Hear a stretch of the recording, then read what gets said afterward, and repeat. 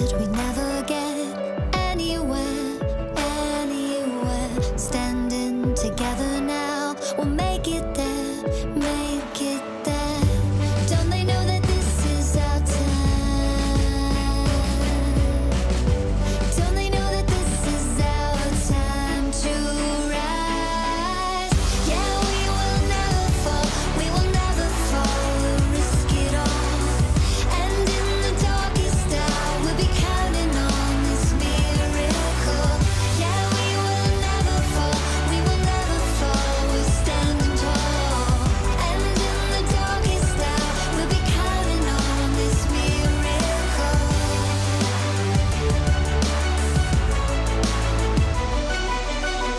We're gonna make it through, so just believe, just believe. Our hearts are beating true. I want the world to see. Don't they know that this is our time? Don't they know that this is our time to rise? Yeah, we will never fall, we will never fall. We'll risk it all. And in the darkest hour, we'll be counting on this miracle. Yeah, we will never fall, we will never fall. We're standing tall.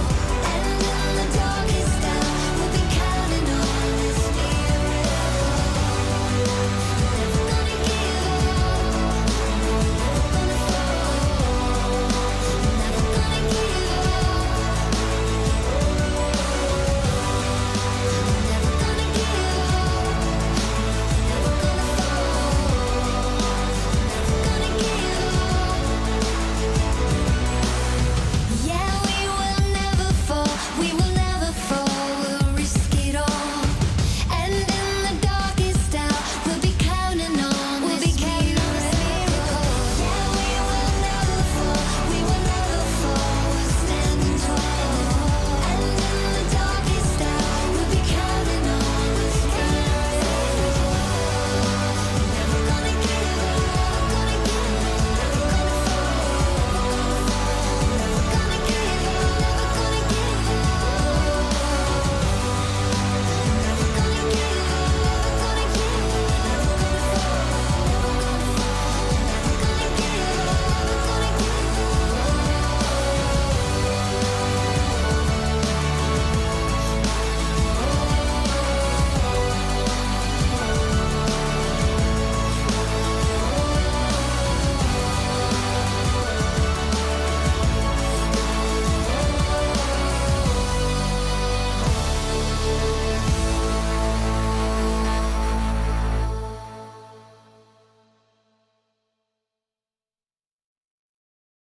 Is it almost 5 o'clock?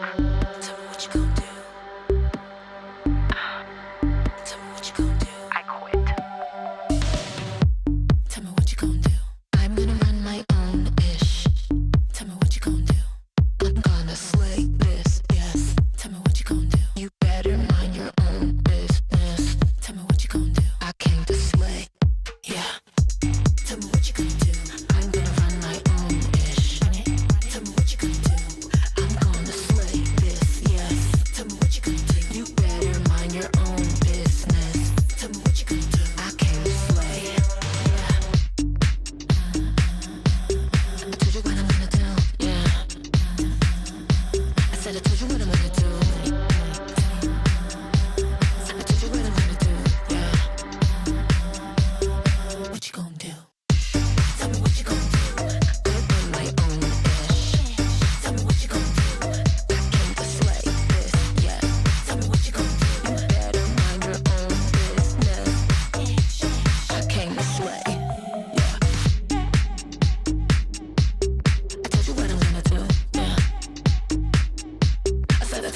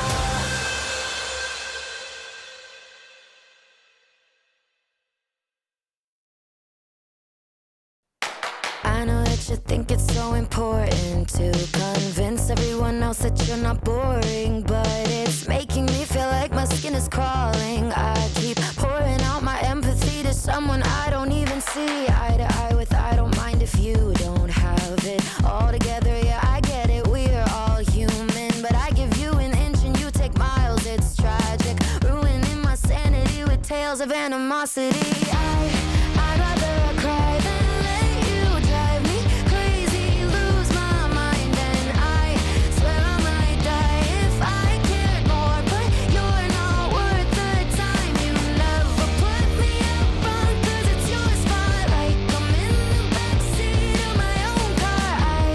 I'd rather cry than let you drive me crazy one more night. Climbing up somebody else's ladder just to make yourself feel just a little bigger. I don't know if I've seen anything that's sadder. It's so hard to comprehend how you don't even understand, stepping on me without even trying. Never seen somebody get so good at lying. It's impressive you don't spend all your time crying over all the ways you let me down. So many I could drown, but I'd rather cry than let you drive me crazy, lose my mind, and I swear I might die if I cared more, but you're not worth the time. You never put me up front, 'cause it's your spotlight. I'm in the backseat of my own car. I'd rather cry than let you drive me crazy one more night. Typical emotional, sensitive and cynical. Took my sanity and sent it up the wall. Typical emotional, it's so unoriginal. I gave you the best and you just took it all. I'd rather cry than let you drive me crazy, lose my mind, and I swear I might die if I cared more, but you're not worth the time. You never put me up front, 'cause it's your spotlight. I'm in the backseat of my own car. I'd rather cry than let you drive me crazy one more night.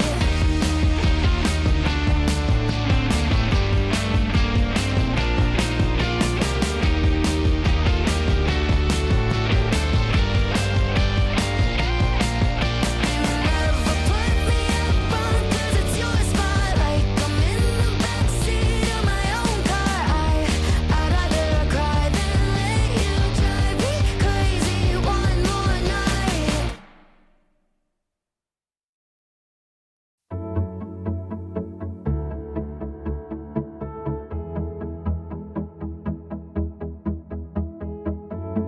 Bring it on, and you will see I'm ready now for victory. I'll carry on, I'll win the game, I'll take it all, I'll hold the flame. I will rise to the top and watch you fall. This is me, it's my time, my curtain call. I want it all, I want it all, I'll get back up again.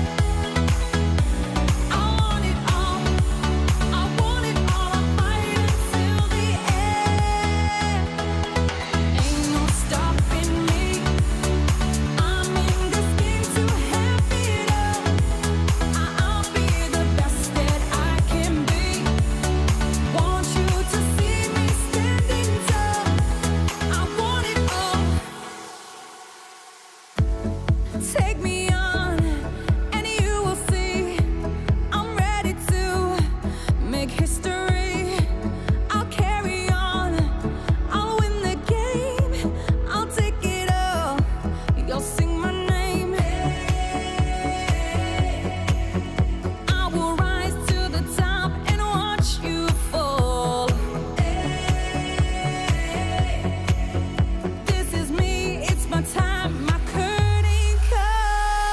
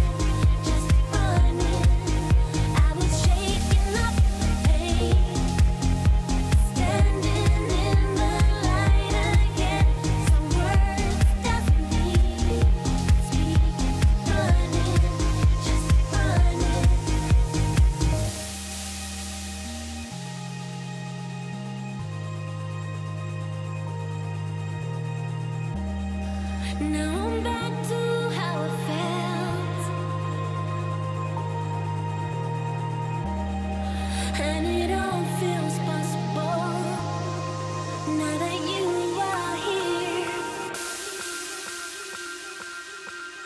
I was running in the night, remembering myself again, moving to my own rhythm, running, just running. I was shaking off the pain, standing in the light again. Some words doesn't mean speak, running, just running.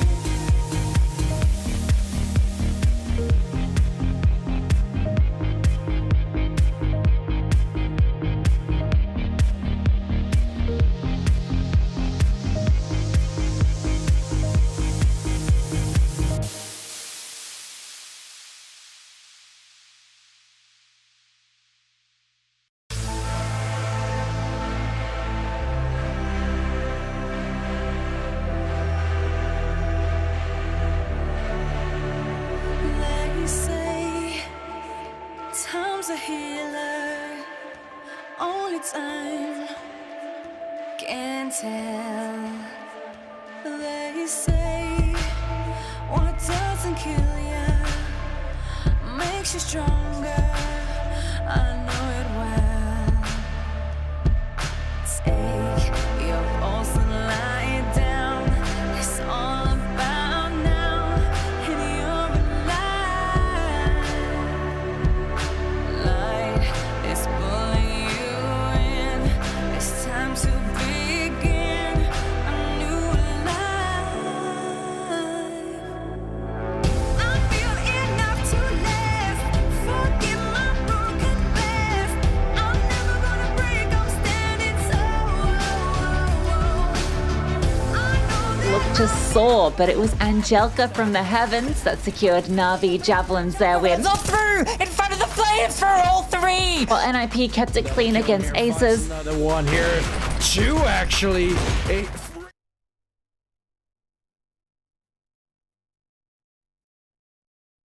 What's up, recappers? Let's dive into week 2 of ESL Impact. In EU, the Angels looked to soar, but it was Angelica from the heavens that secured Na'Vi Javelins their win. Not through! In front of the flames for all three! While NIP kept it clean against Aces. Another one here. Two, actually. Three, Astro. And 9 Pandas were fearless in flawless wins against the Flames and Guild. Bigger Keeper went ballistic with a D7 multi-kill masterclass against Astralis. D7. And G2 Oya had the veterans on display as they kept the Flames at bay. Oh my goodness, Zaz. Down in South America, it was an Armageddon from Argentina as LRV picked up their first win against Endgame, whose woes continued as B4 had no issues taking them to task. While MIBR's fresh fragger Furzy was fantastic in a domination against Parabellum, and Furia felled W7M. In North America, EG Gold had all their colours on display in a welcome win over Factor Ruby, while Saints ran wild in a reverse sweep against Bite. Detonate blew past Starfish and greatness glimmered for Shimmer as they became the first NA team to take a map of CLG Red in literal years.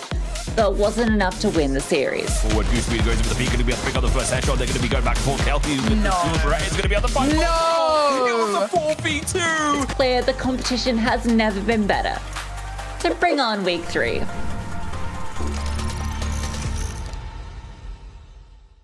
ESL Impact is brought to you by Intel, DHL, Monster Energy, and U.S. Air Force.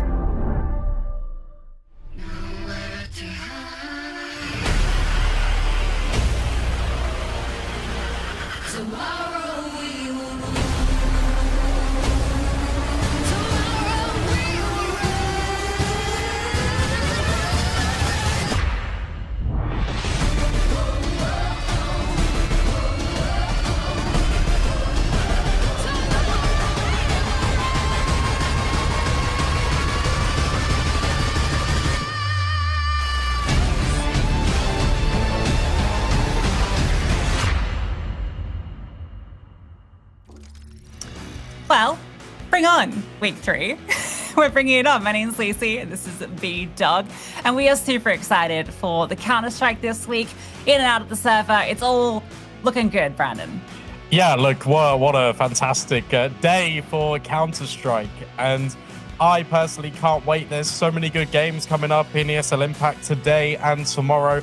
As always, we're bringing you 3 games today. But before we jump into all of that, Lucy, there's some announcements. There's some things that we need to kind of get involved and kind of just associate ourselves with. The most important one for me right now is that there's been another organization coming into ESL Impact. Yeah, it's so exciting. We've got Team Spirit joining us. That's the former MVP roster. They're now Team Spirit, so they've been signed. That's 11 of the 12 teams that we have here in the European circuit of ESL Impact that are signed to major organizations. Like, that was not a reality that we ever foresee coming into it like a year ago when we were sitting here in the first season and it was literally like 2 orgs, and now suddenly everyone is backed by some of the biggest names in CSGO. It's amazing. Yeah, I think you've just summed it up perfectly. It's such a privilege to welcome every single one of these organizations into the space, and the fact that we are investing more into women's Counter-Strike is beautiful, and hopefully more organizations can follow in the same suit. We need all of them. Come on, let's get it going. Yeah, there's still one more here in Europe, and there's plenty in NA and SA. Well, actually, I don't know, South America, there's a lot of those signed as well. It's we're getting very, very tightly competitive here. Everyone wants a slice of the cake, but you can't eat it all. The other piece of news, Brandon, which I think is on everybody's lips, just like that tasty cake, is CS2. Yes. Tell me about it, Brandon. What's the word? 2. Well, as far as we can tell, it's going to be an update to Counter-Strike Global Offensive. That's what it says in the blog post. Don't quote me on it, but that's kind of what it says. There's so many new features. Some of the maps have been completely reworked. The smokes, they're dynamic. You can shoot holes in smokes. You can blow up the smokes with grenades. What is going on? I'll tell you what's going on. GFI just got a huge buff as the best Negev user in the game currently. She's going to be clearing every single smoke. So I don't know. It's crazy. It's coming in summer 2023, so we've got a bit of time to get ready for it. Look out. The beta starts today, apparently. So see if you get in, because like everyone's going to want to play it. We're all going to be playing it soon. And who knows, maybe season 4 of ESL Impact will be on CS2. We don't know. We hope so. We have no idea. That's true. We don't know, guys. But what we can say is we're very excited for it. Me and Lucy, literally before the show went live, I think we're just really excited.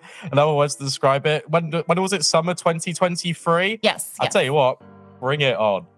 Bring it on indeed. Well, we can bring on what's going on today, Brandon. There's a lot to be excited about. As you mentioned, we've got 3 games coming up. Here's the schedule. We've got Na'Vi Javelins versus 9 Pandas Fearless. These are 2 of the best teams in the region, currently both sitting flawless in Group B. So a very exciting game for us to be digging into in Europe. Then later on in South America, we've got Endgame clashing with Black Dragons. That's another exciting one. Endgame really looking for a win because it's been a bit rough for them so far. Yeah. And Black Dragons is kind of coming through as contesting the kind of 2nd, 3rd space in the SA scene. So key for that game. And then our last game of the day for North America is EG versus Starfish. Now, of course, this is just the games taking place on the mainstream because there's plenty of other games taking place as well. And Brandon, here are all the groups. Tell us about them. Yeah, so as you've mentioned, it's just direct invites, and there's 2 spots that came from open qualifiers for Europe. Our group has expanded a little bit. You can see that we got Team Spirit in there now in Group A. That's so exciting. It's just a smile on my face. Look at all these organizations in Impact, Lucy. It's beautiful. And then you've got the little cat from Byte, which is also beautiful. It's so cute. It's so cute. It's really cute. And also, what's good about all of these groups is they're super competitive. The level is raised so much higher this year. From Katowice to ESL Impact Season 3, look at these groups in Europe. Today, we're focusing more on Group B. Na'Vi Javelins, 9 Pandas Fearless. As you mentioned, they're both undefeated. This is going to be a barn burner. look at all those organizations, Brandon. I can't get over it. I don't think I'll ever get over it. But yeah, a very exciting match and a lot on the line, I feel, for these two teams, right? Because they're both sitting 2-0. The winner here is going to be 3-0. They'll be the only team in that bracket, in that group, which means they'll be in a prime position to potentially top the group, which, as we know, that locks you in for a guaranteed spot at the Season 3 finals on LAN in Dallas. So a lot on the line, and this is a very important game for both teams. Yeah, and who do you think is going to win the game? Twitch chat, please vote down below. Hashtag Na'Vi for Na'Vi Javelins or hashtag 9PF for 9Pandas Fearless. All right, well, we can have a think, Brandon, about with this matchup. I think the veto is going to be a big discussion point of what we expect. And we're having an interesting discussion because historically, 9Pandas Fearless, their permaban has been Nuke, right? That's always felt like in this matchup between these two teams, almost an advantage for them because Na'Vi love Nuke. They picked it last week against the Flame Shield Maidens, and they decimated them. So now I'm not sure about 9Pandas map pool. Is it a 7 map pool? Are they flexing depending on who they're up against? Leaves a lot of question marks in the veto for me. Yeah, potentially. And I mean, look, they banned Ancient. And that's spicy because in the Katowice Open qualifier, Na'Vi beat 9Pandas Fearless on Ancient. They actually picked into it. Na'Vi ban overpass, that's fine. That's always the perma. That's what we expect. Now, if you're 9Pandas Fearless, I still think you pick Anubis here. I think you leave Nuke open as a kind of a little bit of a bait in for Na'Vi. Let them pick it. Yeah, I think they're definitely going to pick it right, and they've been a little shaky on it. Okay. So, Mirage is a common map for 9Pandas. It's probably maybe even their most picked map. They play it a lot, so I'm not surprised to see it come out. And Nuke makes sense from Na'Vi. I think 9Pandas are really happy with how that's panned out based on what it seems to be that they're pracking on Nuke. And Na'Vi's Nuke, last year we were very much upping them on it, saying how great they were.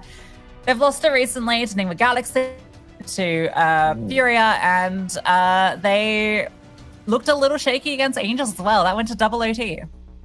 Yeah, you're completely right. And I feel like that is a combination of the roles changing as well for Na'Vi Javelins, but also, I don't know, it just feels structurally, maybe because of these changes, that it just doesn't look like it is just fitting together. The nuke that I've seen out of Na'Vi against both G2 and against Angels has looked quite sloppy in mid-rounds in particular. And that's a concern. If you go in with a game plan, if you're Na'Vi, and then it gets shut down a little bit, how do you adapt? Where's your plan B? Where's your plan C? Letty, woman on your screen here, has had a little bit more time to integrate into the Na'Vi Javelins line of thinking. So hopefully, obviously, they feel a lot more comfortable over time. I think Mirage is actually a map that now benefits Na'Vi Javelins because Letty came from Entropic Queens. One of their best maps was Mirage, and she looks exceptional on that B-bomb site.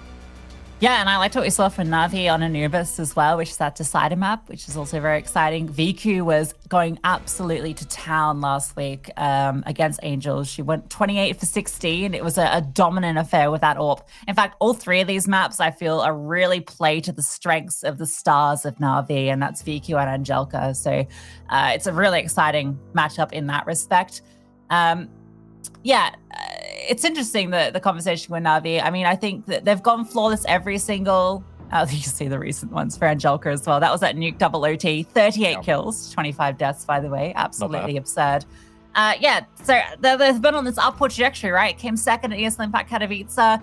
Now they've made a roster change. And, even though they've been going strong in the season so far, some of these maps have been closer than you'd expect them to be. So they can definitely be felled. And this is the team in the group that is, in my opinion, the closest to probably taking them down. Yeah, what's fascinating as well about 9Pandas Fearless is that they've been growing from strength to strength since ESL Impact began. The core of 5 players has fundamentally stayed the same, with the 5th coming in and out. Tati is now in for 9Pandas Fearless, and that adds another layer to their development and their game plan. I feel like you've got so many individuals on this roster that can really perform in terms of mechanics.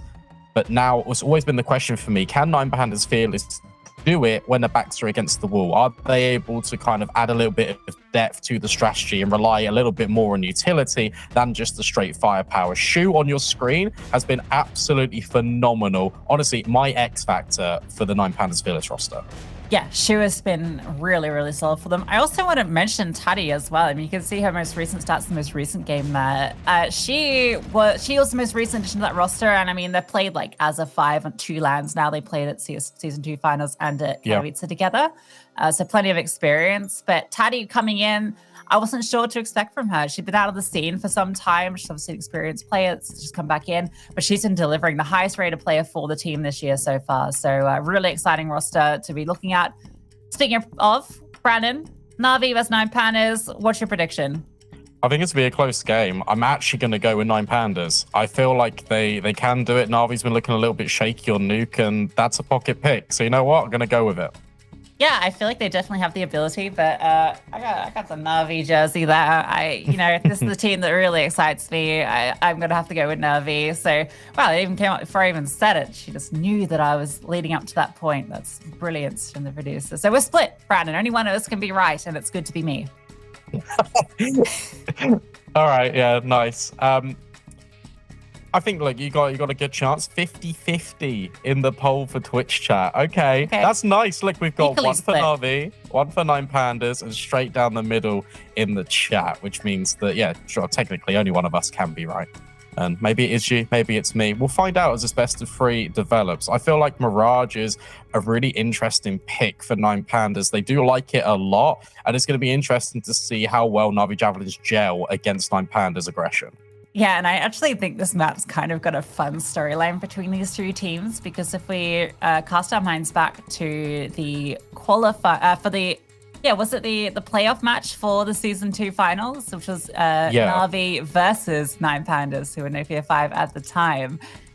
That Mirage was the deciding map, and Na'Vi had the full lead. They choked the lead, and they lost to a Ninja Defuse in a 1v2 from 9 Pandas. So, there's a bit of like a kind of almost a bit of revenge kind of in order on this map in particular. I know Na'Vi have gotten their revenge since at Kato, but Mirage kind of has a bit of a history between these 2 teams. Yes, it is a really contentious affair. And now we get the flyovers in Counter-Strike Global Offensive for Mirage. I wonder how this will look in the summer. We have to wait and see. But before that, we can spoil you and treat you, because one of these win streaks will be broken here in Group B. Let's find out whether it's Na'Vi or 9 Pandas. Well, looking like a hit straight onto the A bomb site. Hanker is tucked on into Ninja, is able to get 2 from this position. Normally only good for the 1, but hey, that's exactly what she was needed to do. Victoria gets 1 back, and the bomb gets planted. Goes now into the 3-on-4. All the advantage with Na'Vi. No kid in play, though, so they do have to fight in these fights, and they're taking it to Victoria. Stuck out in the open. It's messy, but Lena does win. Yeah, Shu, though. Good trade. And Fatal actually gets 1 back. Bomb still plants. Hidden Fatal finds more. That's fantastic, but Angelka, you can never rule her out of the round. Tries to get on the bomb, tries to find it, gets a little bit lost in the smoke. No defuse kit, has to be the full 10-second stick, which feels really unlikely. 9 Pandas Fearless hold on despite, I was going to say, not getting all the kills, but Fatal gets it right at the end. Okay, she still goes down, but oh my god, what a round from Fatal. That is unbelievable. That double kill is beautiful. And that was off Hanker getting that amazing double kill in the entry. It's like just holding from a position where it feels like you shouldn't be good for 2, but manages to make it work. And 9 Pandas just holding strong in that post plant. Na'Vi a little uncoordinated there, potentially missing that kit. And of course they're forced, right? Because everyone died. There's a gap in this as well. Oh my god. Fiku. Well, that's pretty disgusting. Early player advantage now for Na'Vi Javelins. Bit more of a set default coming out from 9 Pandas, but the bomb making its way over towards A. Keep your attention on Shu. When's this Palace alert going to come in, and how effective can it be? Smoke coming out. Got to play a top mid. The rest are grouped up around A. Hanker is close here with the Desert Eagle. Flashover does not connect. Oh, the timing on the decision to swap to the smoke could not have been worse. Flash comes through to set her up, but Taddy avoids it. Is ready for that fight. VQ is rotated over with the scout. Elizabeth lurking through mid. looking for the timing, and VQ is looking for a head. Okay, they're being patient, and Elizabeth strikes first. There's VQ, another headshot with the scout. 3v3, still Angelica strikes as Elizabeth works through that smoke. So now again, Na'Vi with this slight advantage. Fatal has to get the bomb on through, and there are CTs everywhere. But that's a good swing. That alleviates pressure because now the bomb can be planted over towards CT. Shu trying to lock down in the spam, not fully connecting. And the flashbang allows Fatal to cross over to the defense. Shu tucked on behind. Looking for this first fight. Letty is there. Brought down low, and Joke with the Mac 10 can easily find both. That's the first. Fatal has to run away. She's found herself a smoke. I'm going to throw that one out. I don't know who that benefits most, but again, there's no kid in play. And Joker in a 1v1 that feels completely out of her control, but if she gets that first kill, she's got the time. Fatal wandered too far and had to come back to check just in case that stick was coming through. Yeah, there's quite a couple of mistakes creeping through in the early stages for both Na'Vi and 9Pandas. Nice idea in the end for the 3 versus 2 to allow the flashbang to get Fatal over, but you're right, she really oversteps, and from there can't have complete control of the engagement. Should know that Na'Vi Javelins, although they forced in, will definitely be prioritizing the weaponry over the likes of a diffuse kit. And the full stick, it will come in because of this overcommitment right here. Fantastic for Na'Vi Javelins. They bounce back really fast, and despite winning the round, being the pistol and then putting the bomb down, 9Pandas are actually going to take an eco. Yeah, it's the right move to make. I think Money's kind of at the point where even with single stage, you'll have enough for the full investment here. And hey, maybe you can overwhelm with these PT50s. Angelica goes down. Look at the damage being done. VQ is low. And M4 recovered. And in fact, VQ's going to fall. This has gotten so expensive. It was just some pistols. Lena has 1 HP. Can't peek out. At least Hanker is there to redeem it. That got way too costly for the CTs. Yeah, nearly did. The fact that Lena stays alive there is not too bad. I think 3 casualties would have been a nightmare. But as a result, they can buy around their bonus still, Na'Vi Javelins. 9Pandas and AWP straight away onto Victoria. This is why they're prioritizing that eco as well. And you're right, I think it definitely was the right decision. You get so many teams that do just buy back in because they're playing off of the CT economy and they're trying to break it, but 9Pandas Fearless trying to prioritize their own, and look at how much control they've got in mid in such a short space of time. Aggression in Palace, but she was playing this lovely passive angle. Ooh, just as she adjusts, Hanker swung. She's still able to catch it. Joker's looking to get up to some of her own tricks in mid over the top, but oh, there's a player down low, but Lena swings out for 2.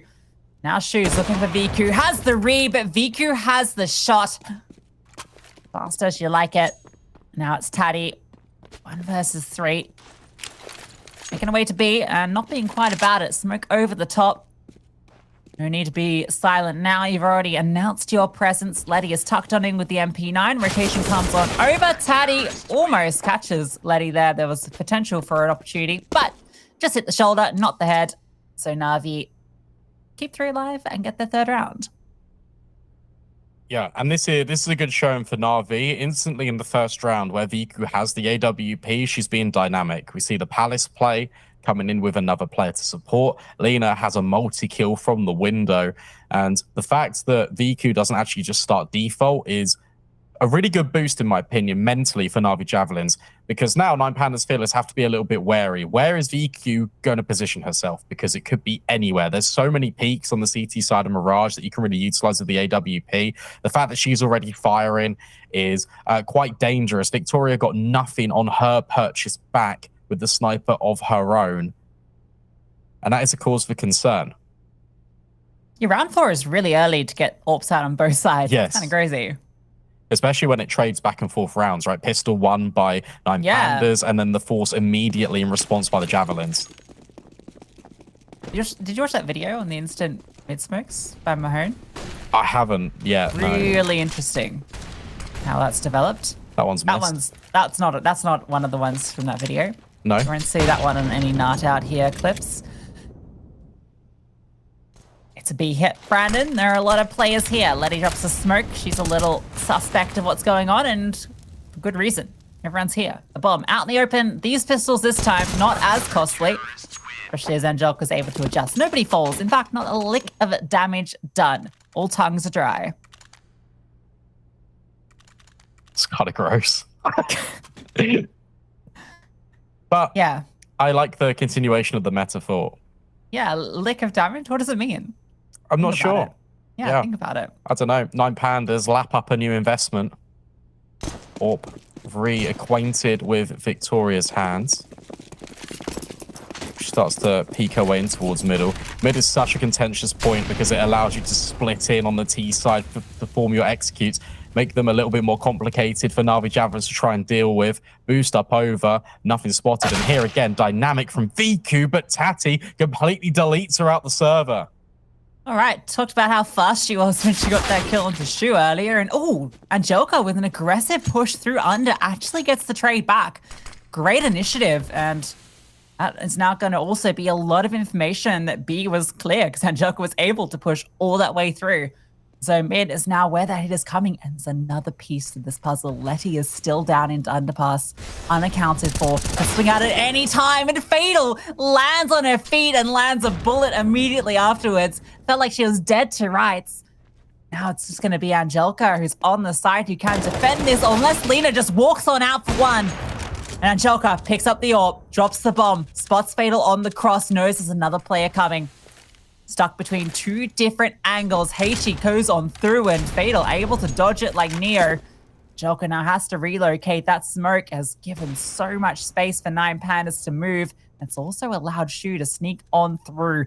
Joker not expecting this. No way, no how. But it doesn't matter because the bomb is over on stairs. Hank has caught it. And Shu, 25 seconds, has to get a move on.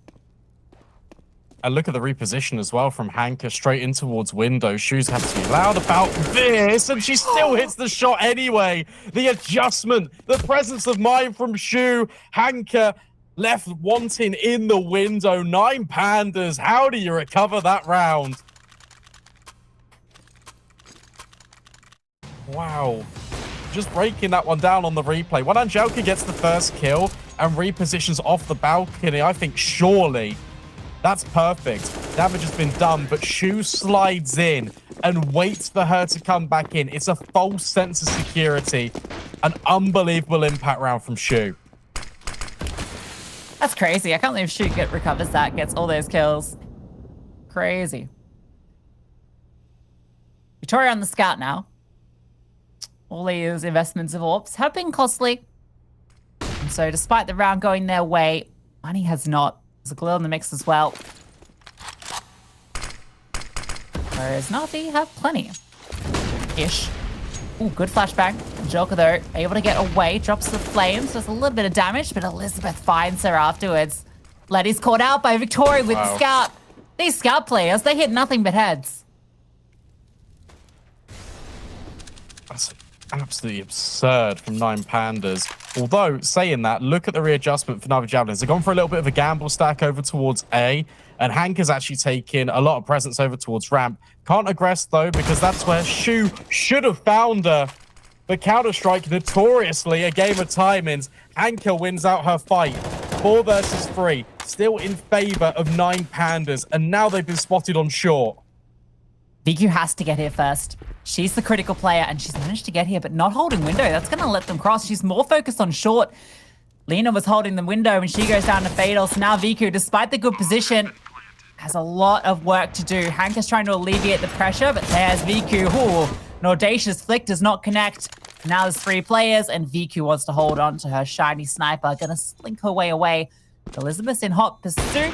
VQ spots her out, a missed opportunity. Oh, the nose go through the wall. You come for VQ, you better not miss. And now she's kind of got a bit more time and interest in sticking around, but I think if a kill was given to her, maybe that was it. But it's not, and so she must escape.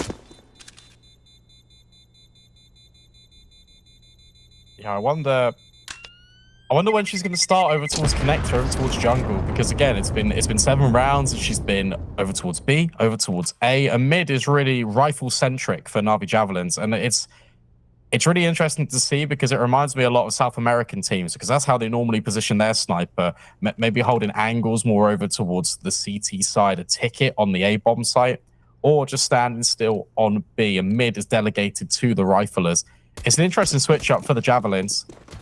And it also bears a lot of question marks over towards Letty's performance now, because I think this is the first time that Letty's really going to be challenged in like multiple head-on collisions by the Nine Pandas. They are unrelenting in their aggression. And this is just that saved AWP with pistols around it. So they've gone for almost a stack here. They got Letty just jiggling B, but she can be on a fast rotate. It is just the USP. Do you mind? So VQ's the one that has to take the initiative here. You see her peering on through, looking for the timing, had to hit that shot. Elizabeth domes her, and that should be the round done and dusted, unless the AWP can be picked up by somebody else trying to get to it. But there's, oh my god, that flashbang is great. If you had anything other than a USP, you'd be very excited about that position. But it was just a USP. And these USPs are sadly getting cleaned up for Na'Vi. So it's going to be 4-4, Brandon, equalized early. Yeah, this is good. The fact that it's going back and forth is only going to favor the T side because the economy is just so fragile. We've already spoken about it a little bit, but just the implications already, the fact that Na'Vi Javelins have gone from a really comprehensive buy to immediately having to be relegated to USPs just around a saved AWP is quite devastating for them financially. Should be able to reinvest soon enough, but also on the flip side, Nine Pandas keeping every single player alive is huge because these are the rounds that are little tripwires. They can be quite dangerous at times. They can lead into spiraling, not in the short term, but later down the line with the economy. So fortunately for the T side, they're able to overcome that without too many problems. Sisa and Joker gets to grab that AK at the end, even if it means there's no AWP out for Na'Vi.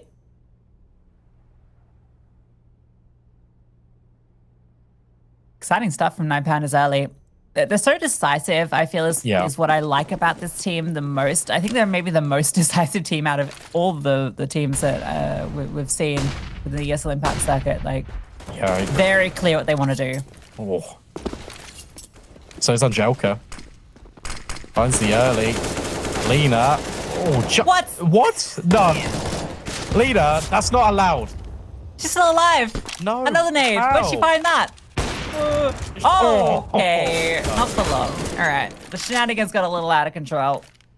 She tried it. A little bit of a gap because we were all distracted with middle, to be fair.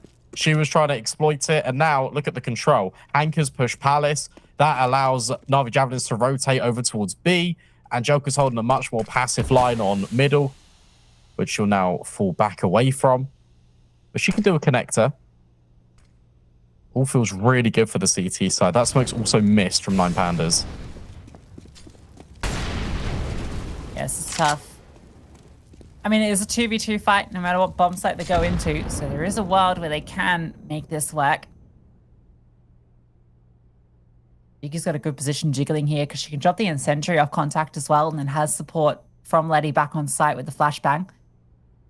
Torres getting on out here. A fast flick could be the undoing of Na'Vi. Oh, the swing out. Taddy with the headshot.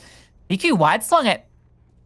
Now Letty is left on an island, but a rotation comes on over. Angelka making noise. They have to be committed here. Flash comes through. Third play has to rotate soon. Letty is being silent. Just wants to bait in the bomb. There it is. Strikes. Victoria. 1v3. Seconds left in the round. Swaps to the Glock. And they aren't even giving her the fight.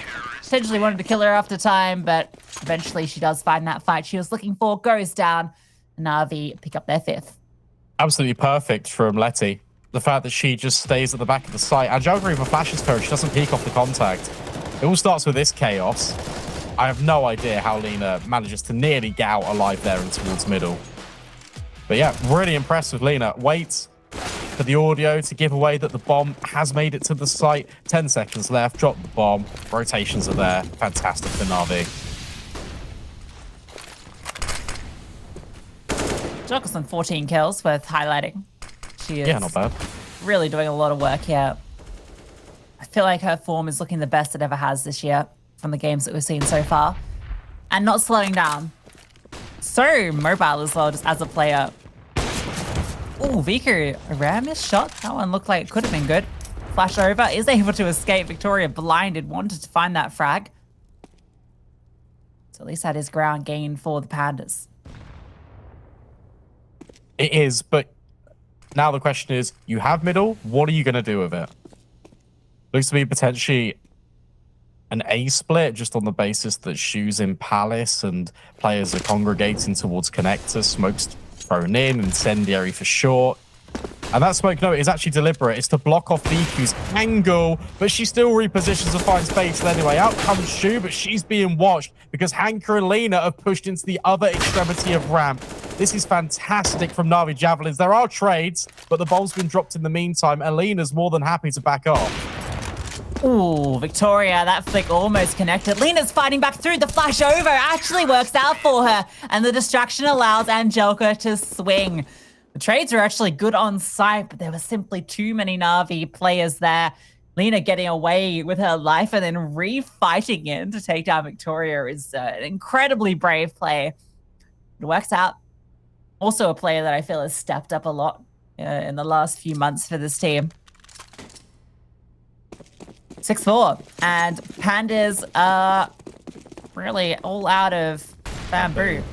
Oh, Hey. Nice. Bestie. Yeah, besties. Well, Nine Pandas, Na'Vi Javelins, certainly not besties. After that, VQ pulls out the USP. What a flex. Yeah, it's better than the AWP against Glocks. So unarmored Glocks, right? That's true. I'd rather a USP than an AWP in that one specific situation. No other situation, just that one. USP has been likened to an AWP by no one. In CS2, it is going to be like that. That's the crazy. No, don't spread misinformation. They're bringing the revolver back to the pre-nerf. phase. Yeah. In fact, That's the thing the community wanted the most. the whole game is just revolvers. Yeah, it's CS2 Wild That would be West, such a good game mode. Could you imagine if they just did like pre-nerf revolver, like, That's basically Knife Scouts, but with a revolver. but like without scouts, just revolver. Tati Revolvers. scouts out Letty in towards the B apartments. Angelica's really prioritizing this mid control. It's really interesting. Look at Viku. She's actually underpass pushing. Oh, that was not good timing. Oh, and the follow-up as well. Taddy deals with both. She has single-handedly set 9 Pandas up for this round with that triple kill. Victoria adds 1 to the tally. Lena is only good for the 1. Victoria with 2. That one felt like 9 Pandas didn't have to do anything. They just hung around and Na'Vi walked into them. Well, specifically, Na'Vi walked into Tati. Yeah. And it's the early aggression that 9 Pandas do well with, but it's the mid rounding that's really been the success for the Javelins. And the good fundamentals of when they lose mids, they push ramp or they push palace, and more often than not, they're really successful. And that's been really the undoing of 9 Pandas in a lot of these rounds. But if you take the initiative, if you take the fight to this T side early, they're going to completely punish you. However, Viku punishes Fatal. That's just a casual wall bang through the smoke. Yeah, I must have clipped the boxes top mid.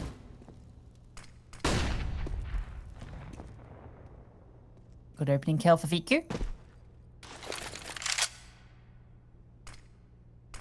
Smoke over to the connector. And one in front of Viku is going to make her feel a little uncomfortable, particularly with the flames now landing. Resmoke in mid, but Viku is not budged. She is in the perfect position. Victoria doesn't know what hit her, and that smoke actually got disrupted. Ooh, that flick doesn't connect, but Angelica's bullets do. Tati and Shu have to now make their way through, and it's good damage onto Tati, dealt with by Angelica. So it's Shu 1 versus 4. AK in hand. Strolling to B, and Letty has a great angle on her. Swings on up. And that's 8 for Na'Vi. Half secured and still a few rounds to play. 2. Exactly, 2. Yeah, so penultimate round for 9 Pandas Fearless, and they're going to call a little tacky. Angelica's 17 and 6. And what's been really cool to see is, especially in that round that's just played out, VQ lead in contact with the AWP, and then you've got immediate players that can trade and swing on. So Angelica takes really good initiative, swinging from short in towards middle, deals with another kill in the 9 Pandas. And then Letty spamming, spotting out, doing her job as a really dependable B anchor player. And while she doesn't secure the kill, she creates enough distraction for Angelica to come back out of short into B and eliminate another. It's fantastic protocols from Na'Vi Javelins. Can I ask you a question about... Okay, so Victoria, was this the 3rd time in this half on the T side that she's gone for the AWP without armor, prioritizing the weapon over like a rifle with utility? Yeah. Do you think that's the right play, or what? Honestly, no, because she's not getting much leverage out of it. If it was a case of 9 Pandas Fearless were coordinating the round, see, this round they're coordinating the round solely off Victoria having an AWP, because if she picked in towards ramp here, they would explode straight into the bomb site. But by the way, I think they're boot camping. Yeah, they are. Realized, they're all together. The coach is right in the background. You can kind of see him in the top right corner of Elizabeth's webcam. But I think for me, if Victoria was having an absolute lights out game, yeah, make sure to prioritize it. But there's so many more smokes you could put down. They're getting a lot of mileage out of mid control. It's just the extra utility that really could help. However, wow. A game of timing. I was literally about to say, well, they're going to walk into Victoria anyway. It doesn't matter. Oh, we won't miss an opportunity there. Smoke at her face, bomb out in the open. Elizabeth walking on through, and her back is about to be revealed to Letty, who domes her on through. So it's Victoria and Shu. Can't even recover the bomb right now. And Na'Vi actually, they realize we don't actually need to actively fight this. We're in a 4-on-2. They can pick up the bomb. We don't have the util to fight it. Let them come. Let them try. Anchor's up on top of the pots. Up high on them. Oh, comes on down, and doesn't seem to matter. The readjustment is hard for Shu. As the Panda graffiti fades, Victoria gets 1 kill back. She has to find 3 more in 15 seconds. And they are hounding her every direction. Here it comes. 9 on the board for Na'Vi. Yeah, such a buffer has now been established. This game was really close, back and forth. It could have been turbulent for Na'Vi Javelins long term in the middling rounds of this first half, but they've really steadied the ship, and as a result, 9 Pandas, it feels like at times they're kind of running out of ideas. And it's interesting you brought up the conversation piece of the AWP into this one, because that really just highlights it. It's let's get an AWP on Victoria and almost hope for the best. Yeah, I feel like... Oh, well, we can talk Look at this read. I feel like this is going to be fast. Oh, Viki's here. Oh, she's getting up close. This is scary for Viku. Is it? Maybe it's not. Maybe it's not. Fatal's head bursts like a balloon. Letty... Oh, I don't even need it. Viku's in a wallbang. Smokes in her face. Maybe she'll hit one through that too. Why not? It is Viku time. There is a bit of space being taken over towards A. Shu has walked on through the jungle. But, I mean, every position's being held. Lena's here holding the hole. Shu's actually trying to catch a rotation. And, yeah, there's Lena on the off angle. You were not ready for that. Elizabeth falls. It's Victoria remaining. She has now been known by Hanker. Nice 1D. Can't quite get the 360. Angelica takes her down. A 10-5 half from Na'Vi. What do 9 Pandas have to show on the defense? We will find out very soon.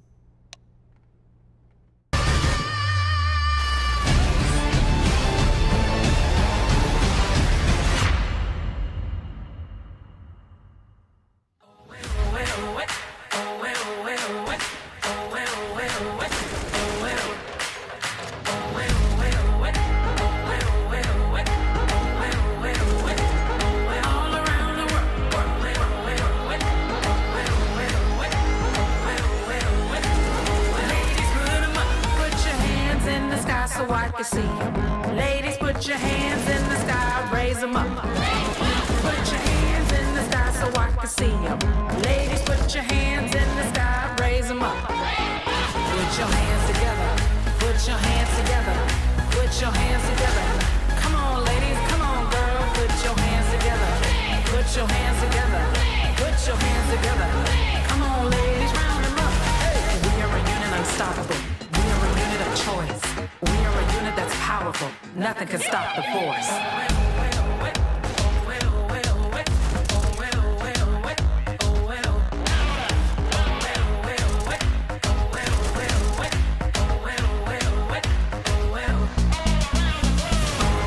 Put 'em up, raise 'em high.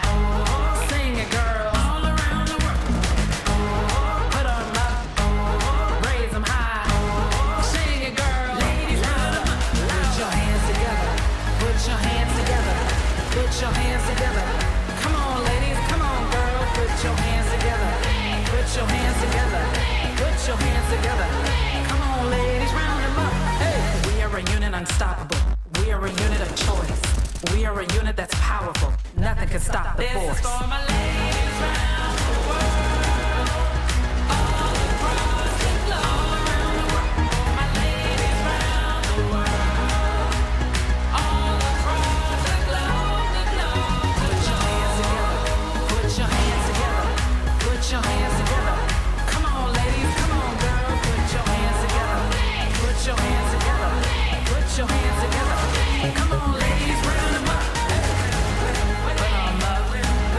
Raise 'em high. Sing it, girls. Louder, louder. Put 'em up. Raise 'em high. Sing it, girls. Louder, louder. Oh, well, well, well. Oh, well, well, well.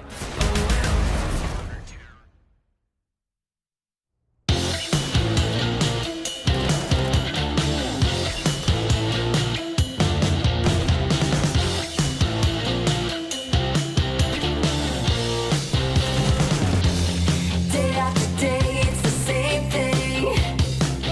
Like we've hit a brick wall. Sick of the games you've been playing, and now you're losing it all.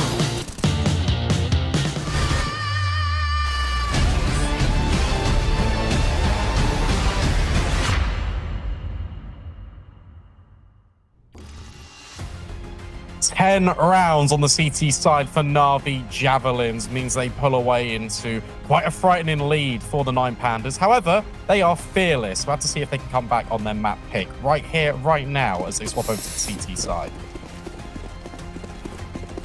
All starts here with the Pistolet.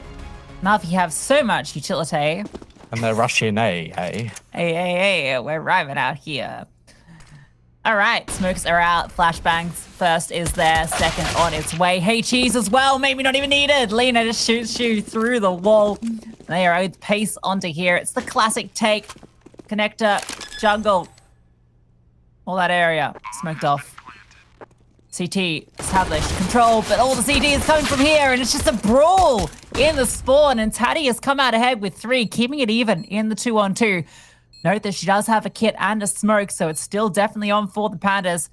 How to find these players. Letty tucked in towards Firebox, just not revealing herself quite yet. Victoria jumps on over, spots her out. Now she's forced to fight, needs a teammate for support. Letty getting overwhelmed. Victoria takes her down, and Taddy swings onto Hanker. And with that kit, there's enough time for the defuse. Tatty is absolutely insane. 3 kills in towards CT, a stack setup for Na'Vi Javelins, who explode onto the bomb site, get all of the control, but they just don't go around the corner. Look at this. Everyone swings. It's a 5 versus 2 in that instant, and Tatty finds everyone's head. Smile on her face. My goodness me. Nine Pandas, what a response. Okay, there's an AK drop to VQ from Letty. So she's going full Sanji mode on this one, enabling her AWP to get the rifle out early. And why not? She's on 17 kills. So still, Navi's buy is actually not that bad. Like 2 AKs, a Galil. I'd give Angelka the AK and VQ the Galil. All right, yeah, that's probably fair. Lena should swap. Give them both AKs. I don't think that's how it works, though. No, it's true. I feel like every time I see this sort of thing, it's never like the person that's performing the best. It's always just like the person who usually would be, you know, your star or your, you know, whatever. Yeah. I get you. You know what I'm saying, Brandon? I'm picking up what you're putting down. Yeah. Source 2. summer 2023. Be there or be square. Look at this push. This is not push. This is a fallback. Side to switch, Brandon. Hanker's on the C side now. That's true. Should do be. Wow. It's a very split defense. Heavily committed to AR 3 CTs, which means if they do go for a fast B hit and find their way past these defenders, get a little bit spooky for the Pandas, and they are indeed going to be splitting onto the site. 3 players coming up. Taddy wants to get on board, and she lines them up. 2 huge kills. Now Elizabeth can focus her attentions. It might not be needed. Taddy's found another. Viku does get one back, though, so it is a 2-on-3. The bomb still has to make its way over. Viku looking for this fight, but not presented. Lena go for the bomb plant. They run on out. Viku, long-range engagement, can't finish the job, but she turns around for another. Everybody's falling to Viku. 2 kills, looking for 2 more. And even though there's a team kill from Fatal, she's the one that comes out ahead. Yeah, fantastic. Just when you think Na'Vi Javelins are about to piece that one together, you can see the stars are lining for Viku. But Fatal shuts it down, makes sure that 9 Pandas keep building off their continued success. Now you've got the interesting conversation point. Because that was a forced investment in, but again, you've only got 1 player staying alive for the CT side. If I'm Na'Vi Javelins, this is a really strong consideration to reinvest in. How about a Hero AK, Brandon? Does that satisfy your cravings? Delectable little AK-47, forced in, fresh into this round, served up on a silver platter. I don't know. Yum, yum. I don't know. It's not quite doing it for me. My palate prefers a full buy with everyone or an eco with everyone. No real None of this appetizer nonsense. No, yeah. Not for me. But who knows? Lena has brought it because she feels confident. She brought it for a purpose. Have to see, firstly, how many times it gets juggled around. Optimally, none. But that potentially could have been a good start. At least Victoria's been put on notice. Keep your eye on Joker as well, by the way, because as the action unfolds in towards middle and A, that's where Joker could activate on B. Okay, this is cool. They're going for the window boost. You actually don't see this that much these days, just because it was such a common thing to do. Oh, no way. Oh, it's beautiful. Oh, it's magnificent. Lena's walked on through. 1 kill for free. Now they can start to split onto A. Elizabeth, though, is in a good position. Lena not going to be ready for her. Maybe could have waited for the contact from her teammates there, because now it's a lot harder to get past Elizabeth, but maybe it's not. Angelica domes her, picks herself up that M4. Hanker has walked on the bomb site. Oh, this is chaotic. Bomb is still going B. There's a flank through T's forward. This could be anyone's game. It all comes down to the timings. Hanker was caught on A, and they're trying to deal with Victoria on the back of the site. Letty swinging on around. Victoria's found her. Looking for Viku, but runs out of bullets. The bomb now can be planted. And Angelica, with armor and an M4, can do it all. What a mess. But it can still be recovered by 9 Pandas. Oh, unless Angelica does that. Fatal thrown into a difficult position. Has got armor, has got a kit, and has also got Viku's scalp. 1 versus 1. Position revealed. Angelica calls the bluff, hides behind the bench. Fatal searching, swinging, taps the bomb for information, but Angelica not revealing herself, goes wide and wins out the fight. Na'Vi Javelins keep on building. What a really good response. Yum, yum, yum, yum, yum. That was delicious, Brandon. I lapped that round up. I mean, you called it messy. I thought it was just a lovely, big, sloppy, delicious round. That was just so much fun. Lena getting in the back lines, boosts up through window, a play that I feel was very popularized by a team you might know, Brandon. Renegades, 100 Thieves. They used to play all the time with Azza. But it's really fallen out of the meta. Lena finds a huge amount of ground here, but then she goes down. Angelica hits a doming shot, gets the M4. There's this crazy fight on the side with Victoria. It was a lot, and I enjoyed every moment of it. Yeah, it was especially that Angelica kill on short as well. That was also cool. Ridiculous. It's good for Na'Vi because they're thriving in the chaos, and T sides can react a lot better, in my opinion, when there is a spanner thrown in the works for the defense. The fact that kill comes in from Lena really just upsets the entire defense. They're not sure where anyone of Na'Vi could really be now because there's so many different options, there's so many different possibilities, and it all gets undone by the simplest of plays. And we've seen, I think, 3 or 4 examples tonight in this game alone of how timing can really dictate a game. I feel like so I'm a big Mirage hater, but I feel like in terms of the pro play, that's one of the coolest things about Mirage. That's true. Feel like it has so many timings, there's so many ways that you can exploit rotations and things. It's so much better than Inferno in a kind of professional CSGO setting in terms of what you can do on that front. So it's why it's been so timeless and why it's still here, despite what some people would say about this map, myself included. Fun one to watch for me, not a fun one to play. I don't like it. I get upset when I get timing. To be fair, a lot of Counter-Strike is sometimes funner to watch than play. It's so true. That's why we're here, not in the server. Well, you're not in the server for obvious reasons, but that's why I'm here. Yeah. So the 4-star from 9pan is super risky. If you lose this one, you're conceding 13 essentially. Victoria, though, with the scout. We saw her hit a lovely headshot earlier. That smoke, though, is giving so much room. Na'Vi can just walk on up. A good tag, though.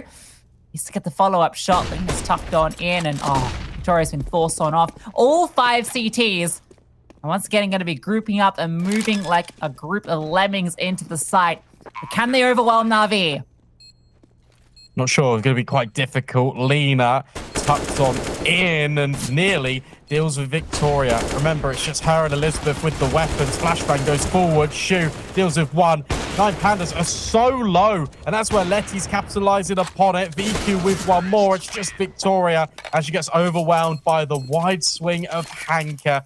Na'Vi just about survived. That smoke thrown in as well is just really nice. Adds another layer on the right-hand side of the triple box because it means that Na'Vi Javelins can plant quite safely for connector, for short. They've got the complete luxury of it. Yeah, such a big round in terms of this game because, as mentioned, it's just USPs for the Pandas. They're going with the stack over towards B. Jumping on about, boost up onto the box. All Na'Vi have to do this round, Brandon, is just take their time. Slowly clear each site. Everything's okay. You just poke and prod, get a feel for it. You can take your time early. You'll be poking more likely mid. It's normally where the contact comes. You don't see anything there. You're never really going to prod outside of with utility there. So they won't know about this stack until they prod B. Oh, they're prodding. And, this is a big prod. Yeah, this is a sizable prod. This is 25 fingers about to be prodding into another 25 fingers. So many hands. Flashbang's over. Nope. Think better of it. All right. Actually, the contact comes in from short. That's quite sensible. Tati and Letty could definitely hear all of this now. Elizabeth does find Angelica. But good mollies being put down in. Suddenly that bomb can be planted. And if you're 9pandas, you just scoop up the AKs, you just try and bring them forward.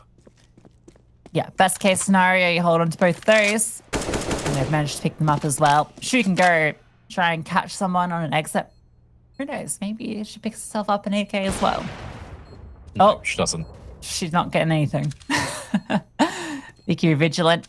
119 ADR by the way. Pretty standard. Yeah, both her and Angelica are on 22 kills. That's wild. That has been Na'Vi 2023.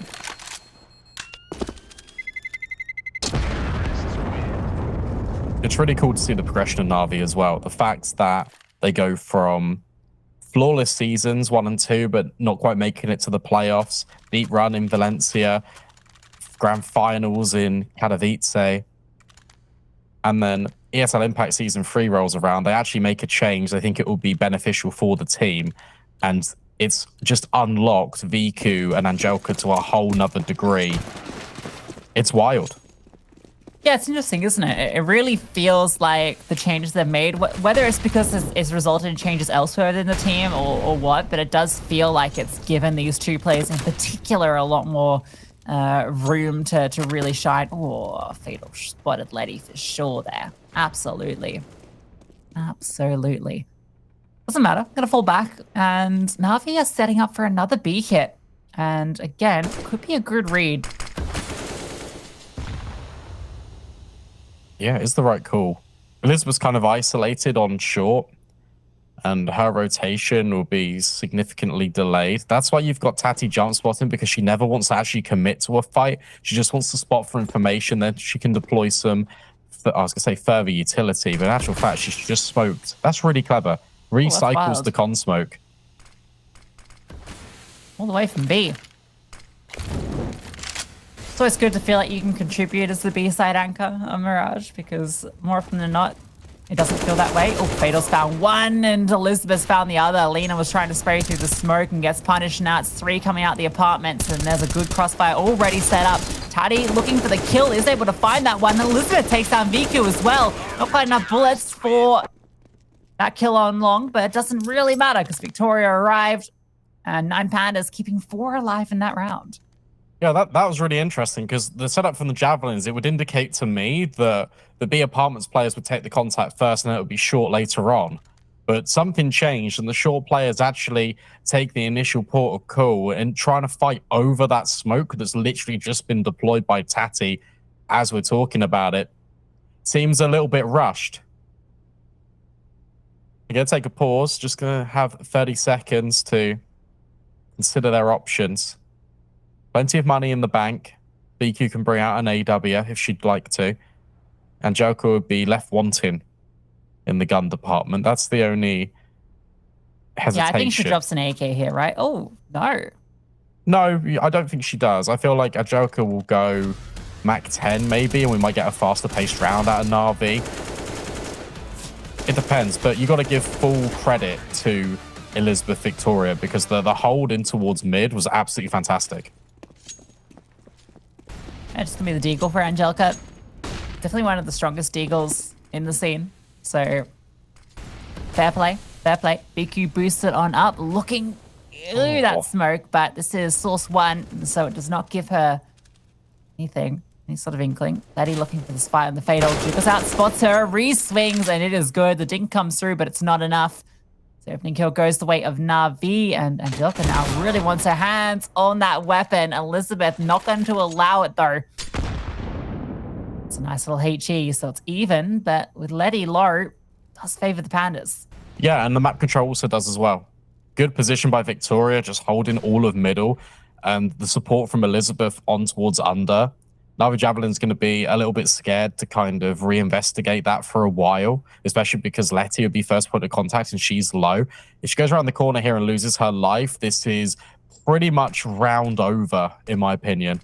The setup looks so good, and Letty does actually fall. That's a bit of a gimme kill.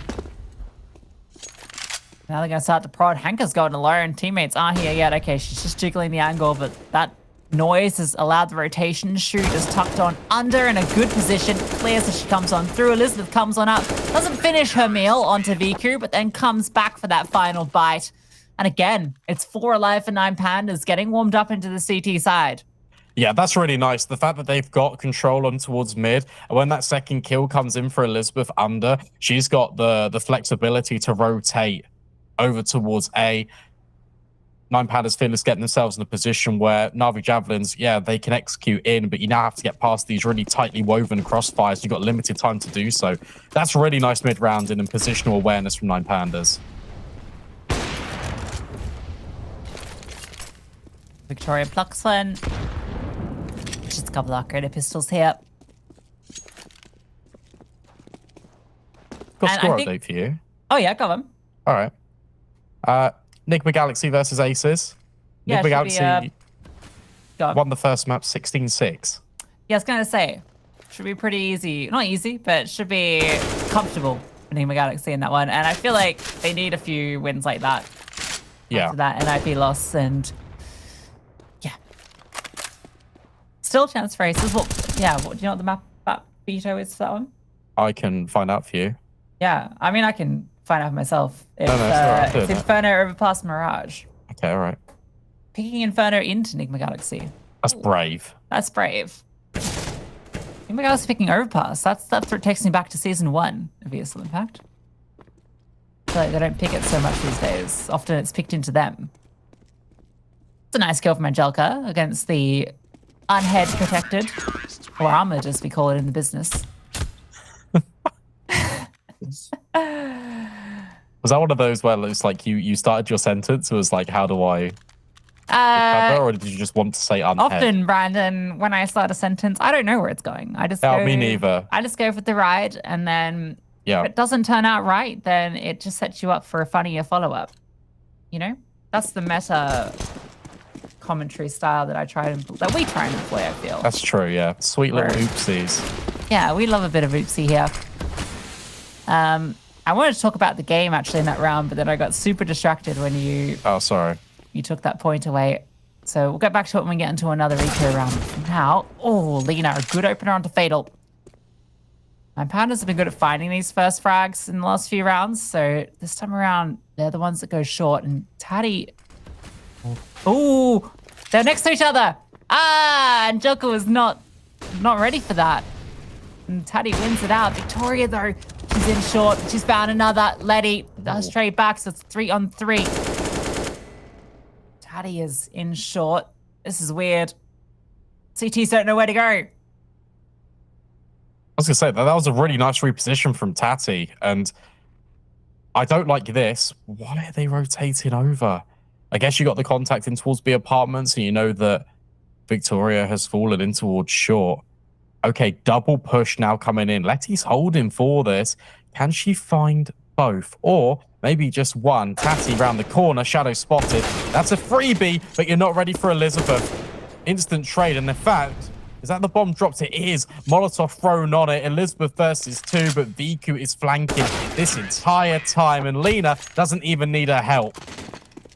Yeah, often in those kind of chaotic rounds, that's actually where Nine Pandas will come out ahead and can exploit you sort of losing control, particularly Letty just having the bomb there. And as soon as she goes down, it's kind of an issue. But Elizabeth got wounded in that fight, and so she couldn't really hold ground. She had to try and go for something a bit outside of the box, reposition to a way that she could exploit the rotations. But the player in apartments obviously heard her, so there was no chance there. Nine Pandas get another opportunity. They've got everything out here. Victoria's fighting, and the point I wanted to make earlier was that I feel like what we're seeing here now in the later stages of this map is what has made Nine Pandas such an exciting team. It's just how resilient they are. They never seem to stress. Even when they are down a huge deficit, they will dig their heels in and they will not let go. Yeah, for sure. The capabilities just to come back. I guess that's a blessing of having so many individually talented players, but you're right, the fortitude is fantastic. Viku, you don't want to overstep here because there's a double setup. If Victoria misses the shot, you've got Shu that's going to swing on a swivel. But the split is coming in from Connector. No one is currently watching this. There's a big gap that Na'Vi Javelins could find themselves in because Hank has dealt with Fatal. Victoria does get one back, but Viku arrives from ramp. It has to be Victoria. She is the only one that can save this round, and Viku just takes her down. Peeks on through. Orb can't fire off a shot. Oh, God.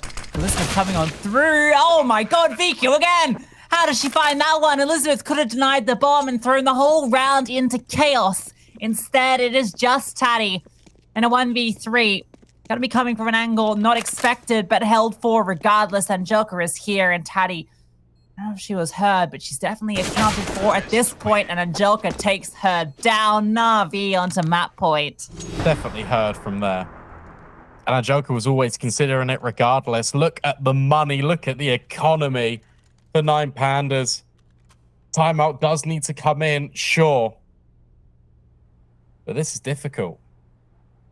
Because you need to survive. We've talked about how well they are at bringing rounds back into contention, making the game appear and feel a lot closer than it potentially could have been. But now you've got a scout. You've got a couple of M4s in play, sure. But the buy for Fatal, the buy for Elizabeth is really going to be wanting.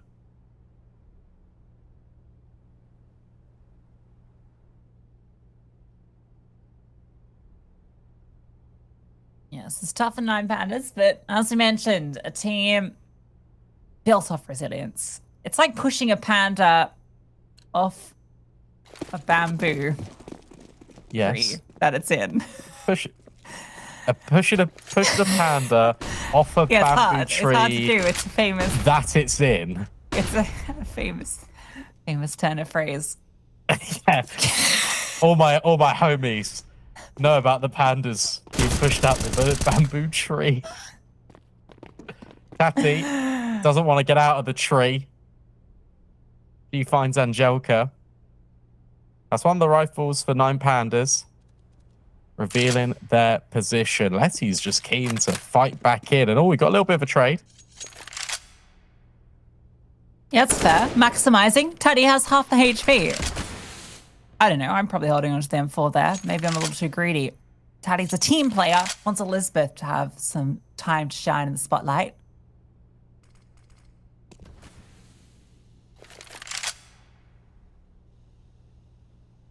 Slow from Navi. It feels like just because you've got only 4 players left and you've got Hanker and Palace, it feels like that's your end point. But yeah, they're waiting for something, just slowly taking the time, looking to see if 9 Pandas overcommit somewhere. And well, look at they are actually moving. This is fantastic. This is so much information given over. The only difficulty you've got is if Na'Vi Javelins go towards short, but that's not happening. Tati's got the perfect flank, and you've got 4 players basically on A. Oh, okay. Tati manages to find the kill, but she runs out of bullets, wasted so many on that spray. Victoria through the smoke, though, takes down Lena. 15 seconds left. They can't go back to B even if they wanted to. Hanker's running out through Palace, trying to find a pathway through desperately. Viku, if Hanker had found that kill, there was a way. But there is simply not. Fatal was tucked in the whole time, swings on out. And with a limited purchase, 9 Pandas make it worth. That panda is not budging.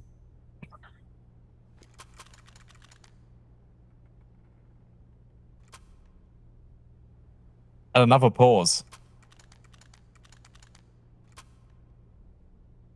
And to be fair, this gets a little bit tricky for the Javelins as well. Because again, we revisit my favorite subject, the economy in Counter-Strike. Not in real life. Used to be. Nerd. I say as we talk over a video game that we're not playing. That's true. Giga nerd.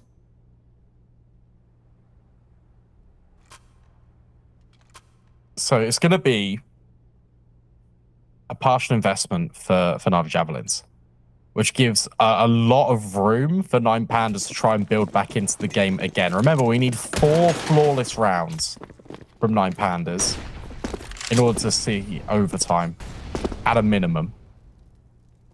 So eager just to get on the boost. Both want to go at the same time again. Oh, Fatal just moves off. Probably at the worst moment. Lena looking to strike. Will get denied. This needs to be a flaw this round, in my opinion. And it hasn't been. Yeah. 1 player falls. Elizabeth actually forced off. Unfortunately, the bomb's actually nowhere near, so they can't try and sneak a plant in here. But not really necessary, given the finances. Viku's through A. Now, she was here, but hasn't spotted her. Okay, Viku's made herself known, firing a few pot shots off. Victoria deals with Letty. Hanker might actually get the bomb down here. It's not going to be denied. So they found themselves a plant. They've taken down 1. Another kill here would be a massive victory, but they've already done enough. Yeah, for sure. Shoot. Just about gets that one over the line. It's only VQ left. Oh, jumping, swerving. That's a nice shot onto Fatal. Damage done. 2 kills in the bomb plant from a situation that looked pretty bleak for Na'Vi Javelins. That is fantastic. Now they can look to reinvest in. Viku's got more than enough money to buy an AWP. And for 9 Pandas, they stay afloat for 1 more.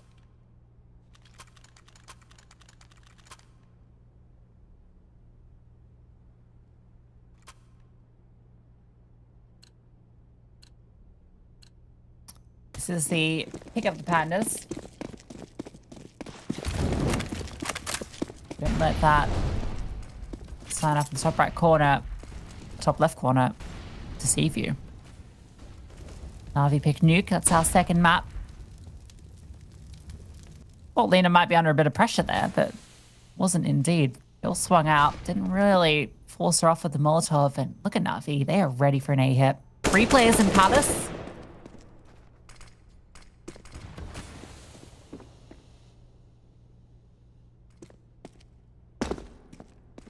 What are they cooking? Shoes just jump peeking. No contact yet. Now Hanker starts to walk through. No one on the site itself. Fatal falls on back. And Navi, off this contact, have scrambled. Look what it's doing to 9 Pandas. Yeah, I mean, that was the perfect incendiary. Everyone's reevaluating. Who knows what's going on? I think Lena could hear maybe some rotation scrambling about in towards jungle. Fatal Shoe now tasked with having to deal with the onslaught that Javelins are going to throw in, because that's all your utility. And Hanker, that's devastating. Letty follows up onto Fatal. This could be the beginning of the end for the 9 Pandas as Mollies rain in, force them back even further, spam through the smoke, not the kill conversion, and Jelka punches in the digits. Oh, able to get that plant down. VQ on the line. It's just Elizabeth, and it's not for long. VQ finds both. And Navi Javelins take their opponent's map pick of Mirage.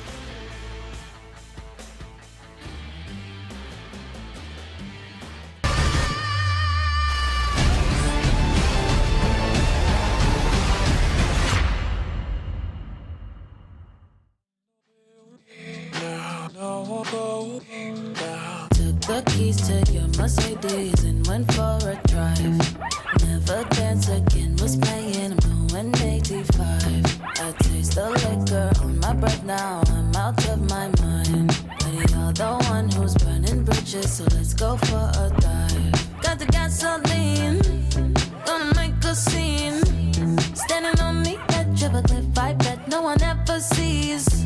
You're dipping out on me, I got the receipts. I was hanging on the edge of the words you said, but I found your secret.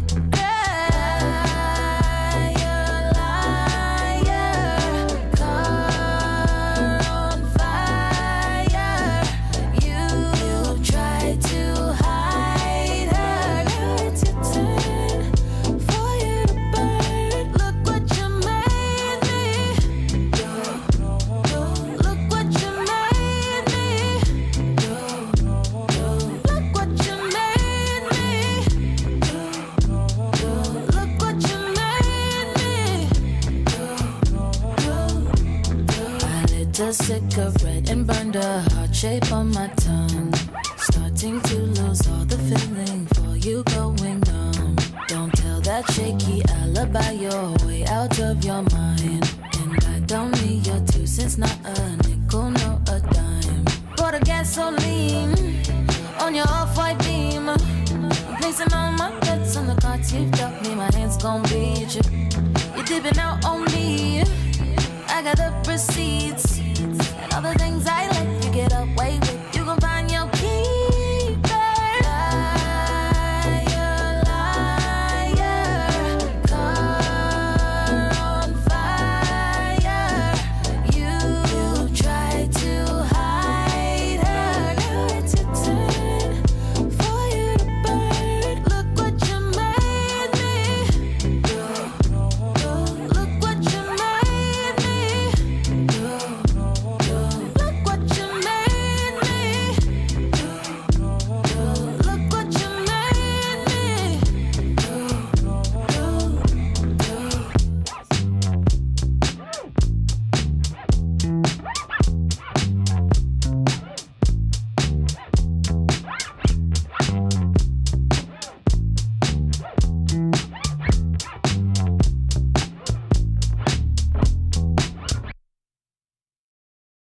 I ain't going down, down with you.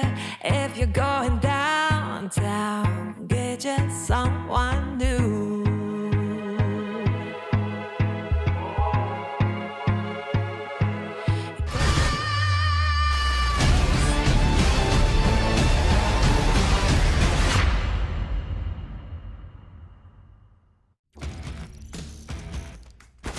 a solid attempt at a comeback for Nine Pandas on their map pick of Mirage, but it was Na'Vi Javelins that put the spear in right at the very end. A really comprehensive A take sealed the fate of the CT side. Yeah, close game, all things considered. Nine Pandas got both the pistols, but Na'Vi were able to continuously fight back, find these big, long runs of rounds. That 10 rounds of the CT side was dominant, and we can look at the scoreboard and see two very familiar names at the top of it for the Na'Vi side. Of course, it is a VQ, and of course, it is Angelica. The two stars of this squad have been in every match for them so far this season, and this match was no exception.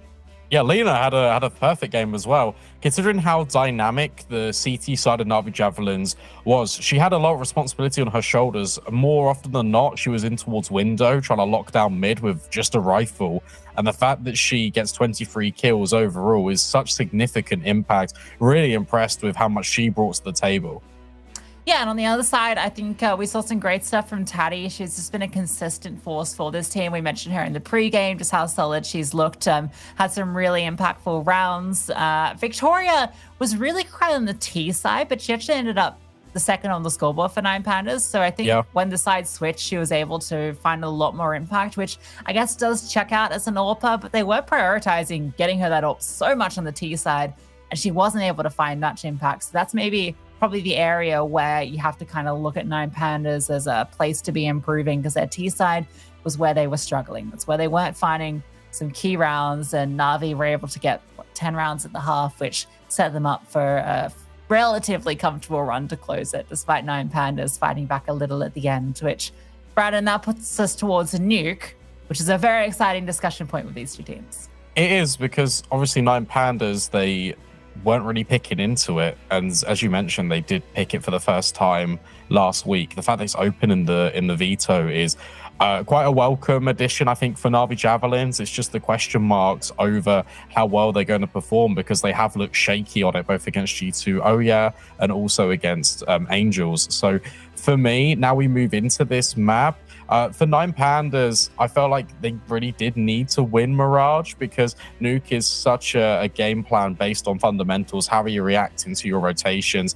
Na'Vi Javelins are really good on the T side still, and that's where they'll be starting. So if Nine Pandas feel a little bit rocky, if they start to over-rotate, if they start to put pieces in the wrong positions, that could be really detrimental to potentially their lifespan on the server. Yeah, I think there's two keys to success here for Nine Pandas, and one of them is Victoria, who, as we mentioned, did start to get into the zone on the CT side of Mirage. That's going to be critical on Nuke, obviously. The other is Shu. She was pretty quiet on Mirage, the lowest on the scoreboard for that squad. And she's kind of the player that you mentioned in the pregame has been one of their best performers, has been super lights out for them, particularly on LAN. It feels like she just absolutely steps up and goes crazy, but she needs to do it online as well. And we need to see more from her in this map if we want to make it all the way to Anubis. Yeah, I agree. And it's good that Victoria was kind of waking up towards the tail end of Mirage, because now we go into the CT side of Nuke, and she has to be a lot more dynamic on the AWP. I haven't really seen Nine Pandas play Nuke too much, so I'm really excited to see how they match up against a new look Na'Vi Javelins. Which way is it going to really turn the tides? Are we going to get to that decider potentially, or a Na'Vi Javelin is going to take it to 0? We're going to find out just in a few minutes.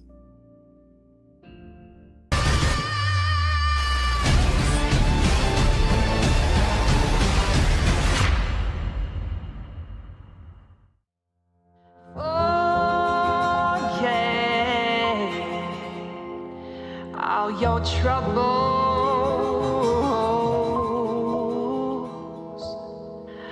and pour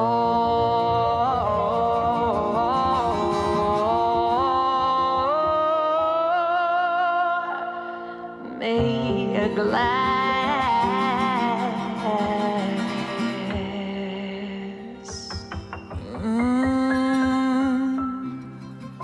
of them bubbles.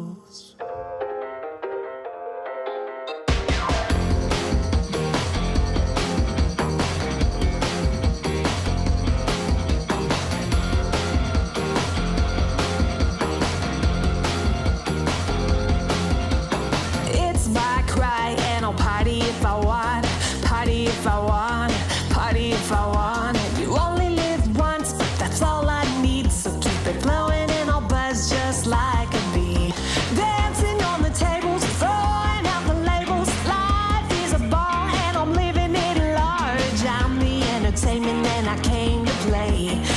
gonna know my name. We're gonna misbehave. Oh, bring the champagne. Oh, this how we celebrate. Pour me some bubbles. Pour me some. Pour me some. Pour me some. Forget your troubles. Pour me some. Pour me some. Yeah, pour me some. And do it on the double, baby. Give me them bubbles, yeah.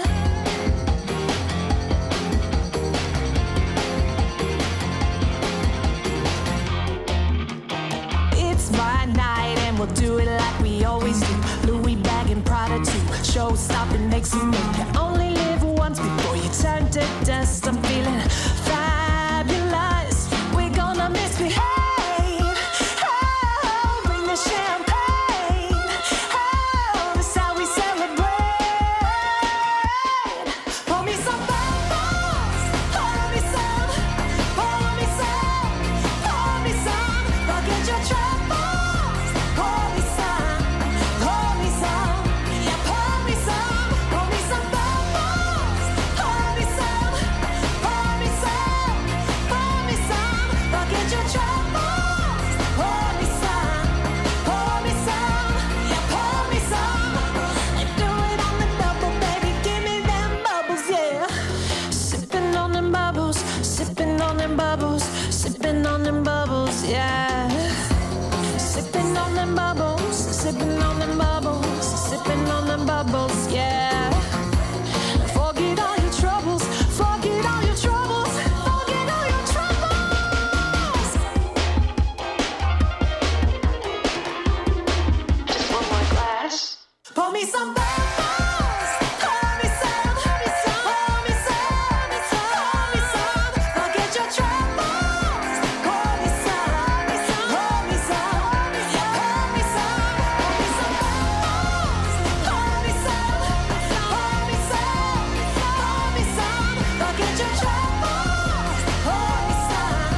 Pour me some. Yeah, pour me some. And do it on the double, baby. Give me them bubbles, yeah.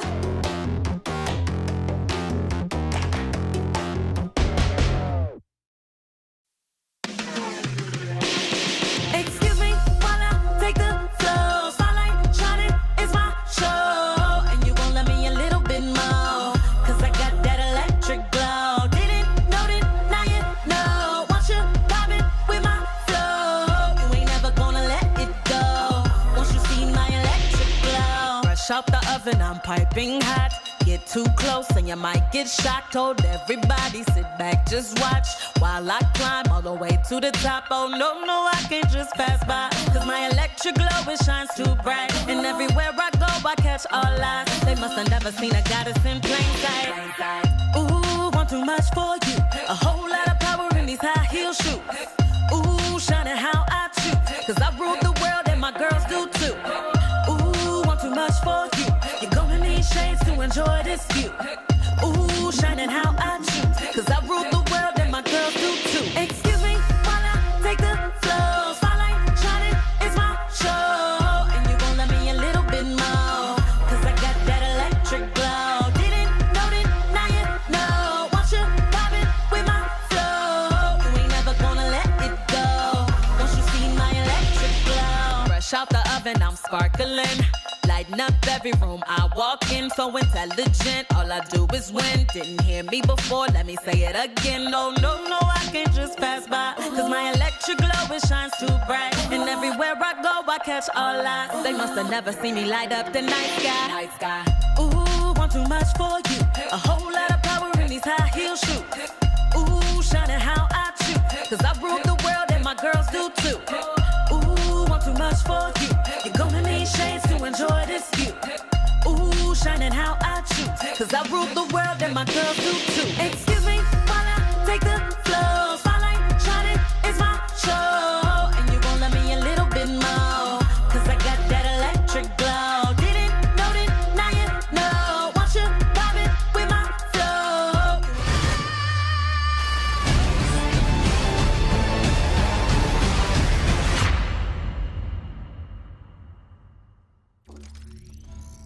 Nuke, that's what we're about to find ourselves. We're jumping into the second map between Na'Vi and Nine Pandas.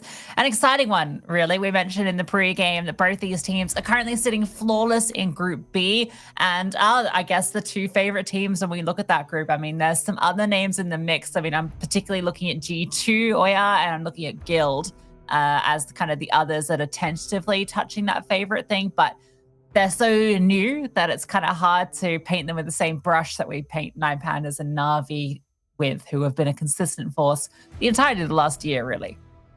Yeah, definitely. I think that this group still is super competitive and we're only in week 3. So much can happen, but this matchup dictates a lot because it can really set one team's trajectory out of Na'Vi Javelins and Nine Pandas, touching ever so closer, as you mentioned earlier on in the show, towards that qualification spot because the EU groups have changed. The format is a little bit different. Whoever finishes top of the group will instantly qualify through to the Season 3 finals, and then it's the deciding places below that will go through a series of, well, one more series to try and figure out who will be making up that finals roster. It's a lot to play for. It's exciting, and it does mean that because we are in a single round robin, every win matters. Every match is significant.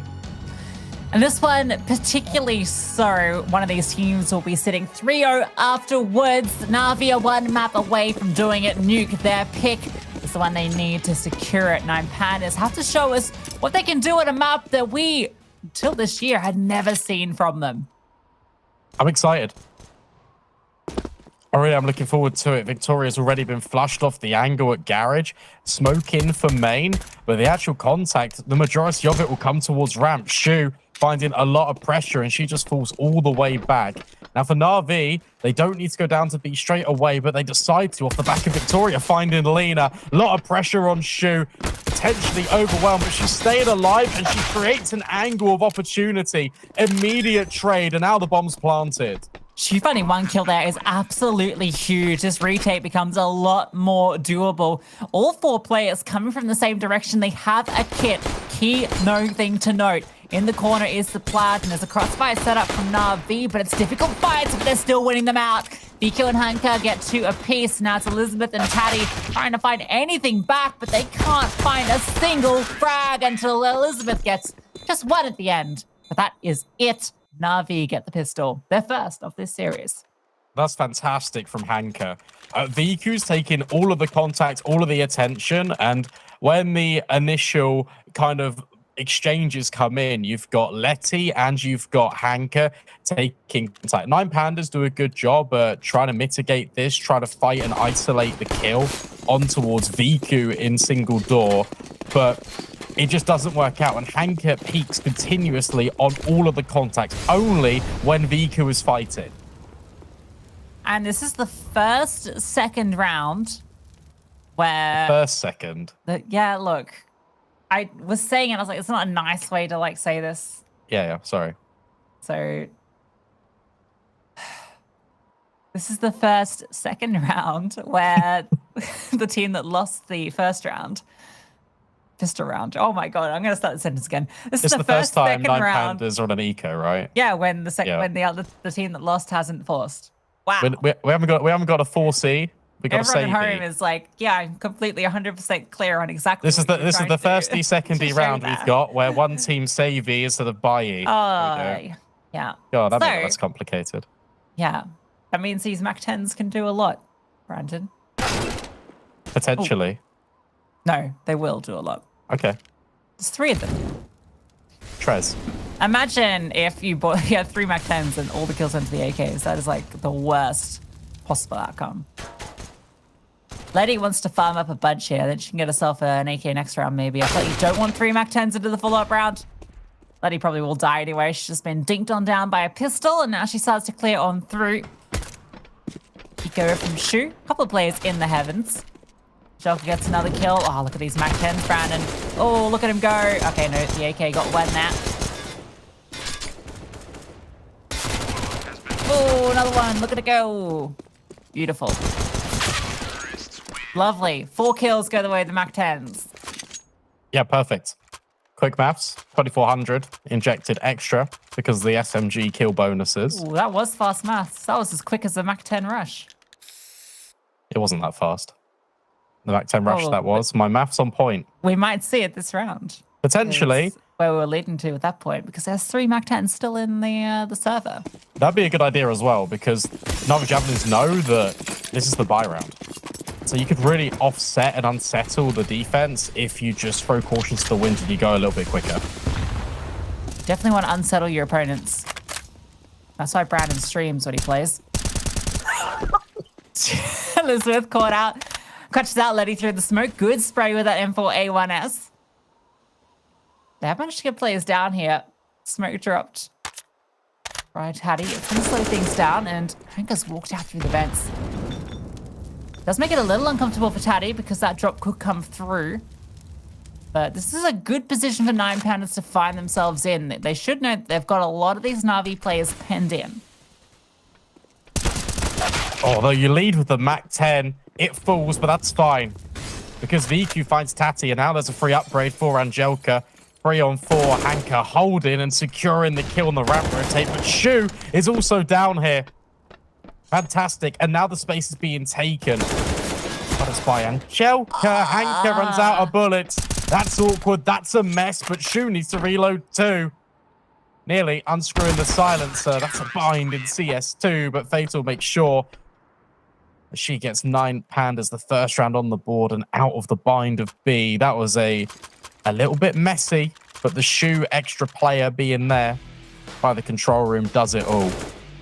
Yeah, Hanka catches this fantastic timing when she crosses down towards ramp, and Victoria doesn't spot her on that rotate. And unfortunately, Angelica not quite able to pull the 1v3. I don't know whether Hanka accidentally hit. Did she run out of bullets? I feel like she might accidentally hit her key to swap weapons because she pulled out her knife. Anyway, there's a gap in that smoke. It's huge. It's gaping. And Elizabeth, she's going to shoot bullets right on through it. And I ain't talking the holes that you make in CS2 with your bullets. I'm talking one that was already there. Look at it. Set up for her. For that bad boy. That's huge. Avi, back to the drawing boards. You missed one of your smokes. Yeah, they're normally the smokes that Na'Vi Javelins will lead with as well. They're very common on the default, so it's really surprising to me that they have missed. Flashbangs over the top to allow a cross. Not in towards main because Elizabeth is holding. This is such a tight angle. And she'll at least potentially get information. Doesn't reveal her position, but has actually let her teammates fall away. Viku now wrapping hell. This is all falling apart for 9-pandas. How? How has Na'Vi found all these fights and won every single one of them? Both the CTs are stuck in heaven. Okay, Shu finds one back. Letty is incredibly low. There's a kid on Shu as well. You're tempted to go for this. In fact, they're just committing, running on through. Hanka, though, in the back at the side. Oh, she runs out of bullets again, but it doesn't matter. Angelica is there to at least get that kill, and Na'Vi get their third. In a round that felt like they had no right winning. They were a player down. The info was there for the CTs as they crossed through main. It all got a little bit out of hand, and Na'Vi players won all their duels. I think Letty was maybe instrumental in that. We didn't quite catch it, but I think she was playing from the lobby position and might have come out through hut or single and quarter player. I think as well is like Elizabeth had the perfect angle, but she didn't reveal her position.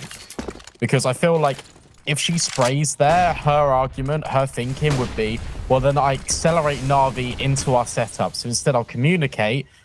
My team can then rotate further through and be ready. But Na'Vi accelerated anyway. Lena, fully blind, has to run through the smokes, tries to dodge everyone. There's so many USPs. How is Lena alive? And she still finds Fatal anyway. But that's the information. That's the recon mission done for Na'Vi, because now they're down B without too much contention.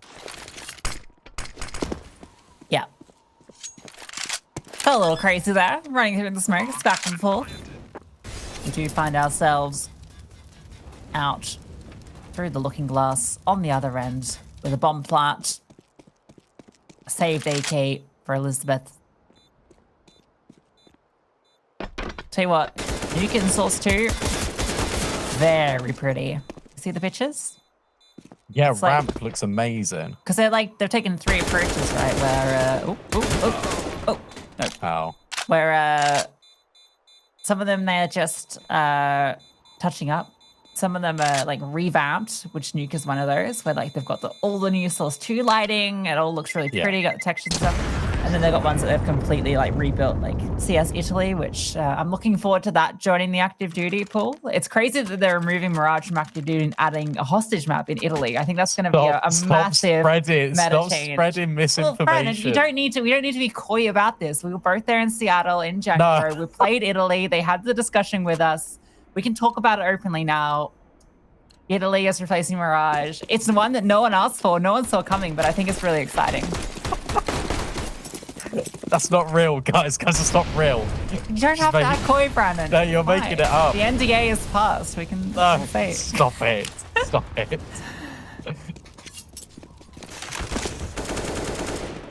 Lena, stop that. Through the smoke on Elizabeth. There's another one for good measure. Fatal saw a little bit more of Hanker, though, this time around. Look at the rotation for Victoria. This setup looks pretty good for 9 Pandas. VQ was thinking about peeking. Instead, Navi Javelins smoke her off and just reset. I don't know if I like necessarily that way of forcing her off the angle, but they are going to find their way back, and 9 Pandas are playing very passive anyway, so it's kind of right for Navi to be able to just walk on out. They've been giving so much real estate outside. 9 Pandas are just locked on in on the sites themselves. Now, Heaven being open should 100% be a consideration because it's been so long now. No one's holding it. No one's holding it. Fatal surely is the one that's kind of in charge of checking it every now and then. Oh, got barrel spotted. Yeah. Through. Oh. Letty fires first, and Joker gets the kill and the follow-up onto Taddy. And all that free real estate means that they are happy to move in, set up house. They've invested. It's got to be a save. It has to be a save out of 9 Pandas. Victoria, yeah, pulls it off. And quite rightly, too. There's no money, but actually, maybe that kill sends Shu. Only looking for an AK. That round's really weird because surely the information gets conveyed there that Victoria's been smoked off. There's no players outside, so you have to worry about the potential of a Heaven wrap. Normally, when you lose secret control and you lose yard presence, 9 Pandas, what typically the response is for the CTs is to push in towards lobby, and you can fight from within, and you've also gained a little bit of space back on the CT side. That didn't happen. You kind of had a half-hearted approach with players walking their way in towards Hearts. You had players looking from the closer vent in towards Squeaky. But as a result, Navi Javelins just had so much room to work with, and 9 Pandas were completely caught out. Do you think that part of that's like due to it being, I guess, a new map in the pool for 9 Pandas and maybe just not feeling quite the level of comfort, particularly against a team as experienced as Navi, right? I'll be honest, that round felt like comms. That round felt like the setup didn't move, didn't adjust to the information that was happening in real time.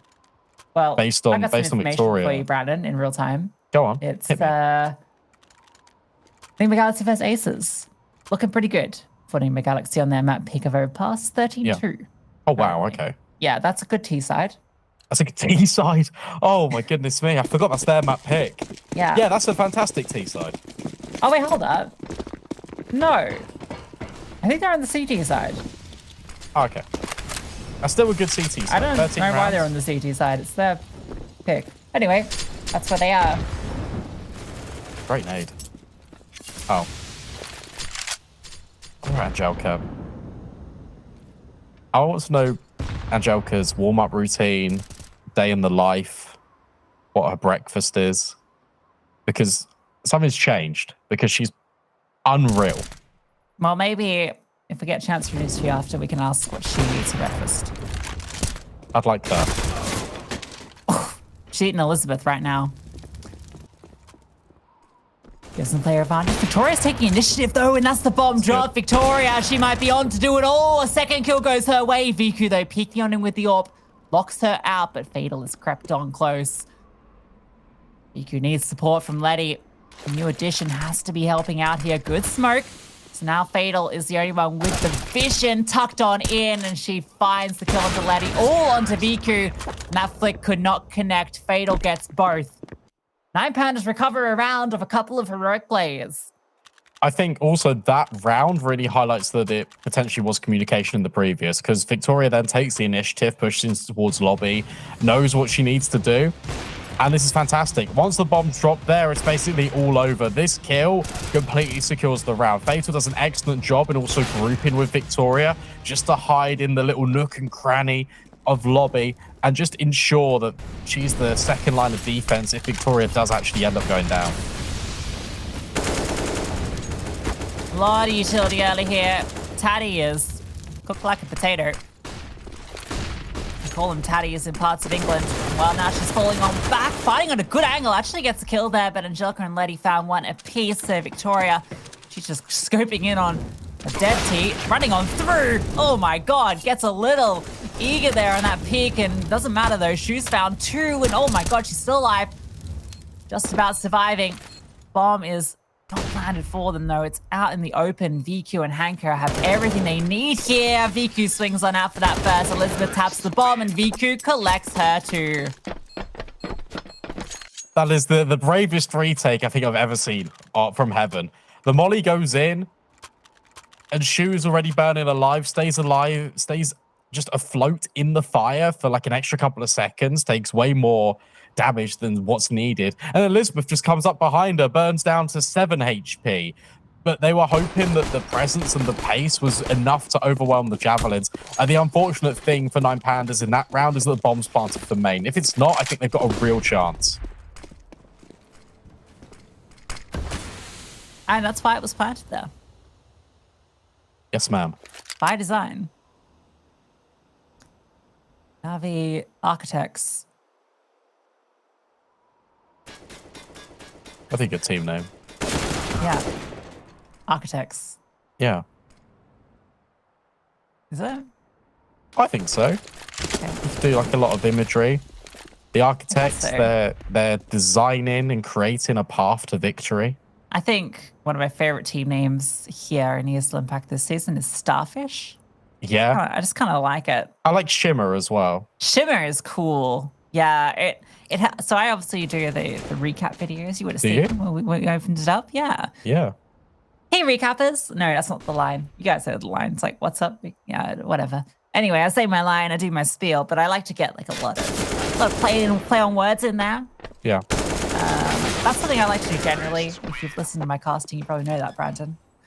Yeah, I've listened to it. You've heard me cast before. But yeah, Shimmer is one that leads itself to a lot of those. So does Detonate Sparks. That just sets you up for so many. It's lovely. Thank you. NA teams for picking good names for different wordplay jokes.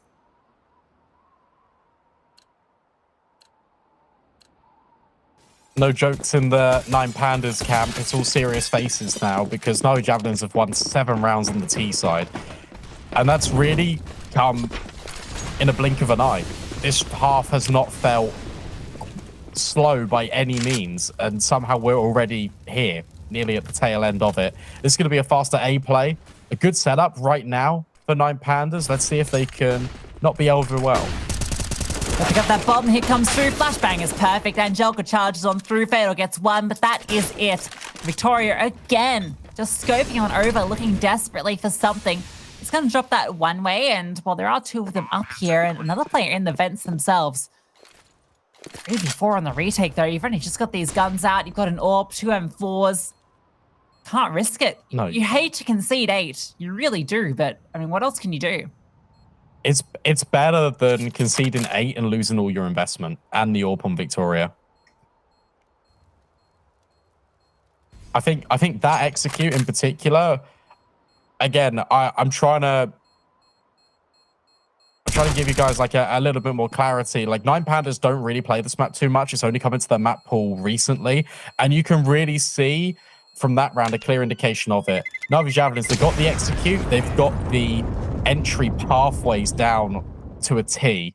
And these common positions that are being adopted by 9 Pandas, they aren't true crossfires. They are just common positions being played on the bomb site. And as a result, Navi Javelins, the way that they route themselves in, the trade spacing, there's always going to be an immediate reaction. And that was clear as day to see. That was fantastic. The fact you get 2 kills there without any resistance, without any kills in response from 9 Pandas is a worrying sign. That was a very clean round from the Javelins.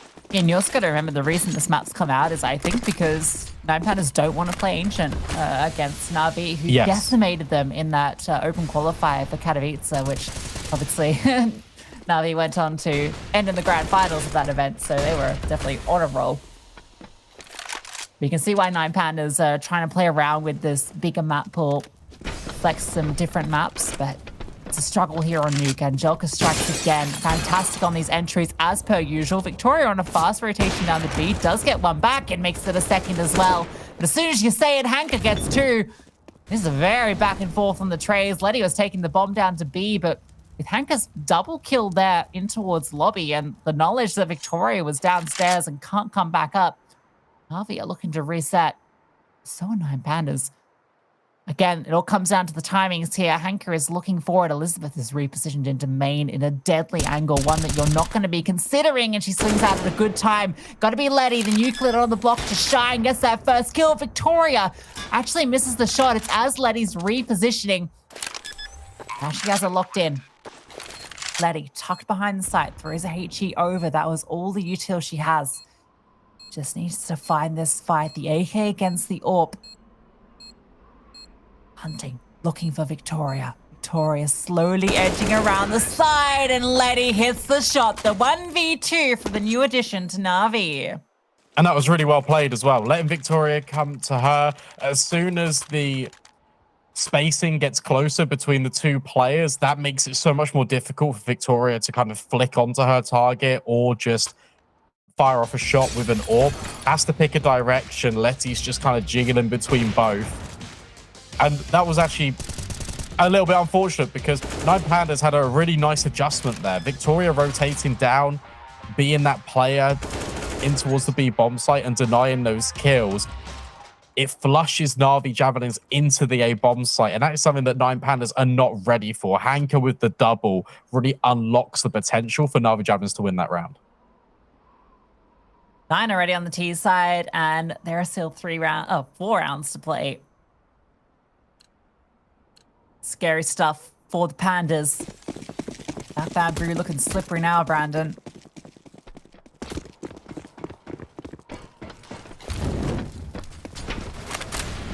I was trying to think of something and I couldn't. I've really tried. Well, 9 Pandas are trying to think of something to come up with here on this defense because they've been really trying, and it's been a bit of a struggle.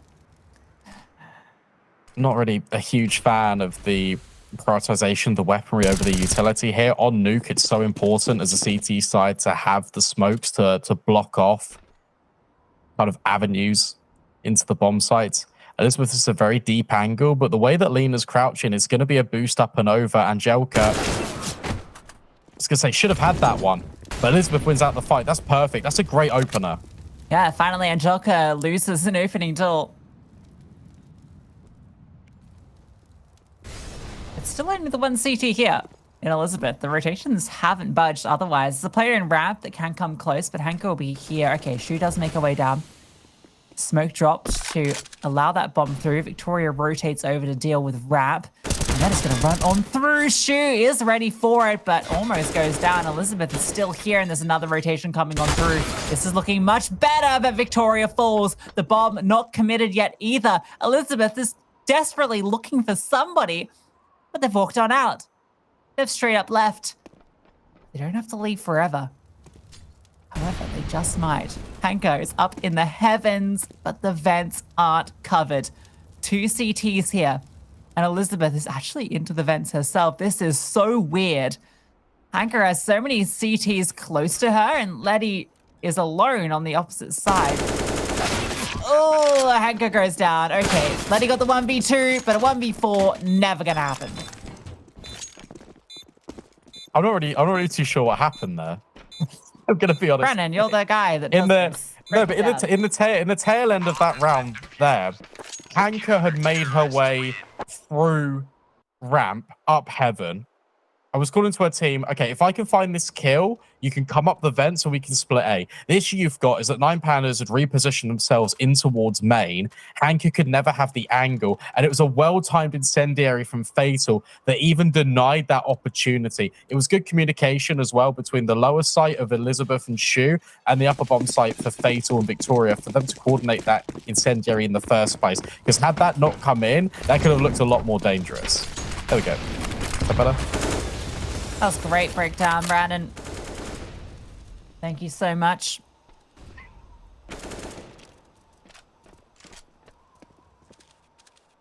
Different setup on Rap. Shu tucked on into the corner.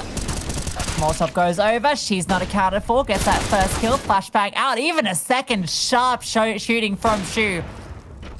But he did find her. But it is an advantage for the Pandas. Victoria is smoked on off, and Lena spotted Fatal. One player known. Looking now to see if she can find another. There it is, but can't connect the shots. That was the way back in for Na'Vi. Now it gets a lot more tricky. Smoked on off. BQ and Letty have to reset. There's an argument here to save as well.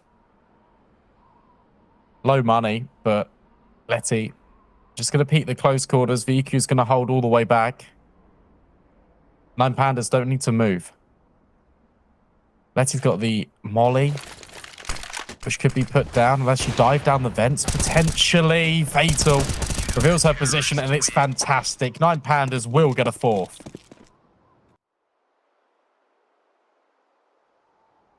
All right, starting to get into it slowly but surely. The CT side ramping up. It already feels like it's a little difficult for them to secure this map with the most they can get on the CT side being 6. I'm not going to count them out yet. They've got double AWP here. Shu now has the other one. I assume she's going to be the ramp hold while Victoria plays a bit more towards outside /A. We'll see. Oh, you assume. I assume.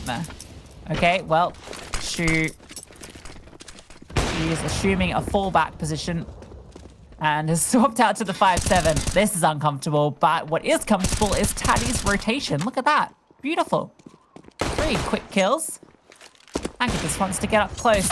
Run Victoria down, but Victoria pulls out her USP and takes her to the grave. So 5 for the Pandas as we go into the last round of the half. Reckon they get the 6th one, Brandon? Yeah, I feel like the momentum's definitely on their side right now. That's the main thing.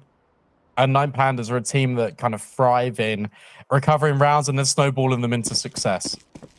So I'm excited to see the bounce back. When it was 7 rounds to 2, I was a little bit concerned, but fortunately, they have established a lot more into this first half. I like this proactivity. Shu is now ahead of this smoke that she's put down herself as a little bit of a bait. And Victoria is edging closer in towards Hut. Can she find anything? Yes, she can, but immediate trades. Tati at least finds Hanka, and Viku has no-scoped Shu. That's what you want to see from Viku. 2v3 now. And he's here to receive. Smoke dropped, flash thrown out, keeps the C's guessing. Have to take their time now. Viku uncomfortable clearing these corners. Has that bomb on her back. Lena's going to have to be the one that plants it, surely. Spotted anyone out yet? It's asked to clear. And there's been no contact until now. Taddy spots out Lena. Bomb starts to get planted. Viku does get that one down, and they're going to double up together. Lena's taking the space. To the back lines. For Taddy. Oh, it's a bit awkward, but she does find the kill. It's 2v2 now. Viku, what a flick! Elizabeth doesn't know what hit her, and it's all now on to Fatal. A 1 versus 2, taps that bomb, has the kit, but they are not facing yet. Looking for this fight, not being given to her. Haiti through the doors, gonna do nothing to deter Viku. She swings on through and takes the shot. A 10-5 half from Na'Vi once again.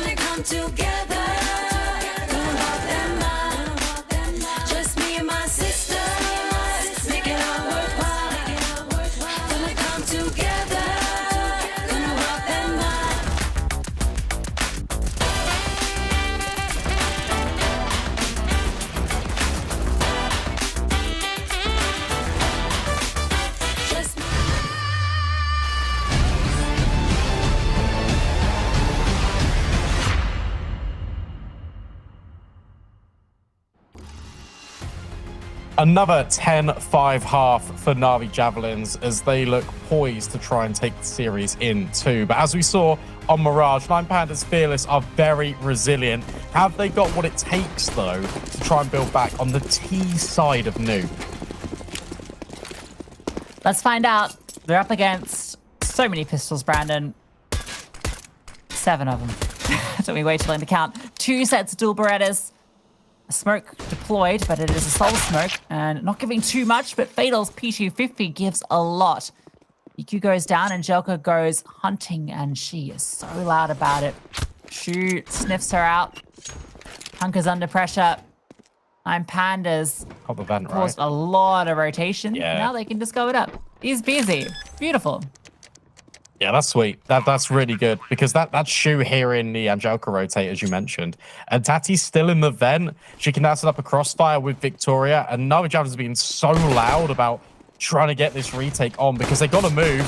This is really well played by 9Pandas. Hanker does get one in response, but it's an immediate trade. 4 versus 2. Lena's been spotted in the heavens. Can the dual Berettas find anything? No. Fatal slams the door in Angelica's face. Lena, nothing to say. Fatal with another 3 big kills in the round. With that PD50, got that first one outside and then didn't stop. And I love the way 9Pandas caused the rotations there. Normally, something you want to go for on these pistol rounds, just because it's a lot easier to cause rotations on rounds like this, right? Where like people are often going to over-rotate because pistols often commit to the play. You rarely see many fake outs of pistols. So they go all the way back up after causing everyone to fall down, get themselves a nice round. And, well, Na'Vi are going to force the issue. They want to... This won't be the second time. Yeah, no, this won't be the second time. This is the second round where the forces come through. you can almost hear my brain whirring. Yeah. Oh, this is a funky fight. And, well, actually, neither Shu or Lena win that one. It's Tati that gets the kill. Angelica is tucked on in with that Mac 10 she obtained as well. And a lot of chip damage has been done to these players, which makes this scout a little more potent. Makes it more like a Scout 2. Nice.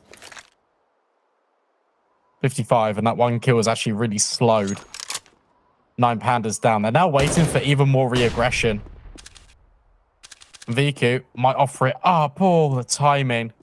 Tati actually makes her way down towards Secret. But Angelica's pushing lobby. She's found Shu. That's going to force the hand at the T side. They're going to run B. Yeah, they've got 3 rifles still, so they're in a good position, and nobody's actually here yet. So the rotations are going to have to come once the bomb's down. No kit. They have to force the fight. No reason not to give it a look in when you've got the advantage, but it's tricky. A couple of flashbangs to set this one up. Fatal's still tucked on behind the site as well, and everyone is coming from ramp. She's gonna have a lot of targets to fight through. Finds that first one, looking for more. Letty gets one with the Desert Eagle, and that's a nice nade. Fatal is feeling the burn, but Elizabeth's in a potent position, but has to find 2. The bomb's ticking on down, though. No kit in play, as mentioned. But oh my God, Viku with the Desert Eagle strikes. And is there enough time? It's going to be down to the wire. Got I it. think they've just about got it. Yeah. Yeah. What a retake. What a round from Angelica as well. Just performing exceptionally, and VQ was the really high impact kill at the end. You just don't expect that round to fall into the Javelin's favor. But the slowdown for the 9Pandas, the aggression from Angelica, it forces the hand. And I really like that Na'Vi Javelins all reset together, and they made sure that when they retook, they could do it and trade effectively. I think VQ had to win that fight as well, right? There had to be a 1D. She did. Well, that was the round. So that's a huge kill. And it's pace, but Hanker is cooking up Pandas. And they probably don't taste all that good. Let her cook. Well, she serves up the dessert with a kill onto Fatal. Nice triple kill from the anchor on ramp, keeping the ship sturdy. And that was a force buy from 9Pandas. And I got an update on that Yeah. Enigma Galaxy versus Aces game, Brandon, and has gone the way of Enigma Galaxy 2-0, 16-10 at that second map. Ooh. So Aces were actually able to find their way back into that when the side switched, but a little too late. I think it was 12-3 or something or 13-2 was the half. Yeah. So honestly, to go from 13-2 to 16-10 is kind of Fantastic. impressive. Yeah. That's got to give them some confidence heading forward for the rest of the season, because whilst it was a 2-0, you're going up against arguably. Actually, do you know what? It's kind of not really a debate, No, is it? they just got another No. trophy like last That's week. true. That's true. Best women's team in the world. The fact that you bring it back from 13-2 to 16-10, you have to take comfort. You got to take pride in that.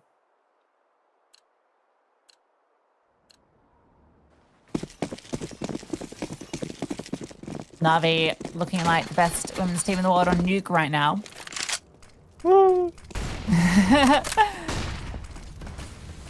12-6. This is where 9 Pandas, we were worried. It's going to be 13-6. That's spooky, scary skeletons, Brandon. And I'm not mincing my words here when I say that. I don't know if Fatal even spotted the second player in the setup. No way. And No. has been tucked the whole time. Gase is still up the sleeve. This is just the queen. Doesn't even need the ace. All you need is the queen. Because she is farming up here. Oh. Lena's there to support. And Joker literally didn't need to do anything. But she was there just in case. Yeah, that's nice. Full of examples today. Here's another one why I don't like the hero rifle play. Fatal can't afford anything now, and she's just with a Tech 9. Yeah, it's interesting, right? It's something that I feel has been popularized, particularly by outsiders, actually. Right? Yes, Like, yeah. they're the team that kind of have made it because they're such a team that plays with the save meta. But I think it comes back to that point where it relies on the other elements to be working the same way they play it in terms of their economy management. Yeah, it's weird. Oh, it's the same setup. Oh, Doubling Angelka, down. this time she's needed. And this time, she strikes for 3 in quick succession. They're all headshots, and it's all Angelka, baby. Shu swings on through, gets 1 back. She has to find 3 more. And that bomb is lost outside with all of her friends. That's such a good call for Na'Vi Javelins. Because you could see, even in the webcams, they were laughing about the fact that Angelka didn't have to do anything. So they just run the same setup. Look at that reposition as well. Shu has no idea. That is fantastic from Na'Vi Javelins. That is beautiful. I love that so much. Every kill there from Angelka is like her just setting herself up for success. Even that last one, it's just like, she knows that she's obviously got incredible aim and can do a lot, but she still takes every little advantage she can get, and it's a pleasure to watch.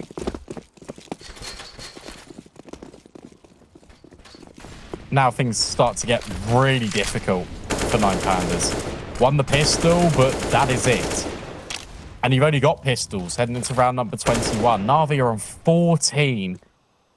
And unless something disastrous happens for them in this round, it should be series point.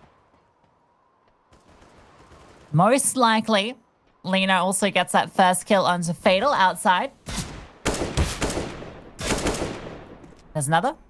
Nice taps. It's interesting, Lena's the outside player. Yeah. I guess because normally the outside player is kind of your star rifler, right? Paired with often your Orpo, who's more flexible. But it's a position that players like Nico have kind of established themselves as, the dominant players in that space.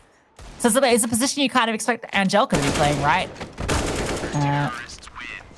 But Lena can clearly frag pretty darn well, as we saw in last map, as we've seen pretty consistently throughout this roster in the last few months, actually. Got to give a special shout out as well to Hanka, because it's been a difficult couple of games for her adjusting to new roles on Nuke. But this time, she's flown under the radar in terms of not being the most vocal in her kills, but she's held down ramp really successfully when it's been tested. And on the T side, finds in a lot of openings. She's on 19 kills right now. Not bad, is it? No, I'd say it's pretty good. Yeah. Serious point for Na'Vi and 9 of them to work with. Feeling very comfortable here on Nuke. 9 Pandas. What can they have to show? That's a cool lineup. Haven't Back seen where it red. goes yet. On the Oh, Molly. you're looking into, oh right. No, Oh, I thought you were talking about when Angelica was up. Oh no, that She's goes doing to trigonometry Squeaky. out here. Yeah, that goes to Squeaky. But Tati threw a Molly from top silo to red without being spotted, which is quite cool. That is very cool, Brandon. Outside smokes. There goes number 3. BQ's vision obscure, but she wants to get up onto the railing so that she can spot on over. Just why you'll see 9 Pandas crawl on past the smoke, although it is just the one player at the moment. No, the rest will join. Nina wants to get up into the action. Sneaks on through. I'm being whispery because she's being quiet, and Elizabeth goes for the clear, but Lena wins out the fight. The trade is immediate. So it is still a 4-on-4. Letty now making her way through. Time could be an issue for the Pandas here. 30 seconds left. Angelica's still backside. You got Hanker at ramp. You got Letty in secret. VQ in the heavens. Where do you go if you're the Pandas? It looks like main is the answer. VQ spots them as they come through. Drops the bomb with a great flick. Victoria gets one back, but time is still an issue. And Angelica is still here. Fatal just has to go for the bomb plant in front of main. Angelica swings on out for 2 more kills, and it's into the 1-on-1. Shu somehow recovering it for the Pandas. What a round, because that really looked like it was Na'Vi Javelins with the perfect setup. Viku taking the contact from main. Angelica at the back of sight, not revealing. As soon as that kill comes in for the left-hand side of sight, and the bomb commits, that is such a risky plan. I thought Angelica was going to swing here and just deny it. That would have been the round over. That would have been the series done.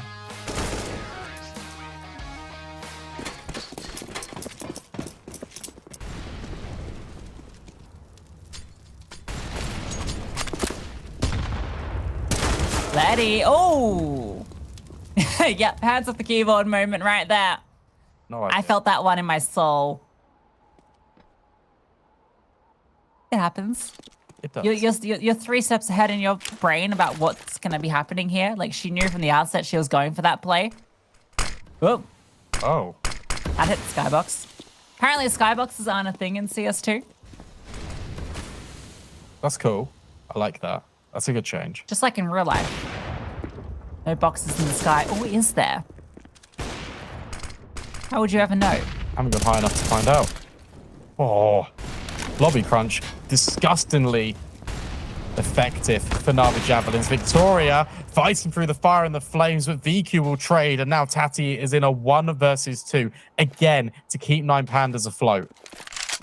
These kills traded so back and forth so quickly. Tati is to let them know where she is at the moment.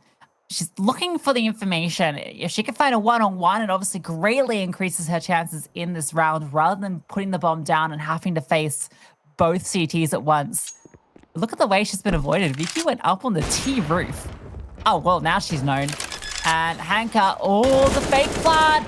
Tati trying to play with them, but VQ is not one to be toyed with. Strikes on through with the AWP, and Na'Vi take the series 2-0. Yeah, what a performance by Na'Vi Javelins. The nuke called into question. 9 Pandas allow it through the veto. And, well, they get punished. It was difficult for them on Mirage. Na'Vi with 10-5 back-to-backs. Really set the halves up for success. Take a look at that scoreboard. Angelica leading the line. Again, VQ not too far behind her. Yeah, no surprises there. It's been that duo every single time for this team. I feel like VQ really had some big clutch moments there when we saw her close out both of the halves in Nuke just now. Angelica is just consistent force though, and you got to say those T-side entry kills are insane. I mean, she's on 5 there, Lena's on the same, but it always feels like Angelica wins her opening kill. Like, she just wins every engagement she goes for. Yeah, and she's so confident in doing it as well, that the fact that she'll just keep pushing, just taking more initiative, can be really dangerous and can really unsettle teams time and time again. I think what I'm also just impressed with Angelica is she's actually become a lot more passive. She's a lot more reliable and kind of falling back and grouping up with the rest of her team. Yeah, I think that's absolutely true. It feels like this team has definitely made a lot of strides in the past 6 months, and I think you got to kind of reflect back on those two moments where they fell at the finishing line to get to the LAN finals. I think even though you don't want to be in that position, I think it really had a huge impact on their resolve, and it's kind of made them a better team for it almost. So you can see some great highlights here from Nuke. Victoria winning that round alongside Fatal with some massive kills, but a few hero rounds wasn't enough, and it really felt like a different Nine Pandas Fearless on Nuke, just not at the same level of comfort that they had on Mirage. That's a really good way to describe it. It's just not having too many reps on the map. You're going up against a team that is known for their nuke. Fair play to try and challenge it, but Na'Vi Javelins, it always felt like they were in control. Yeah, and I think it's also a big confidence builder for Na'Vi, having had some struggles on Nuke. Obviously, they lost it to Enigma Galaxy and Furia at Katowice, but I think the double OT against Angels was maybe a little bit of a cause for concern, a team that we didn't expect to be pushing Na'Vi so much on this map. So feels like they're definitely back to their old ways in this particular matchup. So I'll be keeping a keen eye on them on Nuke going forward. Yeah, for sure. And I feel like as well, Mirage was just a really interesting one because it felt like there were moments where Nine Pandas could really take control of the game. But as kind of we were saying before we went live in towards Nuke, the prioritization around Victoria's AWP was really interesting to see. And it'd be an interesting discussion point to see how they will progress moving forward, because that is their first loss of the tournament. We've got a player focus to show you as well. Let's bring up that player. It has to be Viku. Map 1, 29 kills. Map 2, 20. She was unstoppable. Yeah, it feels like it's difficult to choose between Viku and Angelica in a lot of these matchups, just because both of these players have just been firing such a high level throughout this season of ESL Impact. But Viku on Mirage was insane. 110 ADR, 29 for 17. That's a massive KD difference, like plus 17 there. So just really doing exactly what you want from your AWPer. And honestly, at times she looks like the deadliest AWPer in the scene. Yeah, and it's really telling the fact that we say it's hard to choose between VQ and Angelica consistently. They've been the dynamic duo for Na'Vi Javelin. Something has unlocked in their team in this season, as well as Katowice, where I don't know what it is. They just can take complete charge, and whether it's the AWP just taking significant impact, whether it's Angelica just finding a multi-kill, Na'Vi Javelins just seem really unstoppable at the moment. Yeah, it's been super impressive. They're now set 3-0, and we have the ring-a-ding-ding coming on through as we've got our interviewee joining us. It is Lena from Na'Vi. Lena, how are you doing? Hello, I'm fine. Thank you. Great game. You're now 3-0 in the groups. I wanted to first off ask, coming into this season, you've made a roster change. You brought in Letty. I wanted to know a bit about how you chose her. Like, why is she the player that you brought into the mix? We knew Letty before, and we knew that she's a really good player. Also, I played with her in my previous team, so I know her, and we know that she's suitable for this role. We want her to be in our team. Yeah, and I guess on the topic of the roles, with her coming in, it feels like Angelica and Viku have almost been unlocked. There been some role shifts in the team that's enabled those two players to shine? I don't know, but there've been a swap of the position, as you can see on Nuke, and not only on this map.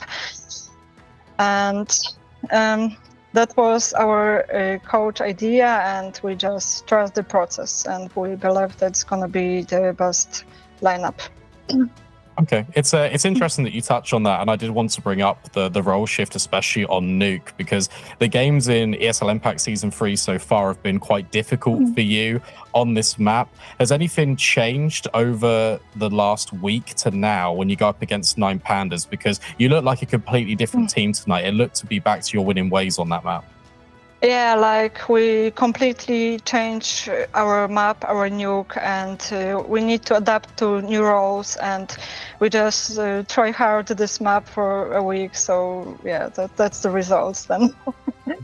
Yeah, you looked very good on it. I just wanted to ask as well, we have had some news that has made a couple of shockwaves in the scene. Counter-Strike 2. Have you seen the news? What's your reaction to this? Yeah, I've seen the news. Like, we were pracking this time, and when the news came out, and then that was just like, guys, I need to pause. We all were reading about the news and watching films. Like, that took us like 10 minutes, and we could not concentrate on the other runs. Yeah, that's really amazing. That's really amazing, to be sure. That looks nice, and yeah, we will see. What about the smokes? Yeah, the smokes are, oh my god. I don't know what to say. That sounds like a completely different game for me. Well, you guys did adapt to when Anubis was brought in. I know that initially you were a little bit taken aback by that change with Dust 2 going out. So you're a team that I'm sure will adapt quickly when CS2 comes through. You're now sitting 3-0 in your group. You're the top of the group. You've taken down, I would say, probably two of the strongest teams in the group in Nine Pandas and G2. How confident are you feeling topping the group and locking yourself in that spot at LAN? Topping the group is not like like something new for us, but this time we'll manage that, I think. Brilliant. Is there anything that you would like to say to the fans and the support at all? Thank you guys for supporting, and I'm really happy that you are here, that there are so many people watching us, and yeah, thank you. I dziękuję wszystkim, że jesteście. Well, thank you so much for joining us, Lena. I'm sure you're excited to Thank go you. read all about CS2, and well, good luck with the rest of your games as I've well. got time now. Exactly. Thank you so much for joining us. Yeah, Good luck. thank you. Good night. Well, always good insight from Lena, and I like her confidence as well. Always quietly confident, I feel now, VR. Yeah, I like that. She was like, we had to take a tech pause and everyone was just reading the news about Counter-Strike, and then we can focus on Prag. But they did focus on the official. They got the task at hand sorted, and that obviously brings a shift to the standings. We could probably take a look at those in just a second and see how this has affected the landscape of Group B. Nothing's actually changed, obviously, because there was only one match today in Group B, but that provides opportunity now for G2 Ouya and for Guilds to potentially build on their original successes in opening week. Yeah, the landscape doesn't change, but the mountain that Na'Vi are climbing gets higher. As they're now 3-0. They've taken down, as I mentioned when I said to Lena, Nine Pandas and G2 feel like the next two best teams in this group. They've beaten both of them already. So, you know, they're feeling pretty comfortable here. Some big games still ahead. And as you mentioned, plenty of space as well to disrupt that. I mean, who knows? It could all completely go the other way. We could see a resurgence from any of these teams because we're still so early on. Yeah, for sure. And there's plenty more Counter-Strike still coming up tonight. The European region has been done and dusted. However, in South America, we've got a battle about to take place. Endgame taking on the Black Dragons. That's going to be presented to you just after this.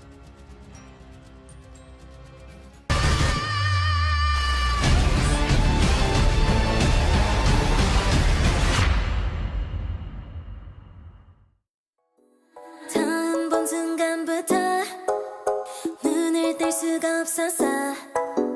이 세상 하나뿐인 너 처음 봤으니까 빠졌으니까 Then you got me sinking low. 사랑이란 단어로 썸도 아닌 썸을 타며 행복한 줄로 친구들이 다들 바보래. 사랑 표현 못한 벙어리 한 번도 안 해봐서 어떡해 honestly. Cause 1, 2, 3 중요한 건 you and me. 내 곁에만 있다면 Baby can't you see. 자꾸 쳐다보면 뭐해 말이라도 걸어봐. 속마음을 표현해. I know it's gonna be alright. 손을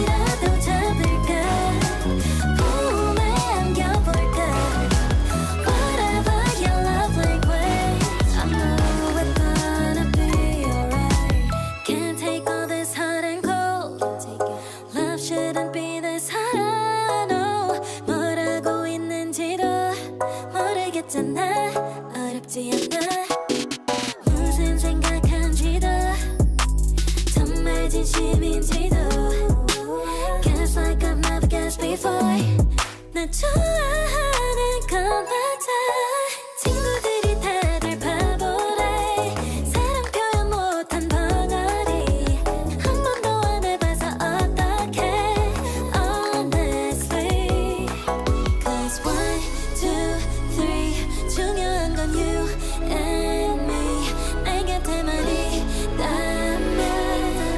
Baby can't you see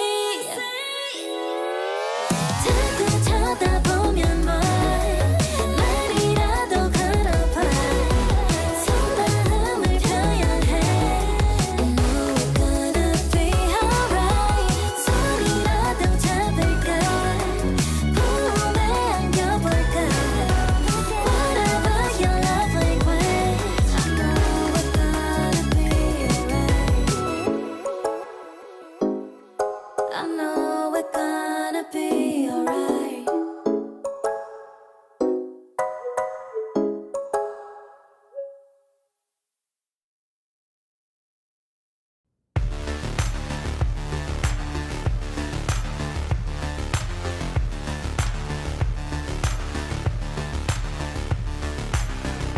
Think big, stand tall.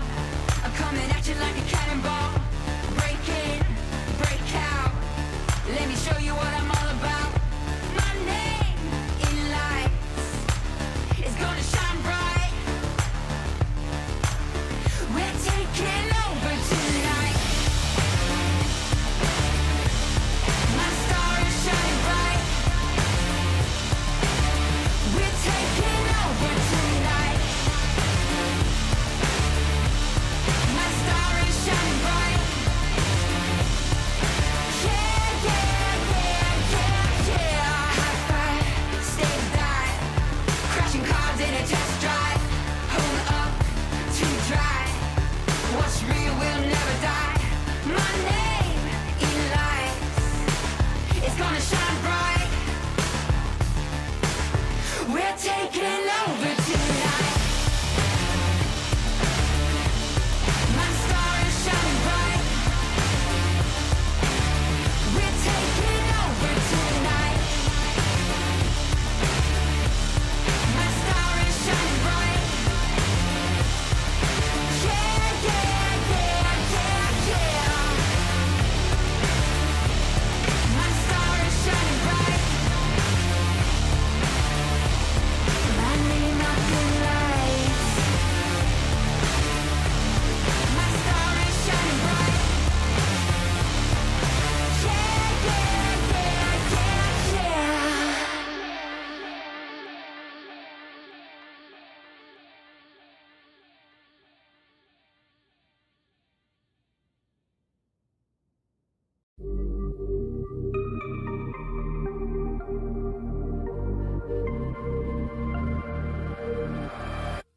She's walking down the street. She's turning up the heat. She's moving to the beat and nothing's stopping her.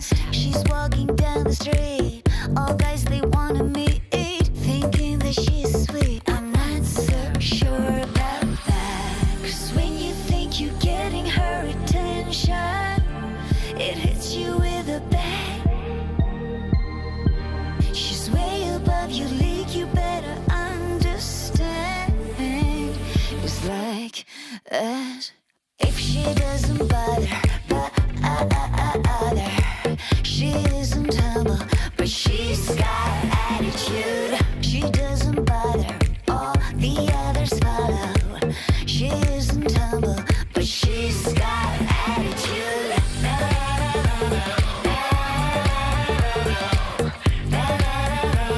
But she's got attitude.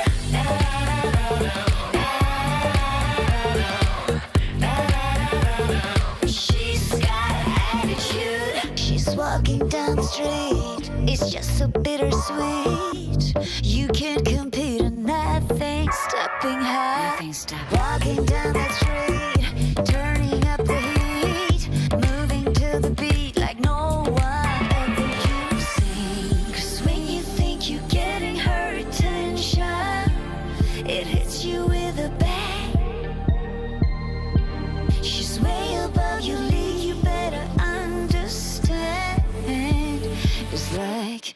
As if she doesn't bother, she isn't humble, but she's got attitude. She doesn't bother, all the others follow. She isn't humble, but she's got attitude. She's got the moves, she's got the look. You're totally hooked. You're losing control like she never would. You're down, down, down, down. She doesn't bother, but she isn't humble, but she's got attitude. She doesn't bother, all the others follow. She isn't humble, but she's got attitude. She's got attitude, but she's got attitude.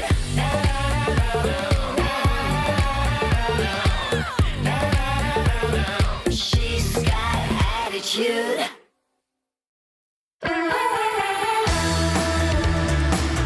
Hey.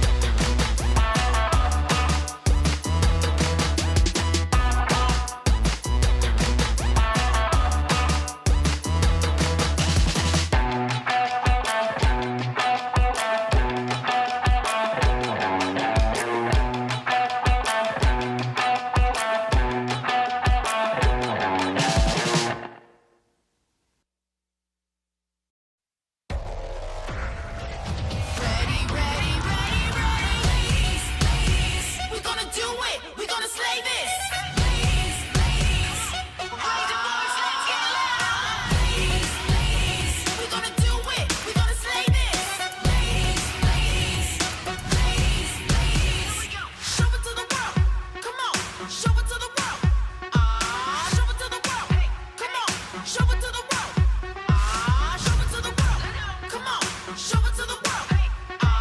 Show it to the world. Come on, show it to the world. Yeah, girl, we got it. Look at what we started. No doubt about it. Revolutionary women and no one can stop it. Yeah, girl, we got it. Look at what we started. Ain't no doubt about it. We're on top of the world and no one can stop it. Ladies, ladies, we're gonna do it. We're gonna slay this. Ladies, ladies, let's we're gonna do it. We're gonna slay this. Ladies, ladies, ladies, ladies. Well, you know we're on top of the world. Every woman and every girl. Sing a song and sing it loud. 'Cause we are women and we are proud. Badass is the name of the game, man. Breaking the rules as I claim to fame. Savage when they try to proclaim that there's any competition and they gone insane. Swagger is when we jumping for free. Cutting big checks, I don't need the receipts. Power, are you playing with me? I was born with the power of supremacy. Ladies, ladies, change the world, change the world. Ladies, ladies, we're on top now. Ladies, ladies, come on, come on. Ladies, ladies, let's get loud. Ladies, we're gonna do it. We're gonna slay this. Ladies, ladies, we are the change, we the change. Ladies, ladies, we're gonna do it. We're gonna slay this. Ladies, ladies, we're gonna change the world. Ladies, ladies.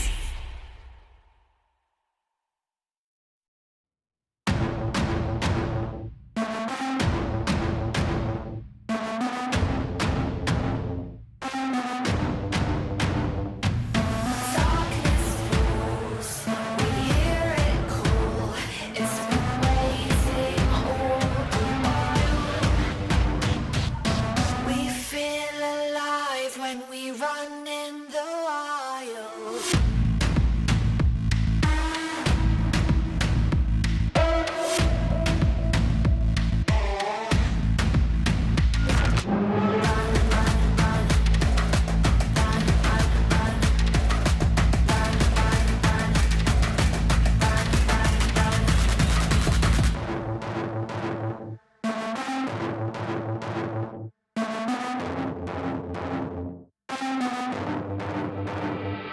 We're on the path into the unknown.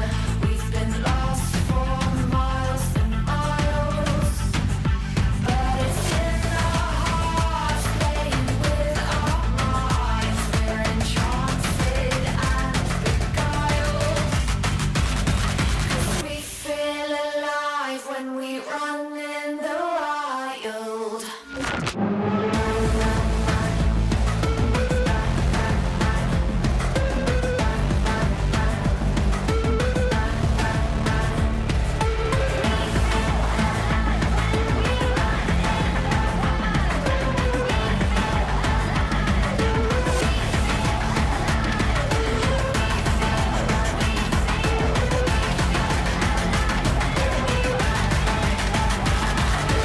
We feel alive when we run in the wild.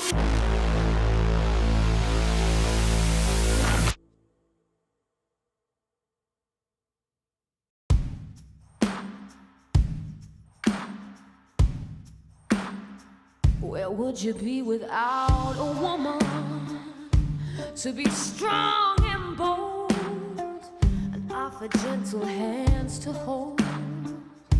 Could you have made it here? Where would you be without a woman? Would your feet be on the ground? Or would you even be around? Where would you be without a woman?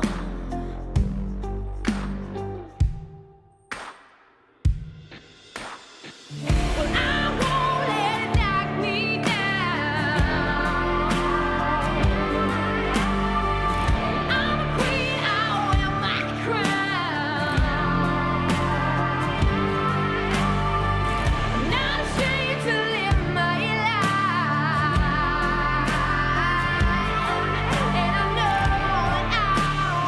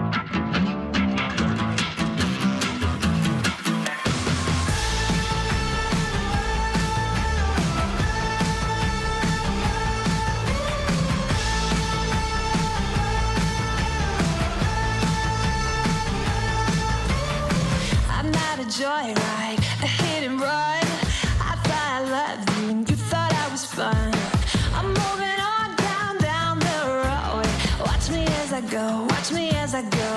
Should I look both ways before you cross me, baby? 'Cause I don't break for boys. I'm moving on. I'm moving on. Got nothing left to say. Let's be on my way. Best of luck. I'm moving on. I'm moving on.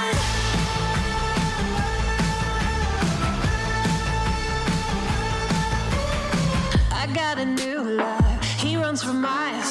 67 fastback. Oh, it's just my style. We're headed down, down, down the road. Just enjoy the show. Watch me as I go. Should've looked both ways before you cross me, baby. 'Cause I don't break for boys. I'm moving on. I'm moving on. Got nothing left to say. Let's be on my way. Best of luck. I'm moving on. I'm moving on. I'm moving on.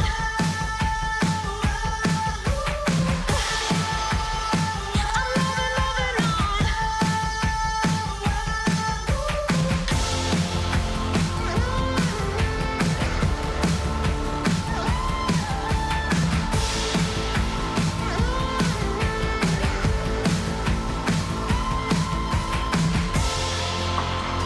I'm moving on. Should've looked both ways before you cross me, baby, 'cause I don't break for boys.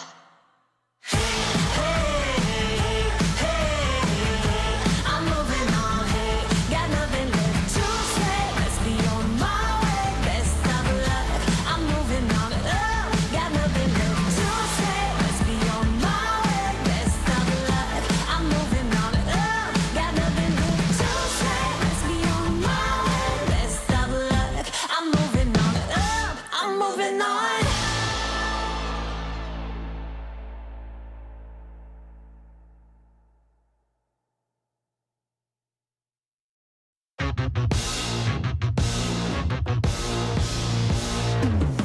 I'm sorry, I do not remember ordering a glass of your opinion. I'm sorry, I forgot the expert in all things me is you. My apologies, I didn't come to you first with every single decision. I'm the worst. I'm sorry, wait, you know what I'm not. I almost forgot. Don't, oh, no, don't tell me what to do. Yeah, you don't tell me how to think and live and be. No, I'm not you. Thank God, back off and don't tell me what to do. Don't tell me what to do. I'm sorry, I thought I unsubscribed from your junk mail long ago. It's time. I'm sorry, I only trust about 3 people. Anyway, one of them. My apologies if I managed to hurt your fragile ego. Like I said, I'm the worst. I'm sorry, but you know what I'm not. I almost forgot. Oh, don't, oh, no, don't tell me what to do. Yeah, you don't tell me how to think and live and be. No, I'm not you. Thank God, back off and don't tell me what to do. Don't tell me what to do. Feels like you wanna control me, but you don't know me. So here's an idea. If you are gonna be salty, could you at least bring tequila? Don't, oh, no, don't tell me what to do. Yeah, you don't tell me how to think and live and be. No, I'm not you. Thank God, back off and don't tell me what to do. Oh, no, don't tell me what to do. Yeah, you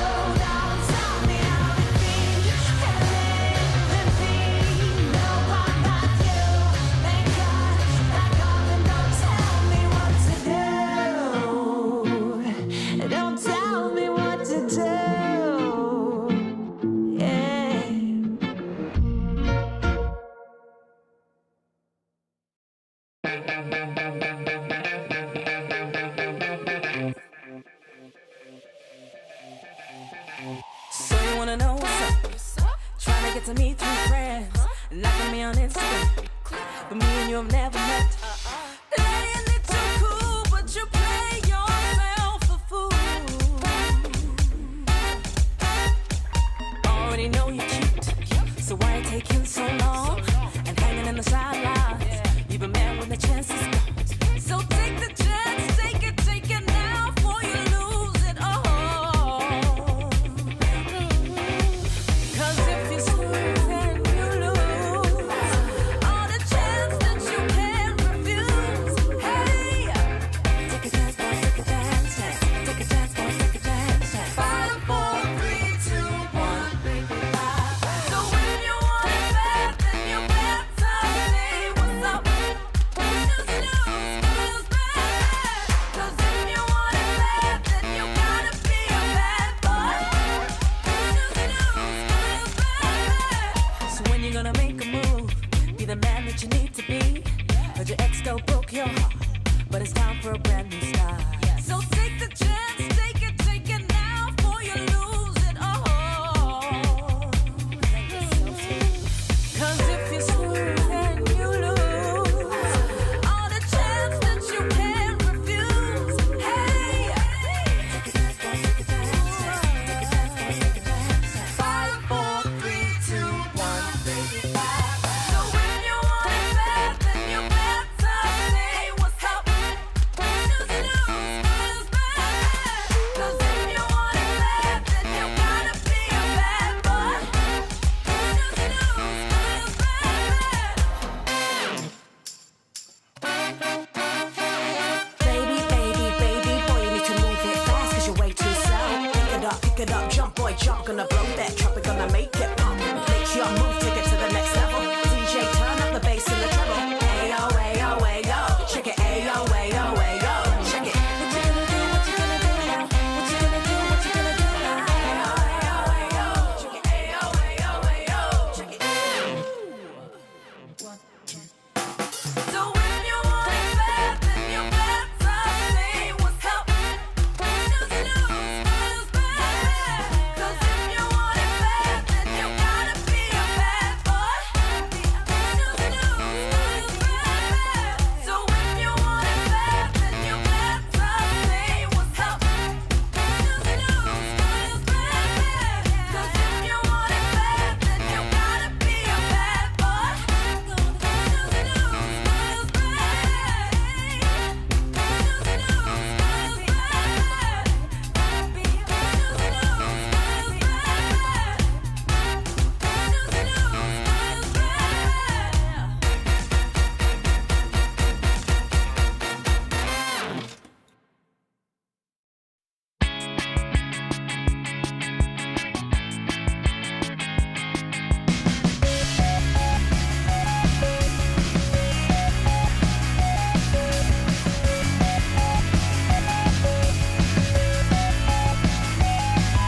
When I look at you, I'm trapped without a clue.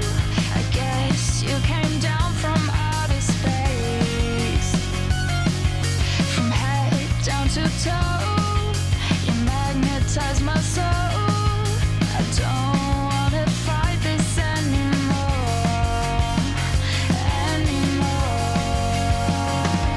You have the red hot blood running through my veins to keep me breathing. Just like a lightning strike flashing through my brain, you got me dreaming, keep me believing. You're like a free fall flight from a lunar height to keep me breathing. Just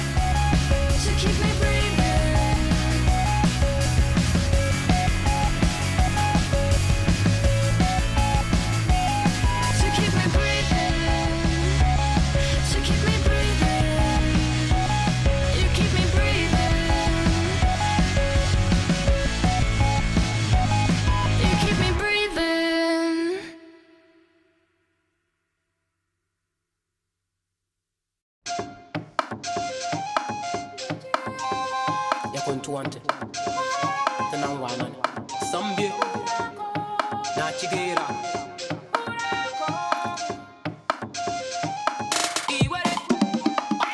Na chigera Na chigera Esena Baraku Bana nyogombe Ye nyokarenya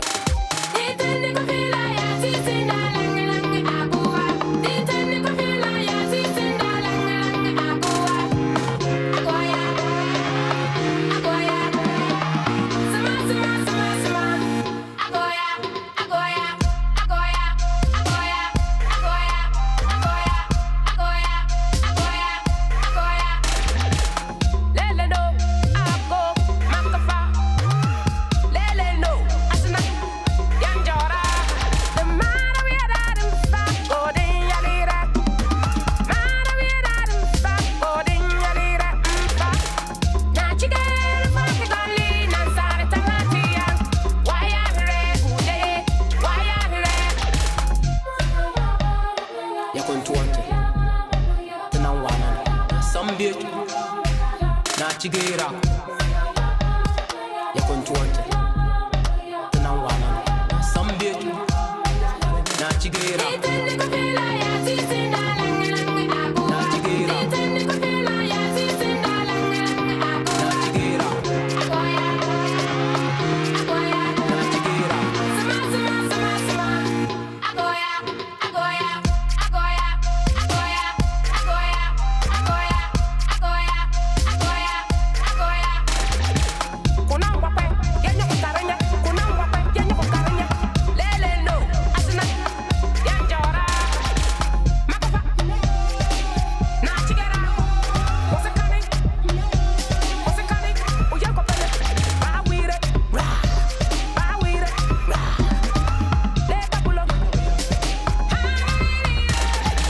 yana tuante unangwana ne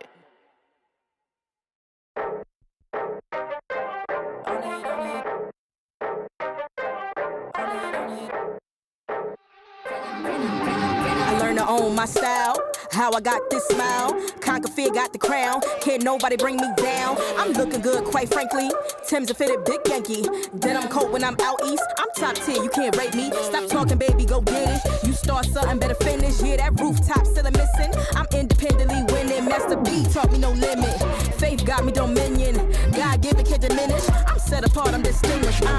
You a baddie, baby, you gotta own it, on the style and your grace. You better own it, on it. All they wanna do is copy and paste, but you they can't replace. So on it, on it, on it, on it. You a baddie, baby, you gotta own it, on the style and your grace. You better own it, on it.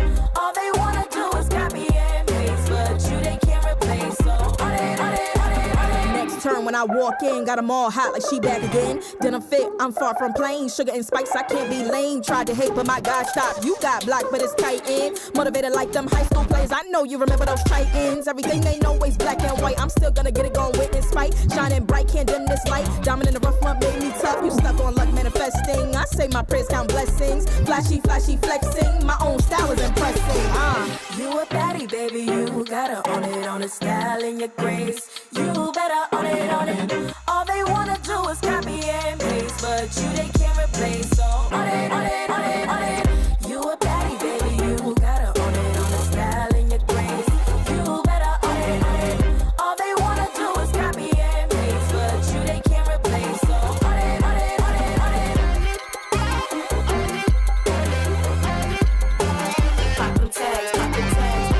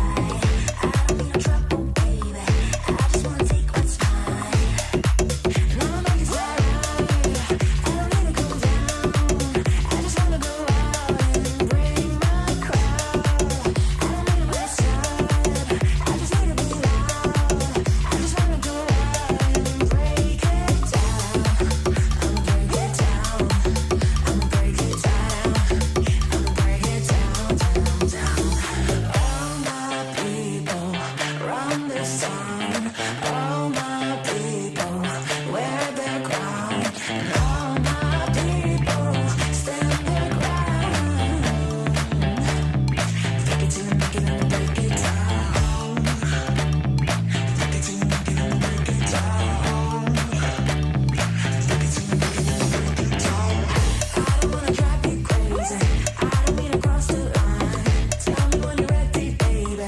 Promise it'll all be fine. I'ma break it down. I'ma break it down.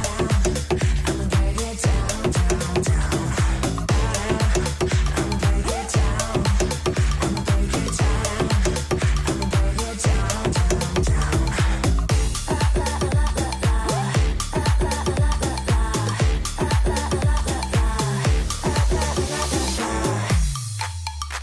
Hey, I'ma break it down for ya. La la la la la la. 1, 2, 3, let's go.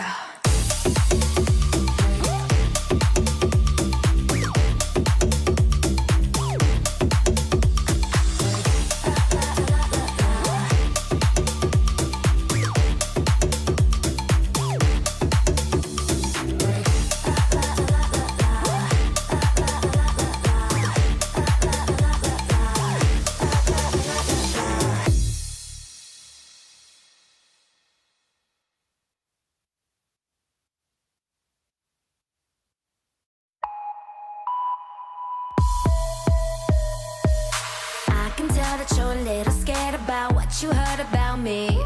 A little edgy, I eat my veggies, I only focus on green. I'm what they call a bad bitch. I stomach do with a sales bitch. Little booty and lots of moody, just so you know about me. If I want it, get it started. Ring around the wrist like I'm Jordan. Throwing my fits, get it poppin'. I don't even care what you would think. I'ma get crazy, I'ma go dumb. I'ma get rowdy, I'ma get loud. I'ma get crazy, I'ma go dumb. I'ma get rowdy, I'ma get loud. Just like 2020, we came to party and burn the whole world down. Just like 2020, we came to party and burn the whole world down. Yeah, they call me P, cause I am on my petty shit, not your cup of tea. My coffee is Arabian, residing in one sea. But I'm from the 419. If we ever had a problem, get in line. Yeah, if we ever had a problem, then you're not the only one. I'm spicy, I'm sweet, but I get what I want. I'm bossy, I'm moody, I come out on top. I hustle by day, sipping rose by dawn. Yeah, if I want it, get it started. Ring around the wrist like I'm Jordan. Throwing my fits, get it poppin'. I don't even care what you would think. I'ma get crazy, I'ma go dumb. I'ma get rowdy, I'ma get loud. I'ma get crazy, I'ma go dumb. I'ma get rowdy, I'ma get loud. Just like 2020, we came to party and burn the whole world down. Just like 2020, we came to party and burn the whole world down. I don't mean to scare ya, but I'm calling shots, don't mess with me. We fight with fire, cause I come from Generation Z. We going crazy, we about to blow. You talking about me, but got nothing to show. Lo siento, solo hablo dinero. Si no me pegas, porque estamos hablando. If I want it, get it started. Ring around the wrist like I'm Jordan. Throwing my fits, get it poppin'. I don't even care what you would think. I'ma get crazy, I'ma go dumb. I'ma get rowdy, I'ma get loud. I'ma get crazy, I'ma go dumb. I'ma get rowdy, I'ma get loud. Just like 2020, we came to party and burn the whole world down. Just like 2020, we came to party and burn the whole world down. I'ma get crazy, I'ma go dumb. I'ma get rowdy, I'ma get loud. I'ma get crazy, I'ma go dumb. I'ma get rowdy, I'ma get loud. Just like 2020, we came to party and burn the whole world down. Just like 2020, we came to party and burn the whole world down. ESL Impact is brought to you by Intel, DHL, Monster Energy, and U.S. Air Force.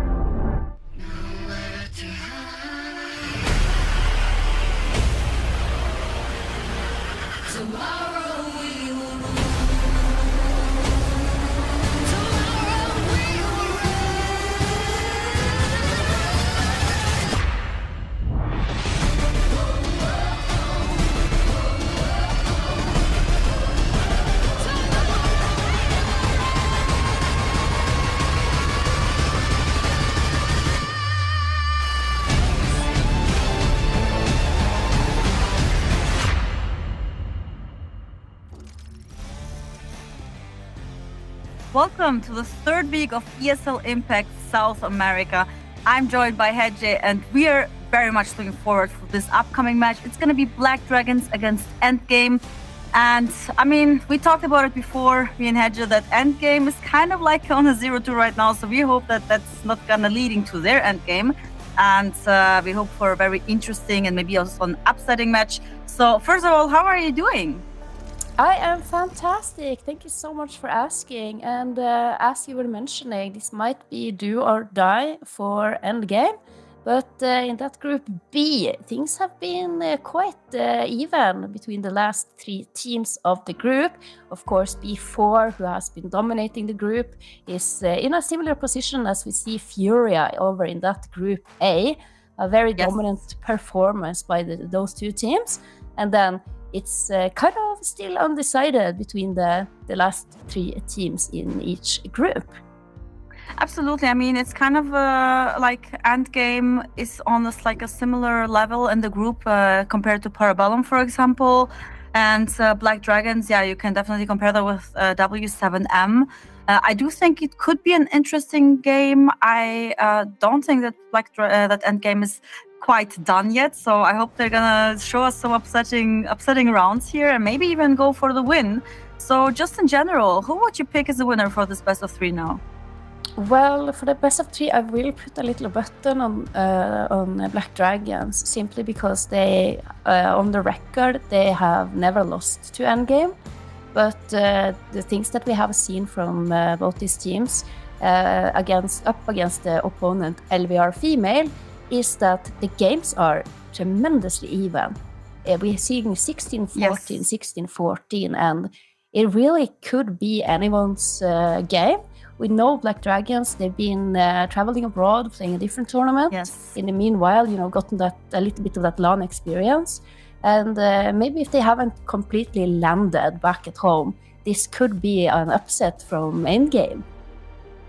We will find out pretty much soon, and you guys in the chat can vote as well. So if you think that Endgame is going to win this series, you can just type hashtag END in the chat to vote for Endgame. And if you think that Black Dragon is going to be the dominant one, you're just going to type hashtag BD and vote for your favorite team or for the team you think that might be able to win this series.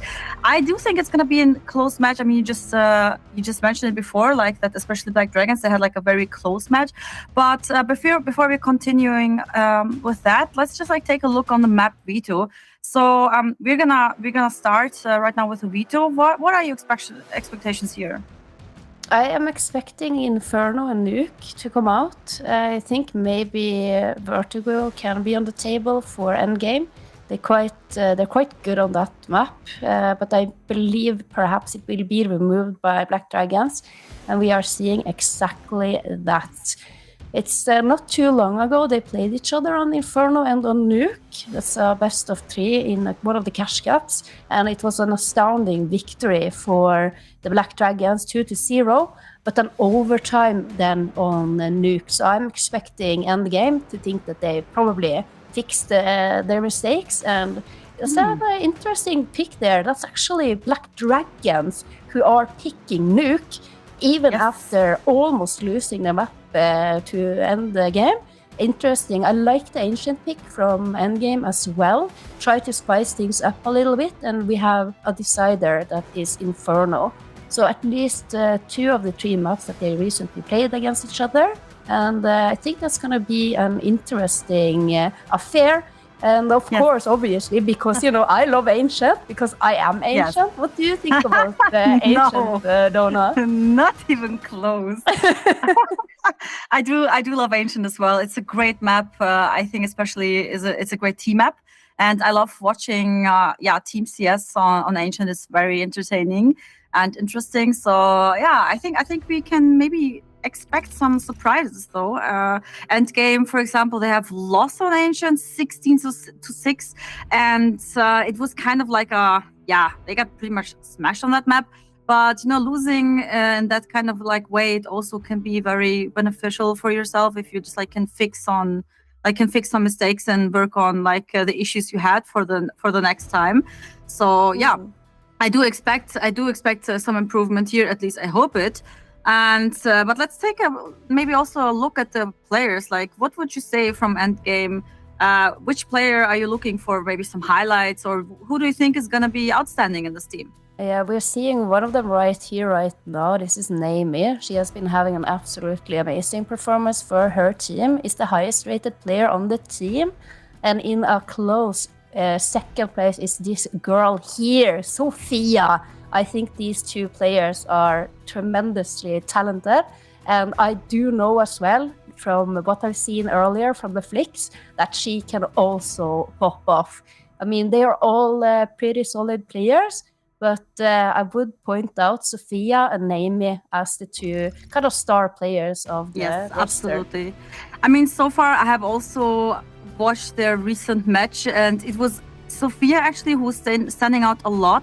So yeah, Naomi is for sure a name you should have to look out for. But I do think that Sophia was like also kind of like the second star, of the team. On the other hand, yeah, we have like Anna X on Black Dragons, for example. I do hope to see some improvement from Sinan. I mean, she was not on her best game in the last match they played. I remember this. It was a bit underwhelming because we have seen much better performances, especially from Sinan, also from the previous series, from the previous season. So yeah, I'm very curious to see what Black Dragons also have to offer. And yeah, we're gonna find out pretty soon. Yeah. Speaking of Black Dragons, they were competing at a different tournament. Exactly. Online. You mentioned it before. Yeah, they were playing against Nigma Galaxy in the grand final, and they actually managed to beat them on Nuke, and they even took them on the first map to overtime on Inferno. So surely we see so much amazing potential from them. Sadly, the last map there, I almost thought that they were going to be the first team to be able to beat Nigma Galaxy on LAN for the past three years. It would have been so crazy. But on the last map, and you can see why they decide they don't like to play Overpass so much, and it was their first veto, because they lost that map 16-1, and it was a little bit painful to watch, and I hope that it's not going to be painful to watch tonight's matchup, at least.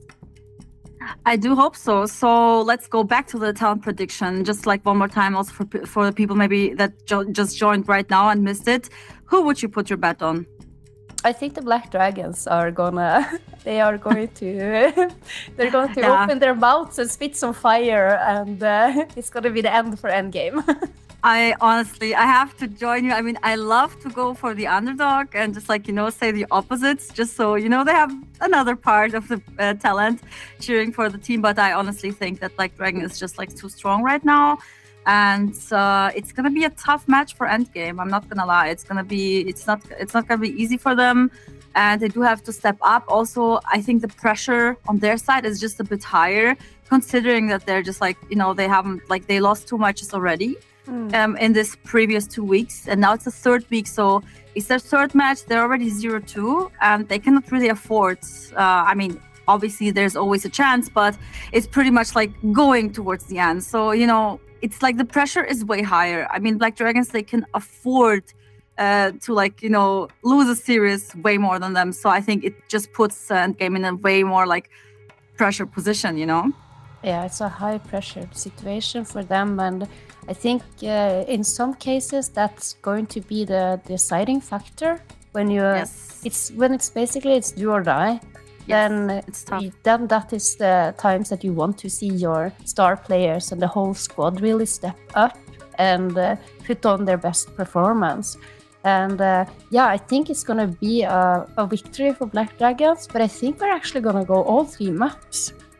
It would be super interesting. I just also took a look at the chat predictions. So it's pretty much even, 50-50 almost. Means that, maybe, I mean, they're also I'm pretty sure a lot of fans from South America, and they follow their own scene thoroughly. So I think there might be something to it. Just thinking that it could be both ways, and I do hope we see a third map. But whatever is going to happen, we will find out very soon. We're just going to take a super short break and be right back.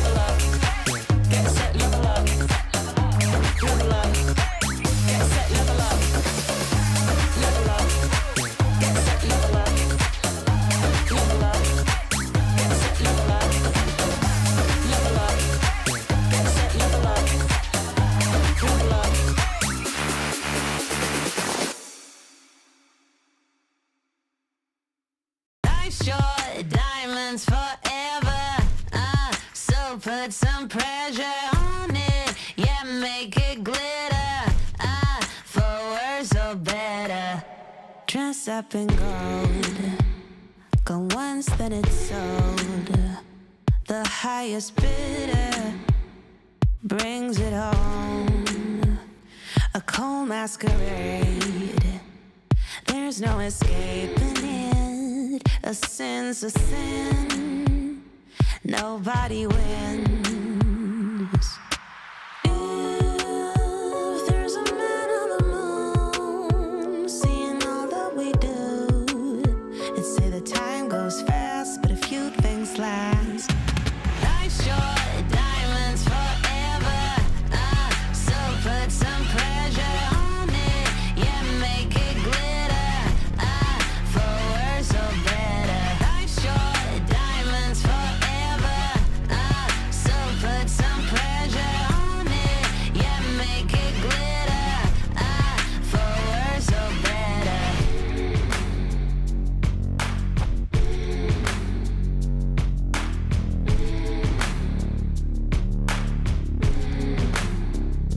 Dress up in gold. Go once, then it's sold. The highest bidder brings it home. A cold masquerade. There's no escaping it. A sin's a sin. Nobody wins. If there's a man on the moon, seeing all that we do, and say the time goes fast, but a few things last. Life's short, diamonds forever. So put some pressure on it. Yeah, make it glitter. For worse or better. Life's short, diamonds forever. So put some pressure on it. Yeah, make it glitter. For worse or better.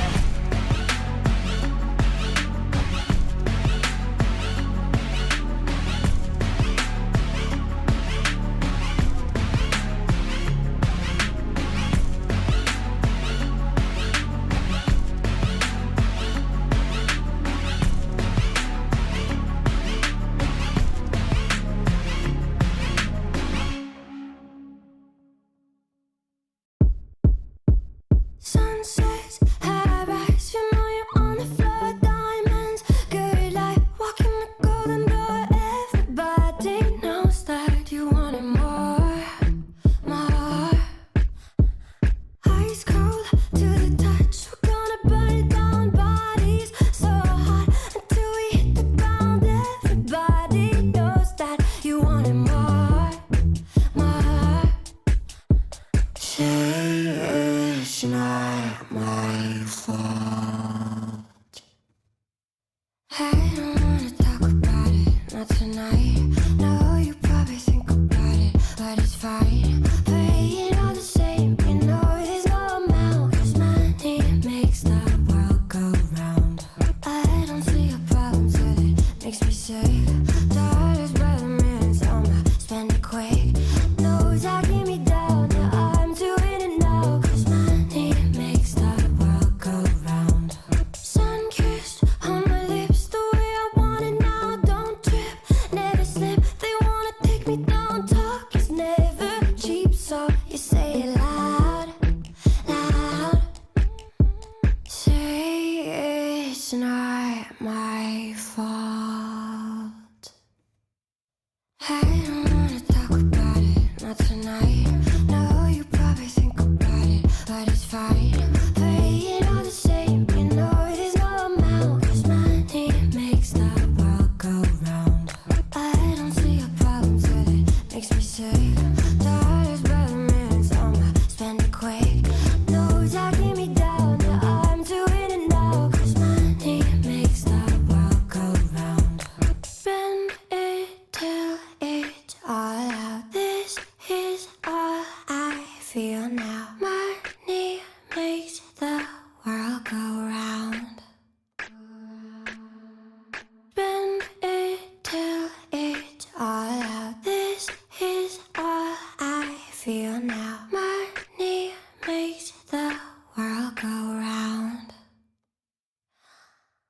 I don't wanna talk about it, not tonight. No, you probably think about it, but it's fine. Playing all the same, you know there's no amount, 'cause money makes the world.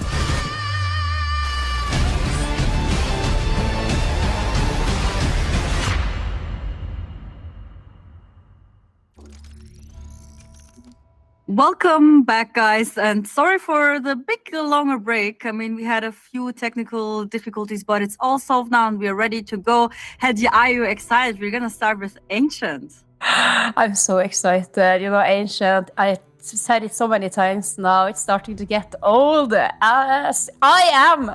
It's my favorite. It's my favorite map. But maybe I'm actually liking Anubis quite a lot. You know, because it's based in old Egypt and the ruins. So I kind of feel at home there too. But of course, Ancient. It was such a fresh map to come in, and despite it being in the map pool now for quite some time, I still feel like there's a lot of new things that you can kind of try out, and the meta has settled, of course, but I think there's still a lot to explore on the map. What do you think about Ancient, Rona? I honestly think there's so much depth into this map. I love it, and it's also interesting. They have recently changed like the spawn positions on the T side, and it has changed the game a bit, right? It was quite pretty heavily C-decided in the beginning, and now it's not that C-decided anymore. It's you could even say that depends on which team that they're stronger on the T side. And I think this mixed up things a lot, but let's talk about the map later, because we're starting already with the first round and we're having like a pretty fast go into the mid. But look at that, she's already behind them with her duel. Oi, those duelists. Ratatatata. Now though, this is a split through connector window here. They're gonna come from red room. There she is under pressure in CT spawn. Tata and Vi with one each. Now it's gonna be all down to the superstar of Black Dragons, Anna X, with those dual Berettas. Can't quite connect with the shots, and in the meanwhile, Sophia is taking out duty. Great shot there by Babs, though. Is she gonna be able to get anything else done? 13 HP. No. Yeah, but the others are also low HP, but they cannot know, obviously. She could have done some more damage with the dualies, but it looks like they're heading back, trying to save both of those. I mean, it's not quite a bad idea. They could have had a chance, especially with Tata, Naomi, and Vi pretty much being like half and low HP. But in the end, if they go for a save, for like a eco next round, they can just like use these dualies, maybe go for some like close setup in cave or something, try to get some damage like that. Yeah, I'm curious to see if they're gonna have some impact with the dualies next round. Yeah, I think when you're saving something as funny as the rule is, and look at that, they actually get a couple of famoses now, and with that saved armor that they had, that's the reason that they can go for this force up. Very interesting. This is interesting, absolutely. Yeah. They do not have that much utility except for smokes, so I'm curious what their game plan is. And Lee took the aggression here mid, but Naomi was a bit faster. Lee, though, she caused a lot of damage. I mean, Naomi is on 27 HP, but they do have a lot of information now, and now they're like grouping towards B ramp. Oh, this could be, yeah, it looks like a B execute, and Sophia gets already the entry. I think this round is going to be a hard one to retake if they go for it. Oh, and that is so devastating. Anna X gets taken out from the cross. Sina, though, meanwhile, takes out Naomi. Still, it doesn't look to be much hope for Black Dragons in this round either. Yeah. Tough one. I mean, next round they're gonna be out of money. They can try maybe to go again for a mid aggression. It almost worked out, but you only had the duels there. So if they try to like push mid, take mid control, and they go with the Mach 10 and the Famas, it might actually work out, and then just like go and stack towards one of these sides. As soon as they have like the mid information, this could be a good game plan here. Otherwise, it's going to be tough, and I could see a third round, maybe even for endgame here coming. which is pretty impressive because we just talked about it, that Black Dragons is probably like the favorite. I mean, we're still early in the game, but it's great to see that end game, that they're having like a fast pace so far. They're looking very confident. They're looking very confident. And I think when you're touching back on your idea, when you have the dual Berettas that they knew were saved, if you are endgame, and you face off one person with the dual Berettas in mid, and then you can have your force spy, have all 4 players remaining, stack on a site, and just gamble that. If they don't show up, you can just save everything until this round. And if they do, they're gonna basically walk into an unexpected meat grinder because you haven't shown anyone. You haven't shown anyone that you did do the force spy. That's exactly true, and I love the metaphor meat grinder that you're using. Maybe actually Slan is gonna be meat grinder now if they run into her mech tank, but maybe she's just way faster. Anna X managed to get the refrag though, but we have an insta refrag again by Vi, and now it's a 4v3. Tough situation here. I do think it's gonna be just third for endgame.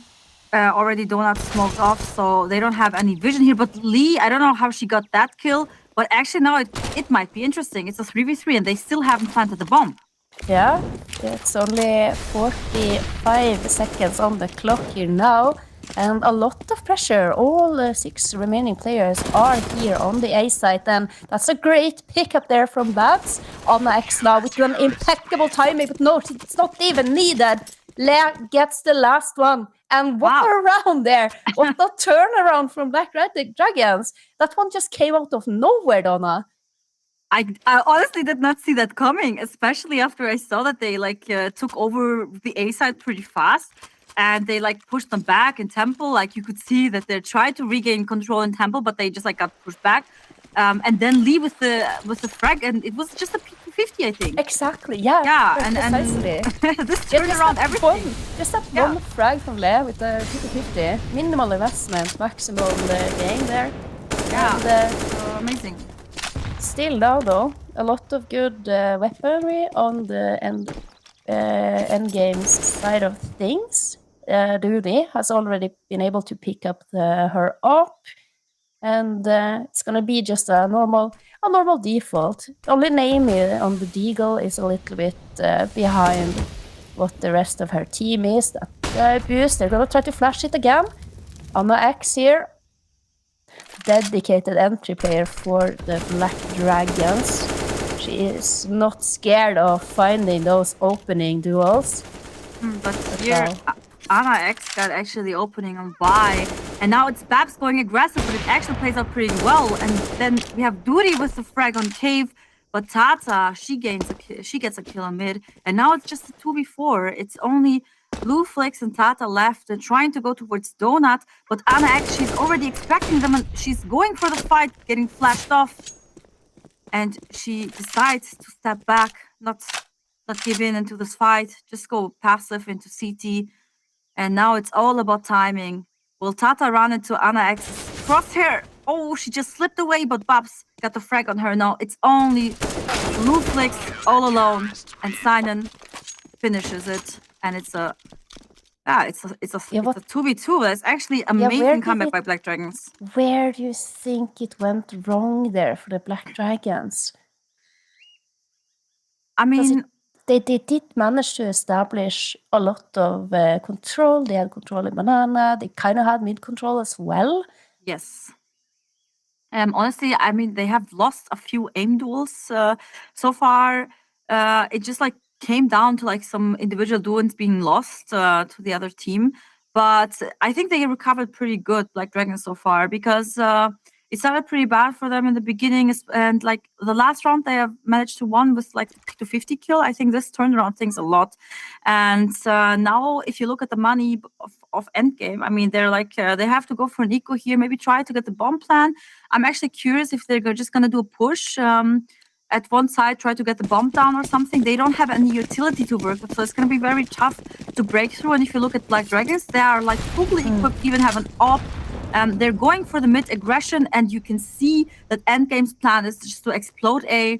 Actually, not the worst decision here. They can even manage maybe to get the bomb plan, because Sinan, she's even in Donut, so they're gonna hear soon that they're in A. They get the plant easily. So this is a bit interesting that they abandoned A completely. Yeah, I can see. I understand the tactical aspect of it. Just play A full on retake because when you are, for example, having your op on A playing their solo, you are it's very easy to rush down when you know you're up against pistols, and you know the last thing that you want to do is to have your op be taken away, because that will just immediately give the low buy team an in to win the round. So I think it was a smart decision to just leave A open there. I would have maybe liked to see that Sinan, if it was her playing in Donut, that she's playing a little bit closer to listen for steps and get this a is little bit of exactly early. Yeah. I mean, going for the retake is obviously it's fine, especially in a map like Ancient, but allowing them to get the bomb plant without anything, they didn't invest a single smoke, a single flash, nothing. They just went there for free. I think it is still fine because they survived, all 5 of them survived, but the bomb plant still, it made it possible for them to, for example, invest into fully AKs, like have a bit of money left. But it's still fine. I think like Dragon's doing a good game. And Babs, she already got the first entry in mid, but Vi insta with the refresh and namely takes out lead. Okay, that was fast-paced and very strong entries here. It left them with a 4v2 so early on in the game. Yeah, amazing performance there. Vi and Naomi. Brilliant shots there by Vi. I was certain that Donut player of Black Dragons was gonna just line them all up, but that's such a quick trigger finger there on the end game. Girl, and another round here. It's tied up 3-3, and it's already very interesting, Donna. And this is the first 6 rounds in a best of 3, and it's already this exciting. Yes, I mean, amazing. It's great. Honestly, I expect a bit more like a dominant match also a dominant start by Black Dragons, even though we just talked about it. I mean, with the new spawns and everything, it's not really that heavily decided anymore. But like now they're just like, passing the ball to each other. Like, Endgame went around and the Black Dragons and others. So, oh my God, if this continues, then it's going to be so interesting and a super close game. Yeah. And I love to see that because, I mean, we talked about it before, like Endgame is not on a good spot. They have a lot of pressure right now. They're 0-2 in the group right now. Black Dragons, they have already won a match. So, I mean, they're not standing the best in the group as well. They're like 3rd place, but still they already have their win. And I think Endgame, they're so thirsty for their first win in this group. And it looks like they're just trying everything they can to win it. And now I hope to see like some, just like maybe also a bit more aggression again from Black Dragons. It worked pretty well when they tried to take mid control, but endgame they're counterplaying that pretty good. I mean, you saw they tried to go for mid, but they instantly got the 2 frags. So they're playing very aggressive towards mid, and it's working out well for them. So Black Dragons, they just took a timeout. I think what they need to fix here now, because this was Bubs in up from Speedway. And she only gets 1, but she doesn't have any teammates nearby to be able to trade her. Yeah, that's the problem. And then the players that was supposed to trade, it's just the spacing is a little bit off. So they're not there when they're needed to. They're not where they are needed to be in order to be able to trade. And we're gonna see one more A hit coming out here from end game. Fast out, counter flashes coming out here. Lea has taken some damage already. Now this is looking like a solid execute here from end game. It's gonna be a 5v5 retake. We already have a first wreck, and now it's a 4v4. But look at the HP on Lee. She is very low on health. Simon is already on the side, trying to look for the first player. Anna smoking off Bane. But you have players everywhere. Oh, but Bugs, she can find one. Can she do more? No. Tata now, but why? They're on the defuse. Why? Through the smoke, takes out Anna X. And it's all down to Bubs. She has 19 HP. There's no way. She just has to go and save. Oh, that could have been it. That wasn't many seconds left there on that defuse. But Vi with an excellent flank around through mid there. It was honestly, it was pretty close. The retake attempt was good though, but I think we have just like had a few key moments here, especially Vibe with the backstep. She was like all the way behind in mid. They didn't expect her, and then she comes like late through Donut. This pretty much won them the round. And now it's like again full buy against full buy. So this round is pretty key. Whoever loses it is gonna be, well, Black Dragon is gonna be out of money if they lose that. So for them, it's really important to try to win this round. Otherwise, they're gonna be forced into an eco, and Endgame is gonna have a bit more of a advantage here, and it's not gonna just be like always 3-3, 2-2, 4-4. And back and forth. It looks like they're going to hit A again, going for an A execute, and it's only Sinan right now, all alone by herself. Oh, good smoke there. Gonna drop it. Gonna keep her from getting Muller off. And Le, good backup there from her. Sinan now, she's just playing patiently behind the smoke, taking a lot of attention while Le is doing some work. And Sinan, finally she can find one frag in Vi now. The lurker, she is left to her own devices. 1 versus 3 players to find the bombs with the best position. But what up here? Can she get more done here? It's gonna be tough. She's on 30 HP, and Lai has an AWP. So this is really dangerous for Vi right now. She has a Molotov though. It's gonna force Sinan to move forward. She just heard the sound cue from the Molotov, but it was not enough. Absolutely insane round by Lai here, by the way, because she was smoked off in Donut. It was just Sinan all alone behind the box on A.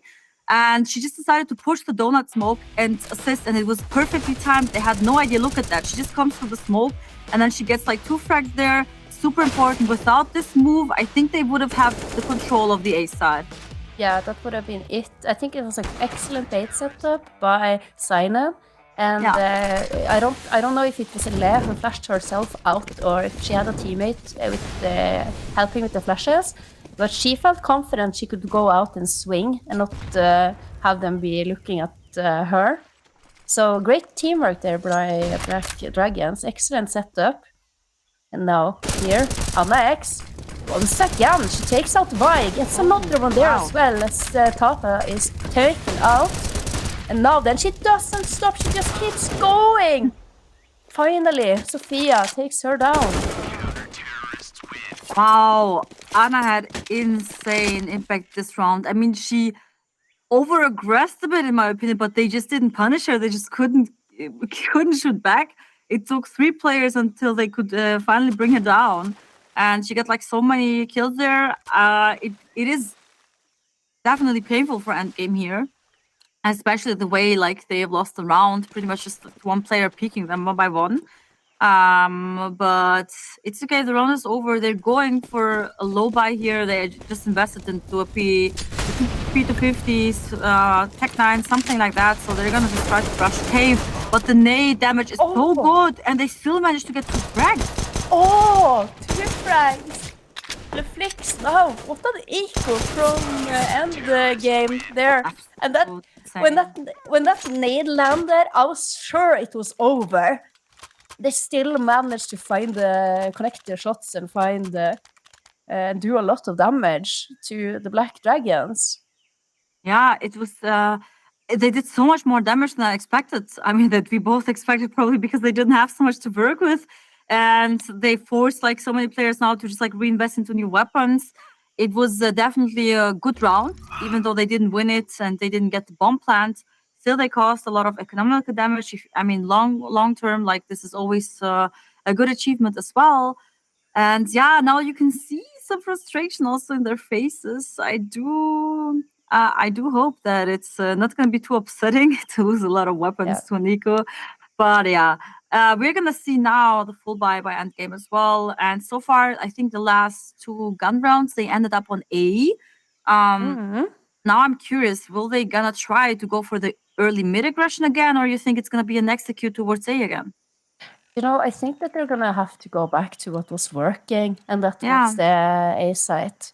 I mean, they do have 4 rounds already, and when you're looking at them of like Ancient, you don't necessarily need many more than 4, maybe 5, 6, and you're gonna be quite happy with that. And see here, they're gonna still try contesting mid here, Leflix. She spotted the Black Dragon player. Pulls up a Molo. Now she just has to sit and wait. There is burning good smoke there. Simon is helping her out. We'll throw out a flash as well. Bobs, maybe it's gonna be the one who's going to find something. They're just trying to spam through smoke, see if someone tries to pass through there. Anna is focusing back on B, and that's actually giving Vi the opportunity to sneak back into cave. Sign and moving now back from C2 towards B again. Vi is just like keeping cool. She's just waiting maybe for some re-aggression here. And Bab, she's doing the same what Anna X did. But Anna X managed to get the kill, and now look at Vi's timing. Oh my god, she's getting a double! This is so important for the Swamp. Literally winning around just like this double frag. They did not expect her to come cave, to be that close in cave. She was waiting so much, and her patience absolutely paid off. And now it's a 2v4. I think they're calling off for the save. They cannot really do anything in this situation. It's like such a hard retake, and they're just like trying to save whatever they have. Their money's not looking that good as well. I mean, Duri, she has over 5k, but the rest of the team doesn't look that good money-wise. Incredible patience here by Endgame. Honestly, they have won it purely by being patient here in this cave position. Yeah, absolutely. Yeah, when we were watching how the players were rotating, you were describing it, and this is one of the things that I love about Counter-Strike. It's you can visually see that it's a game of chess. Only it's a computer game, and you are shooting at people, and you're throwing flashes. But the way the players are moving around is exactly like the players on like the pieces on a chessboard. Okay, you got this part of the map. You came out to mid there. We have to figure out. We have to find a solution. What can we reclaim? What territory should we take back? And when they left cave, Vi got the perfect timing to claim that part of the map, and it paid off in dividends. It was absolutely impactful and important. But now this time, Black Dragon, they actually took full control of mid. They smoked them off. They're so in such close positions there, so it's gonna be tough to regain mid control. They really have to retake it fully and waste a lot of utility for that. So it looks like they're just like putting their focus towards B, Sign, and trying to get information, but gets punished. And now it's Vi re-aggressing, trying to clear if there's someone pushed cave. And Babs is there already waiting, but she is playing the patient game right now. Oh, good flash. But can't connect with the shots. And now the rotations got called, which is, I think, a good decision. They had a lot of information that they were towards ramp. And you could see that they're sort of also already rotating towards B. So going to A, if they're fast enough, it's going to give them a window, a really small window to get into the side. They're smoking off CT. I think they should manage to go on the side, but they cannot forget that Duri is so close. They cannot forget Temple, and they have to clear, but they're not aware of Temple push. Oh, this is sad. Yeah, they were not expecting Duri to be that close, and now this is a clear retake, unless Leflix can hit all the flicks, but the bomb is being diffused by Le. And despite the flicks being good, it was not enough in this round. It was almost... it was hard to win. Yeah, very good push, mid push there by Sign-On. Counter push gets a lot of information, finds a player, can see in what direction she was rotating to, and that can force the rotation for the whole for her whole team basically. And great by Duri that she managed to take those fights into Temple. It was the tempo. I mean, the tempo push was actually also like what made the retake so easy. But look at the aggression now towards ramp. They smoked deep, and Vi is already here, but she doesn't expect them. She was just looking for cave, and now they have so much information. They know that they're behind double doors, behind the smoke. They cannot be ramp. Now they can re-aggress in cave. And you see that the player's already moving back. They're trying to get to end on A again. Maybe they also were gonna try to go towards mid. I think this is maybe the better option. They're actually going for mid because it would be a bit too obvious if they would just like end right away on the A side again. I mean, they have done it like a few times, so eventually they're just like gonna be okay. They're gonna do the same thing, so let's just like push temple again fast. And whatever. And so now they're trying to go through donut. So this is actually pretty good call because they can clear a donut now, and then they only know okay, someone can be side and temple, but they already cleared donut. It's super important. We have also lurk here staying behind. I think it's Sophia, and they're so close on A. Silent has to be ready. She needs to get a frag here. Otherwise, it's going to be pretty tough for the retake if she doesn't get a single kill. Oh, beautiful shot. Yeah. Nice there by Duty, though. They're off. Oh, can't connect with the second bullet there. Kinda had to do that, but it's still 2 versus 2 here. Oh, she spots one. Now Anna X. Oh, she finds Tata, but in the end it's Naomi with a triple kill in this round who wins it. But it all comes down again to such a close situation. And this one will force Black Dragons onto an eco, I believe. So a very solid start to Ancient by Endgame. I think, we can for sure say that we're a bit impressed. Not that we have thought that there was no chance, but we did think that Black Dragon might be a bit more in control of the game. Oh god, teammate was a bit unfortunate, but Anna X and Babs, they fixed everything by getting those 2 early frags. Nothing happened. We didn't see anything. Let's just move on. Was it unfortunate, or was it the 9,000 IQ play? Because you see when the player comes in, you see the nades landing in the corner. Yeah, she's never going to expect that there's a player in that corner. So she didn't even bother to look.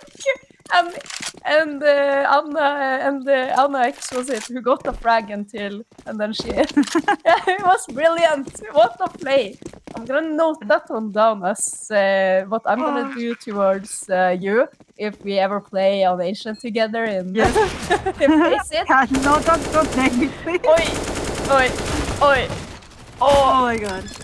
Okay, that's a massacre right now, and it's just a 1v3 left. Only Naomi, she got a frag on Duty.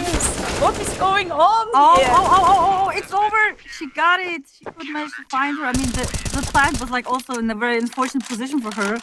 She needed to go all around side to find her. So super tough to clutch it, but it was a nice try. 8-6 now for Black Dragons. They managed to buy this round, but they're out of money for the next. It's a good chance here. It's no next round. Oh, it's the last round.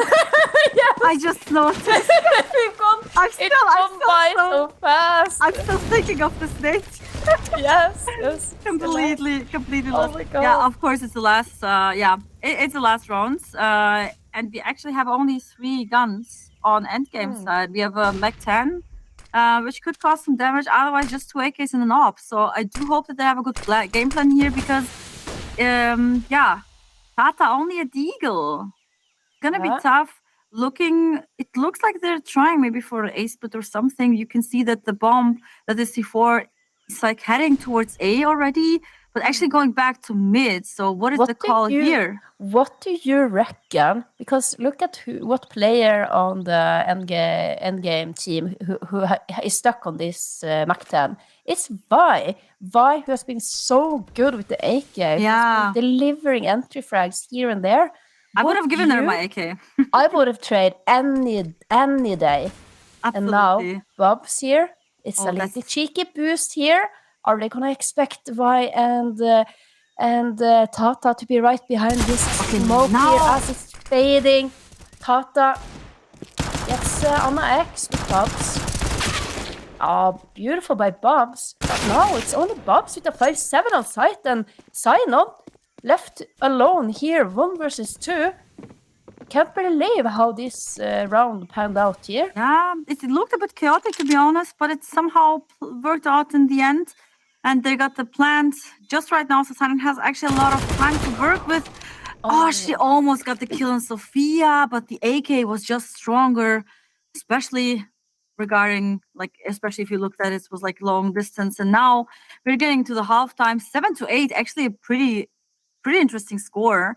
And we're gonna see what's gonna happen and who's gonna win the first pistol in the second half, just right after super short break.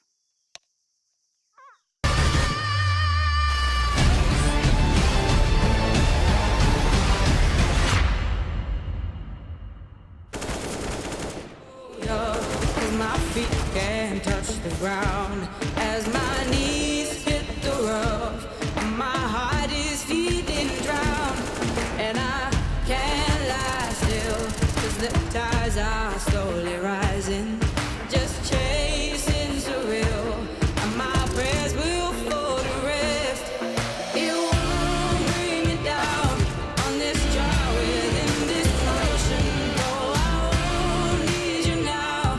I'm forever sticking tough. The waves bite me, my skin feels shattered still, but strength I will be to force out of my will.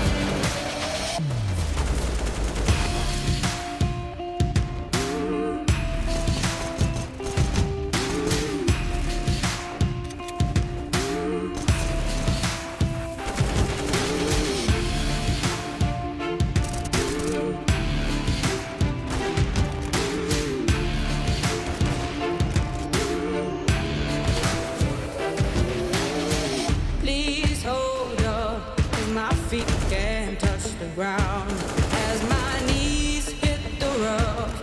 My heart is feeling drowned, and I can't lie still, 'cause the tides are slowly rising, just chasing surreal, and my prayers will fall to rest.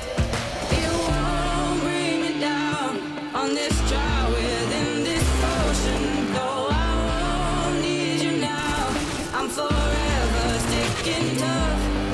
The waves bite me, my skin feels shattered still, but strength I will be to force out of my will. It won't bring me down on this jar within this ocean. Though I won't need you now, I'm forever sticking tough. The waves bite me, my skin feels shattered still,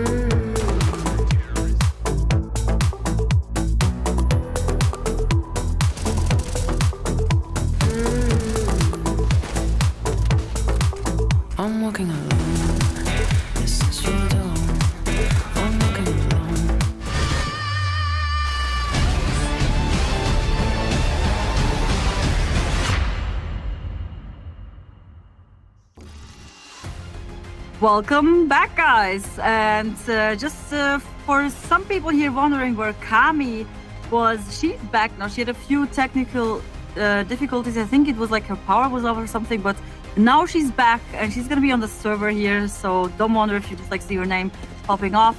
And we are having a 8-7 score here. Black Dragons leading with 1 round only, and they're now on the T side. And I'm wondering who is going to win this pistol, because this is going to be a super important round, Hadja. Yeah, this is extremely important. Look at the scoreline. It's almost completely even. And on the T side, we know how difficult it can be to gather rounds. So this is going to be crucial for the Black Dragons. I'm thinking, what a way to start things off there by Simon. But Sophia, she answers back immediately. And the whole squad has arrived. Endgame, female, they are up close and personal. But it's Kami who has come back from a power outage. No! Reflex and Naomi, in the end, from that long distance, they managed to do it. Oh, that was so close, especially the headshot was beautiful. Look at Zion's entry, but Sophia, she was also very on point here on the first shot. And Kami, I mean, she just came back to the server. She has like had no energy for the last like 30 minutes. She had probably no warm-up right before this match, and But just waiting for everything. What do you think about the decision there to just go and peek in CT spawn or from long there instead of planting? It's just like, yeah, I think it's challenging. Like I think it was maybe the call to like take control long first, clear everything. Oh, Tata, she's enjoying those eco frags, and especially with the MP9, she's gonna get so much money for those kills. And Sophia, another kill with an MP. This was very delicious for them. I mean, MP kills are always good for the money, right? And now we're having a 9 rounds. And look again at the spray. This is beautiful transfer. 9th round for endgame. I'm honestly impressed. I think they're actually like really giving their best right now, fighting so hard to not be 3-0 in their group, right? Yeah, I can totally understand why they have selected to pick this map.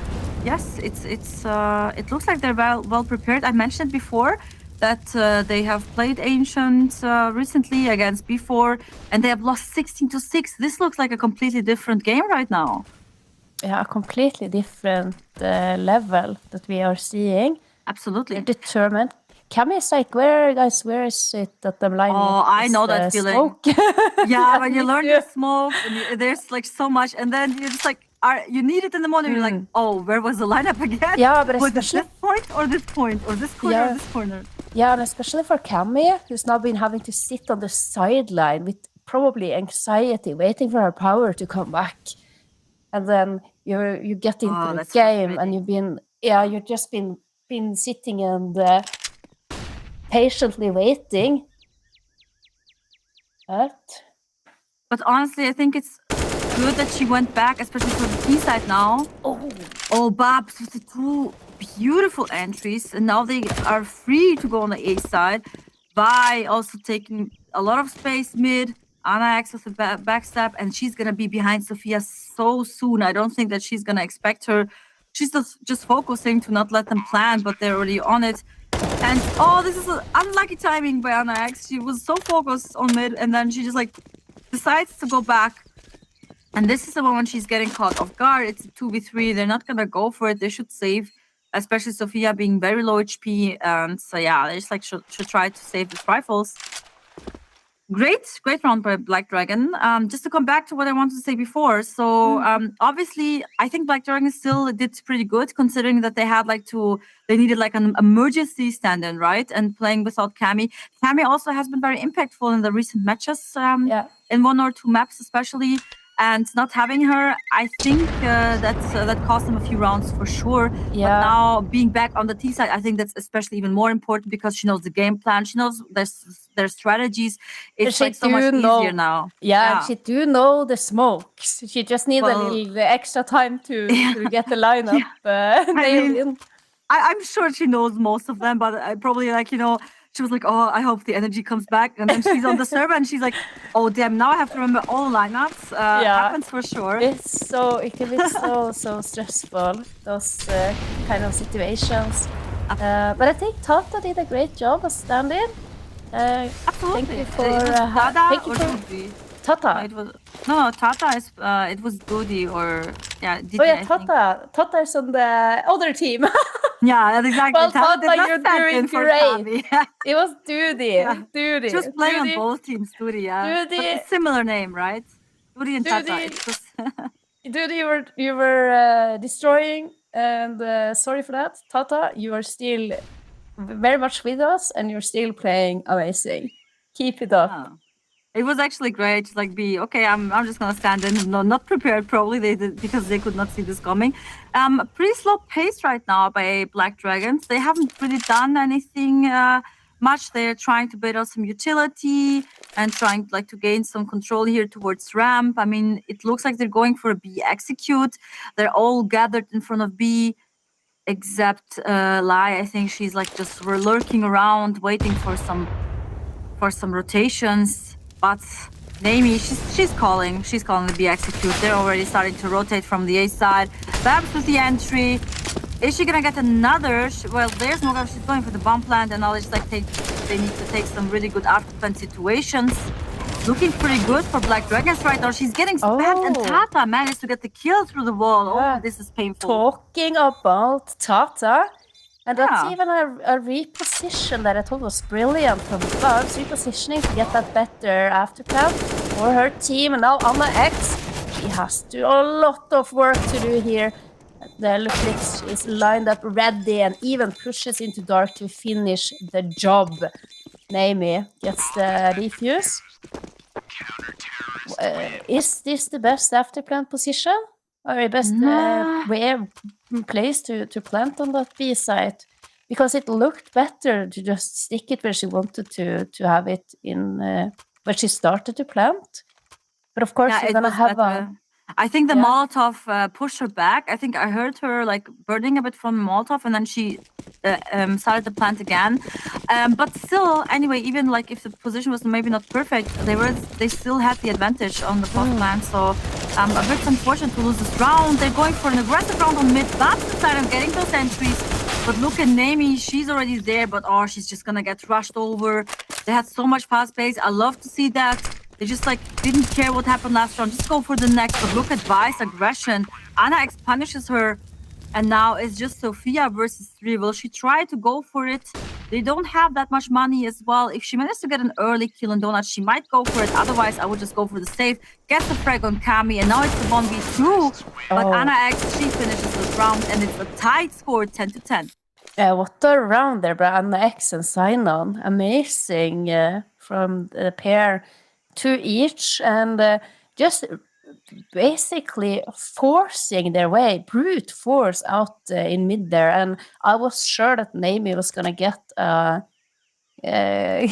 lot more done on that spray down, but she couldn't connect the shots. And in the end there, despite Vi's best effort to play very aggressive, pushing in, trying to deny the plant. Yeah, it was a good attempt, but beautiful shot by Anna X. Yeah, this was so like she was all the way back in Donut, and she just gives her the insta headshot. She literally had no chance.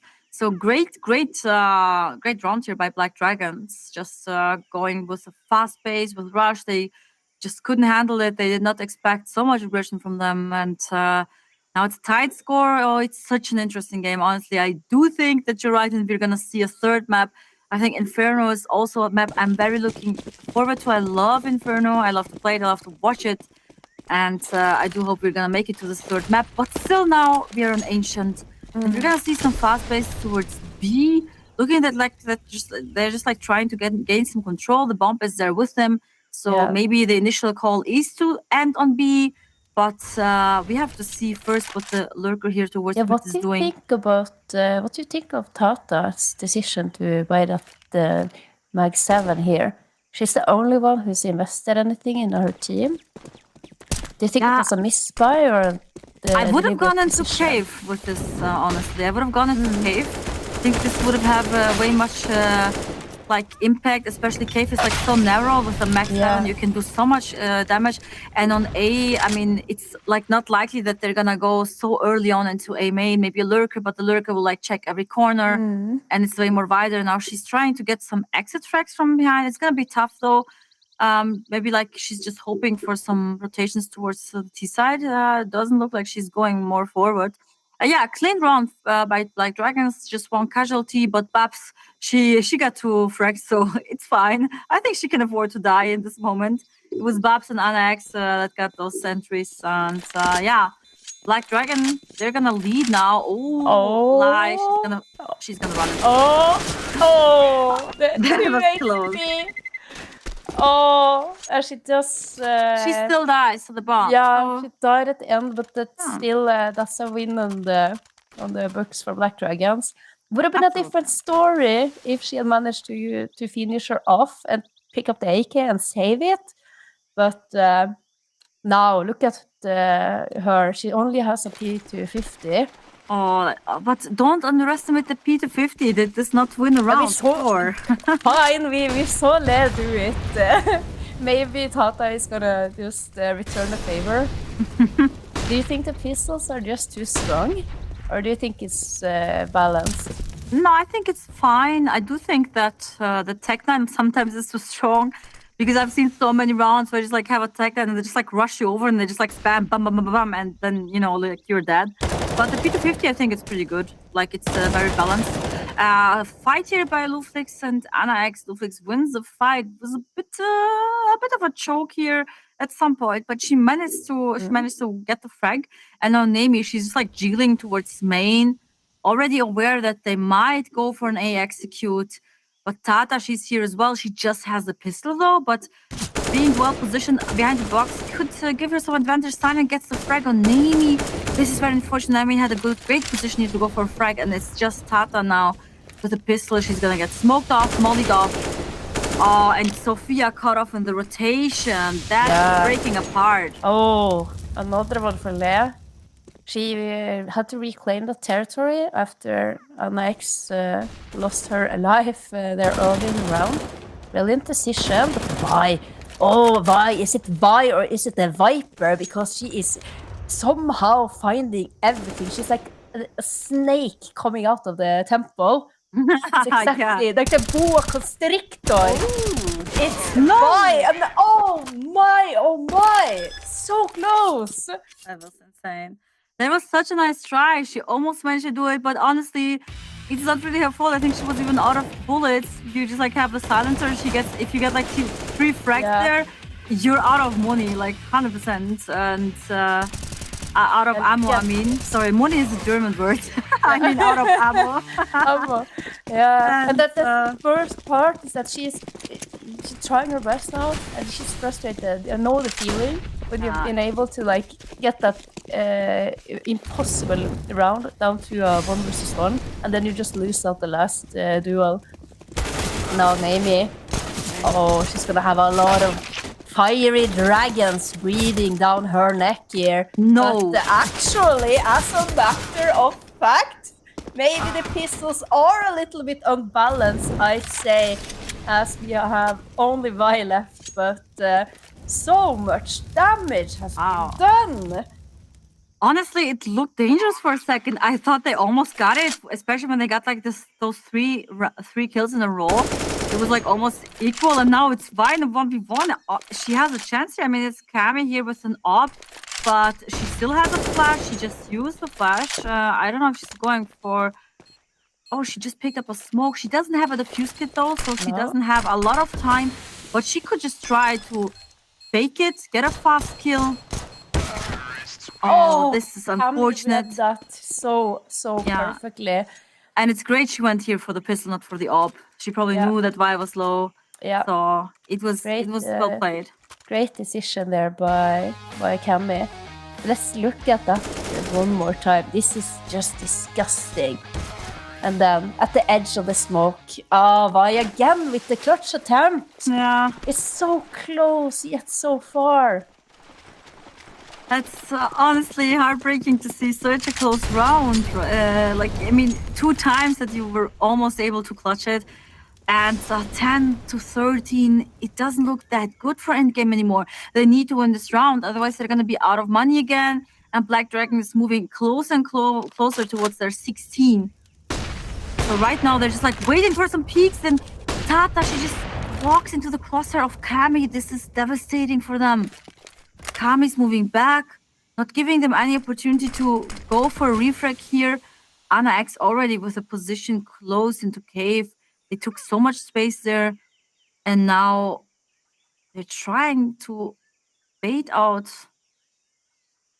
some rotation, maybe going towards tier A. Nice little shoulder peek there by And Babs. it is working. Look at Naomi; she's already going towards A, but I think their end game is still to like end on B. So it's pretty well done here just to take space. And look at them now; they're exploding B, and you have only 2 players there. Yeah, beautiful. Good forward positioning by Ana X into cave, but now Naomi and LaFlix. If you ever gonna, oh, she spots the barrel. She gets Kami, she takes her out. The flank is in though. Babs and Ana X. Yeah, that last 2 there. Oh, if you're just a little bit quicker on the flank. Yeah, that would have worked out. That would have worked out. Yeah. But I love the attempt they also made, especially like going really out on A and not just like, lurking, like trying to take space towards A. You saw the moment that she spotted her on main, then you had already someone rotating towards A. So it just like confused them for a second. Okay, are they maybe just actually gonna end up on A again with an A execute? And this like caused just like a bit of confusion, and they used the perfect timing. So you could see that as soon as they got the info, I'm having a fight on A right now, I got spotted. They just like waited a few seconds and then they exploded B, and it was perfectly timed. It almost was like a bit close towards the end, but in the end it worked out for them. And now they're having a pretty good lead. Yeah, I love that point, because normally when you have this lurker or the distraction who is trying to force out rotations, they will usually fall back into A main and walk out to a mid or go all the way in spawn and play the anti or the post plant from the after plant in a safer way. And I really love this, that you're pointing out that she didn't do that. She actually pushed out, got in a better position in temple, and then managed to come on a much quicker flank. And that paid off in the that paid off with the dividends, and she came in when she was needed the most. Yeah, absolutely. And technical, difficult. Oh, I hope it's not Kami again. Yeah, so bad. She's been like so good. Yeah, you can see that they're playing a different game. I mean, they had not a bad CT side, but they look so much more like structured. They look like more like, I don't know. Their overall team play is just like way more like better with Kami, because it's obvious. I mean, they're practicing with her. They're playing with her all the time. They know each other. It's always different when you play with a stand-in, especially if you didn't have time to like, practice with the stand-in before. So I do hope it's not Kami again. Yeah, you're kind of relying so heavily on a player like Kami as well, when she's the upper of the team. And usually, when you're running some set strats, we saw it early in the game. She was lining up the smokes. You want her to be the one that's flashing and throwing utility, because you obviously want the riflers to go in first, entry players, and then she can come up, get the trade, or just play the post plant. That is going to be very heartbreaking if it is in the fact Kami, whose power has gone out again. Praying in chat.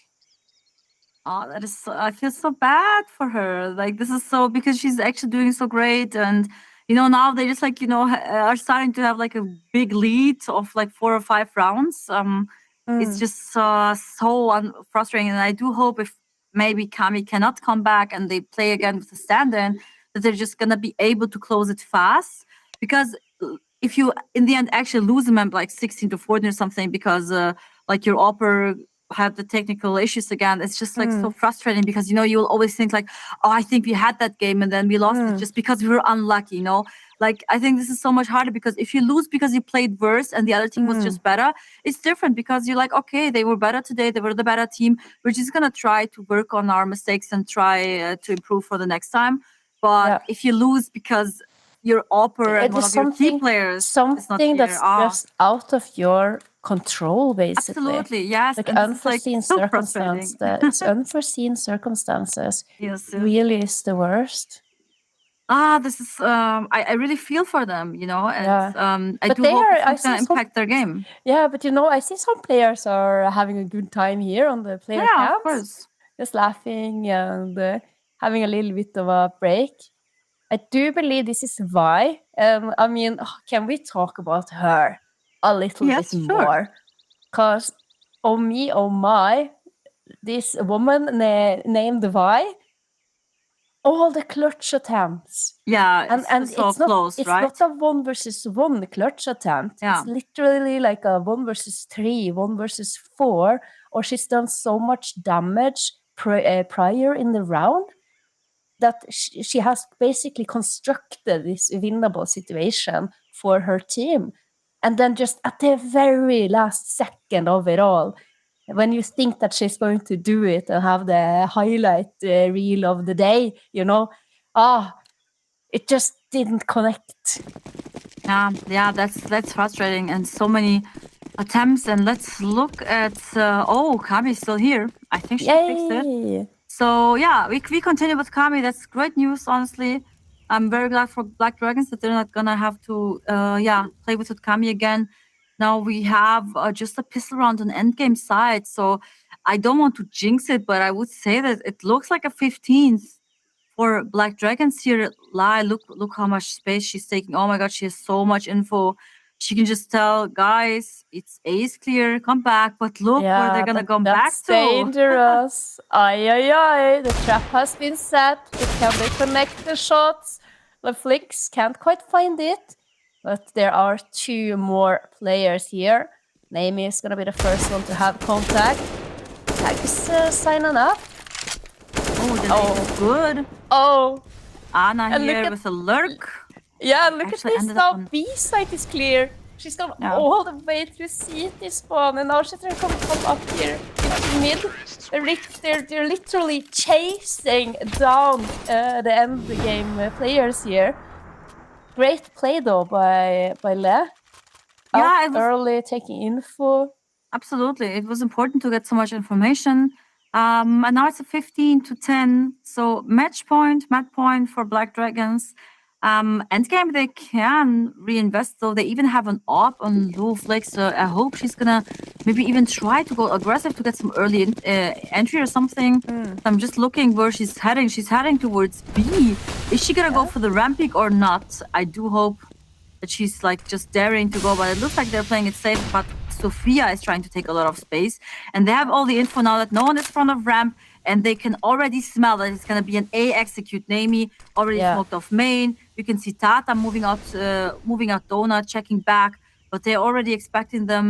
And, They should be expecting them, but they're moving here very, very slowly. Yeah, very slow. I just wanted to say they have to start rotating a bit faster because they cannot be anywhere else. And look at Vi, she has the info, and now they 100% are sure that it's gonna be A. And I hope the rotation is fast enough so they can so block them. quick here. So quick. They're already out on site. But can they connect? They went back, playing a little bit more passive here. Have the number advantage, and with that frag onto Anna X, who was trying to plant the bomb, this should surely be a round on the board for endgame. Only Sinon and Cammy left.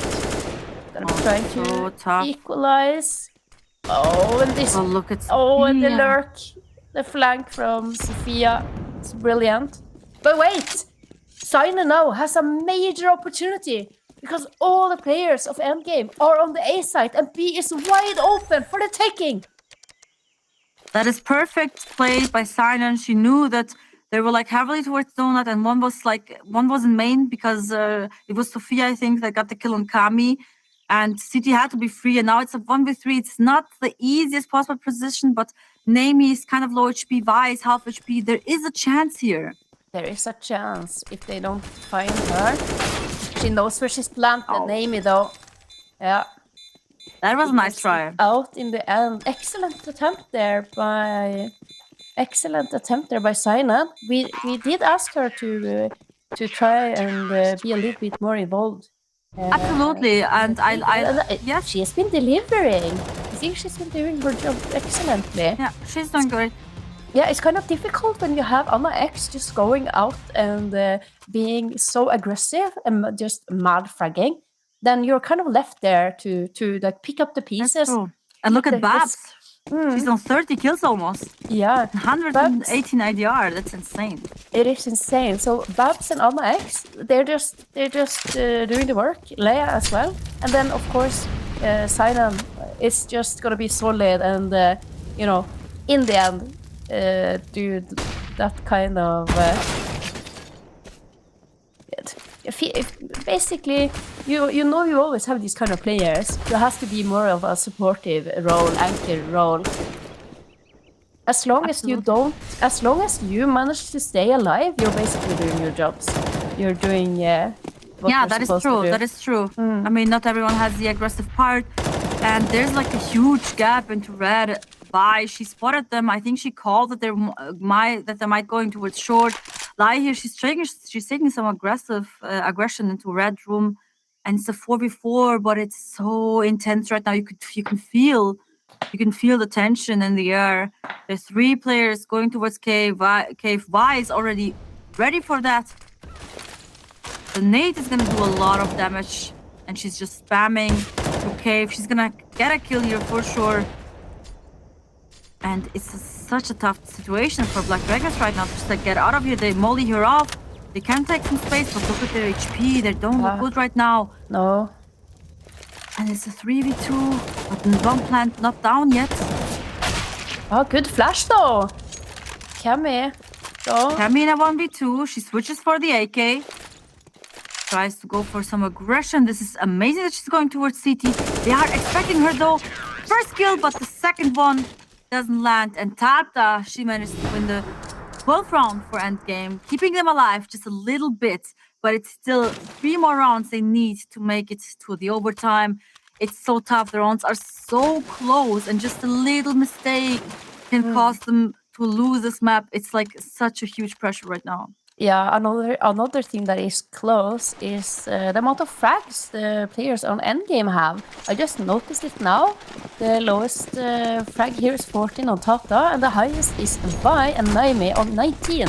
So it is actually a great team effort here, but Sophia now, Vi, they have to go big, and they deliver. Sophia with the MP9, it's just gonna be farming cash here. Once again, we have Sinan. Can she do some damage? She can. Sophia's cleaning up with MP. Another kill with that weapon. Good for their money, but honestly, it doesn't really matter anymore because if they lose a round, they're out of the. They lost. The map, so it's good to just for the confidence, of course. Are they gonna drop away? Yeah, of course. Come on, drop the SMGs. You have money to buy rifles here, girls. Oh, why are you keeping the? Oh no, they did. Thank you. Thank you. I also thought Tata was keeping the MP. I was like, Tata, what are you doing? What is the game plan here? No, they went for the full rifles. That's amazing. Vi is getting pushed up a bit. But I hate this position so much. Like, if you don't hide here, do you hate to play it, or do you hate to I hate to peek against it. Yeah, I had to peek against it. Even if you know that someone might be there, and you look, you just see their feet, and then but they already start shooting at you. It's like such a terrible. It's the right eye advantage. Yeah, absolutely. In a way, cheeky angle. Yeah. Oh, but why? They can't connect. What's here. happening? And why? They're taking out already. Shinon with an excellent frag there. And now, this might be it for endgame on their map pick of the Ancient. It's a tough retake. Look at Lai's position. I think Tata's not even expecting her in that angle. And no, she doesn't. She thought she might be in the corner. looked like had a chance there, but it was not enough. And that's the 16th year for Black Dragons. They came back strong, especially the T side. I wouldn't say that it was because they had their full lineup, but I think it played a big role. And well, right now we're gonna have a short break, and then we're gonna talk about this map after, and we will have the second map, which is new, very soon.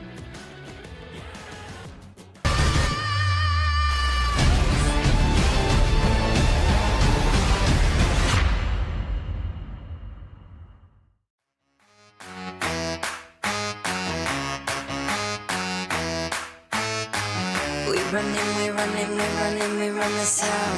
We run this town. Street lights, east side, all day, all night. We run this town. We run this town. Look twice, act nice, eyes on me, delight. We run this town. We run this town. Everybody, can you feel it? Everybody, let's go. If you want it, gotta show me that you're good enough for it. Gotta show me now, gotta show me now. I'll tell you now, step aside if you can't afford it. No holding me down when I'm about to go get it. No holding me down. No holding me down when I'm about to go get it. Get out of my way, 'cause I'm taking it back. We run this town. We run this town. We run this town. We run this town. Shots fired, let's go. King, queen, y'all know.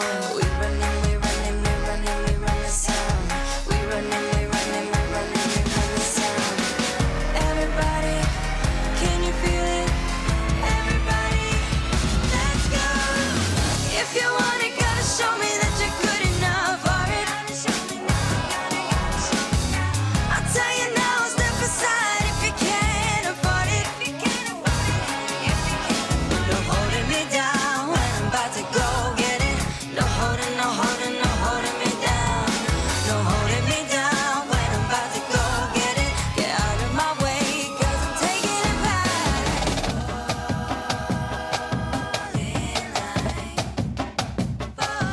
We gonna run, 'cause we never get tired. We got the fire and it's gonna get wild.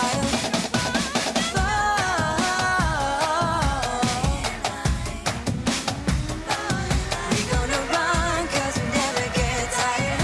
We got the fire and it's gonna get wild.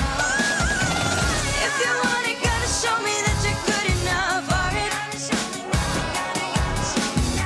I'll tell you now, step aside if you can't afford it. No holding me down when I'm about to go get it. No holding me down. No holding me down when I'm about to go get it.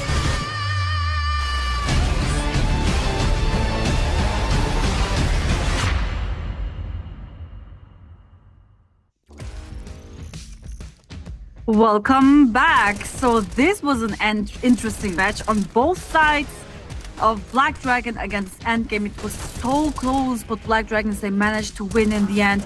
We had some amazing multi-kills here from several players, some crazy attempts, and in the end, Black Dragon was just a better team. And also, considering that they played their first half without Kami, their offer, which was actually pretty impressive that they still managed to get 7 rounds.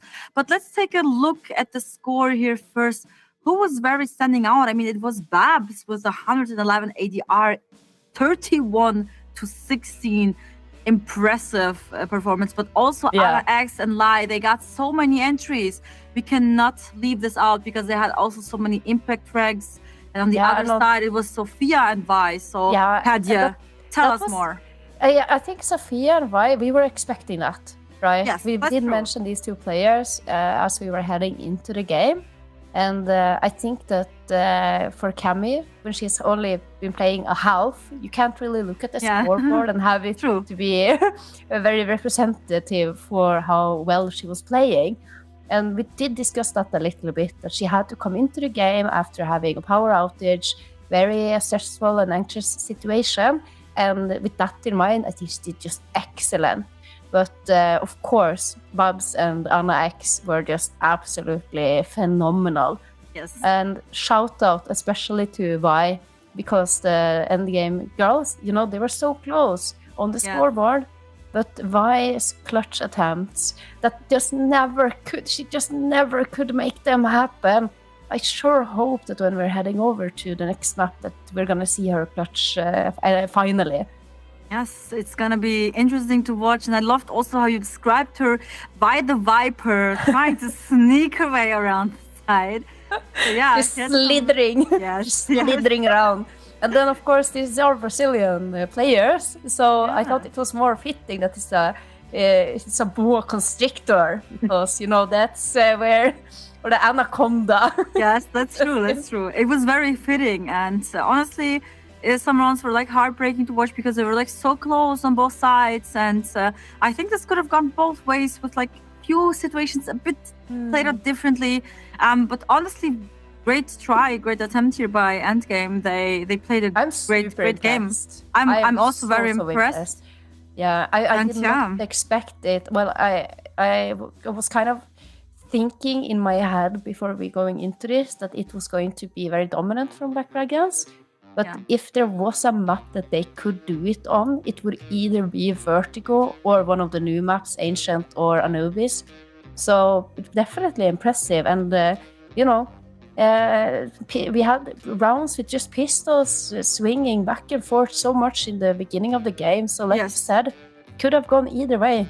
Even the eco rounds were close. I mean, normally the eco rounds are like, you know, it's pretty like in most cases that it's like just fast over, but some eco rounds were actually so close that they could have like turned it around. It was crazy. And I'm very curious to see what's going to happen on Nuke. That's like the second map, and it's Black Dragons picks. So I do think they have a great game plan. They're probably like very well prepared for their own map pick. But honestly, Endgame, I think they surprised us a lot with their performance. And as I said before, like they do have a lot of pressure, but I also think that they're just like gonna try everything to fight for their spot to get their first win. They're 0-2 right now, so they really need it. Yes, and maybe it's gonna be close too. Yes, it was so close. Everything is just evening out, and we see it in Europe, we see it in North America. That just the entire level of the women's Counter-Strike scene is just increasing, and the gap between who is the very best and who is like coming up on us for the second spot, you know, it's just intensifying every single week that we are watching these girls play or these women play. We just see it become closer and closer, more and more even. So it's just so exciting to follow. Yes, I mean, I mentioned before, Endgame, they lost 16-4, 16-6 last Ancient, and now it was so close. And whatever is going to happen on Nuke, we will find out very soon. We're going to have a super short break, a few minutes to just get some coffee or whatever, and then we're going to be right back with Nuke.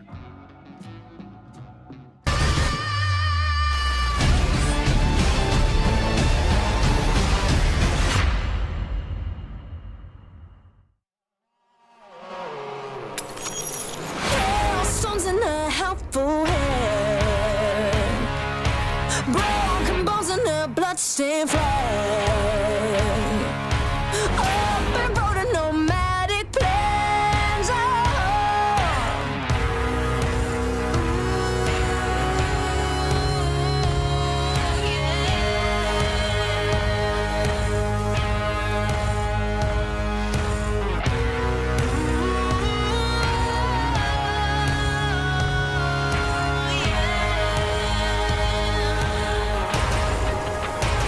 I'm coming to get ya. I'm coming to get ya. I'ma bring it in the firefight. I'm coming to get ya. I'm coming to get ya. I'm the reaper in the dead of night. Lightning strikes in a quiet town. Bodies fall upon sacred ground. By the flag and a king is crowned.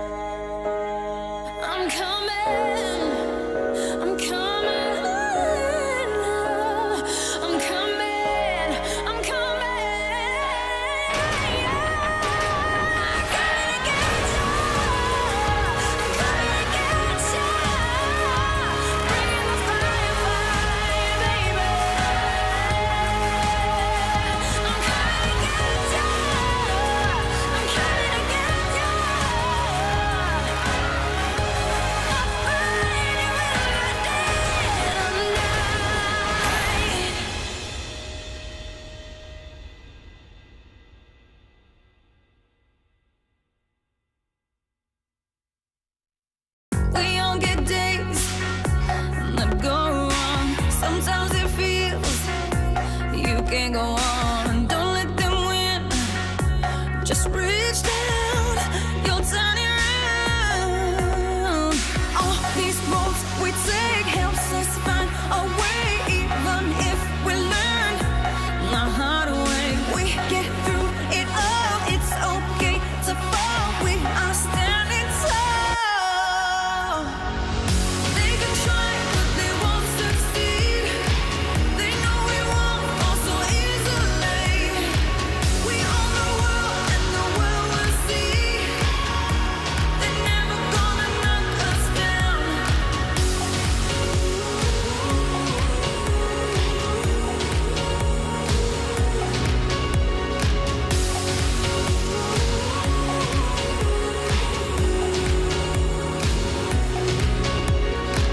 Cause we are brave, we are strong, no way to lose.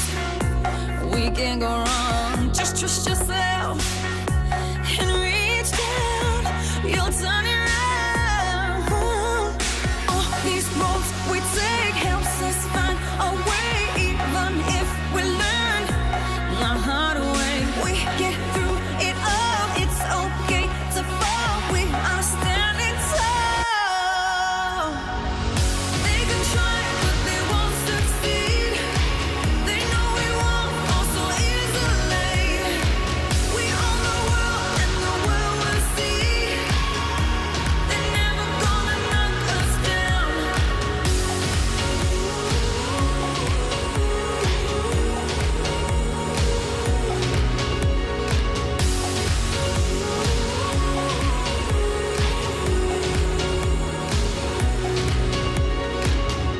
We'll find our way back through the dark. We'll find a brighter day. We're never gonna lose our heart. We'll never lose our way. We'll find our way back through the dark. We'll find a brighter day. We're never gonna lose our heart. We'll never lose our way. They can try, but they won't succeed. They know we won't fall so easily. We own the world, and the world will see. They're never gonna knock us down.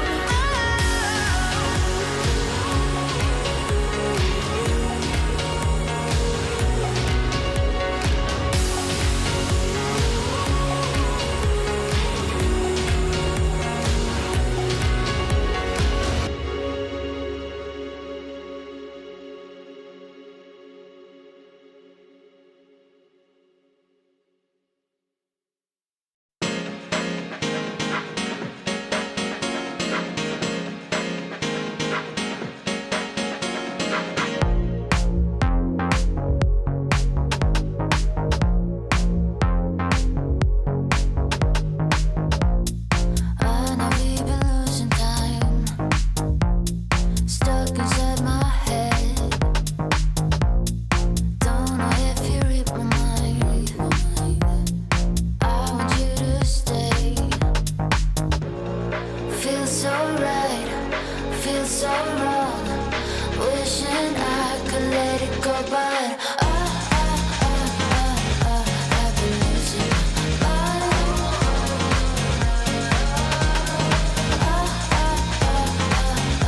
I've been losing my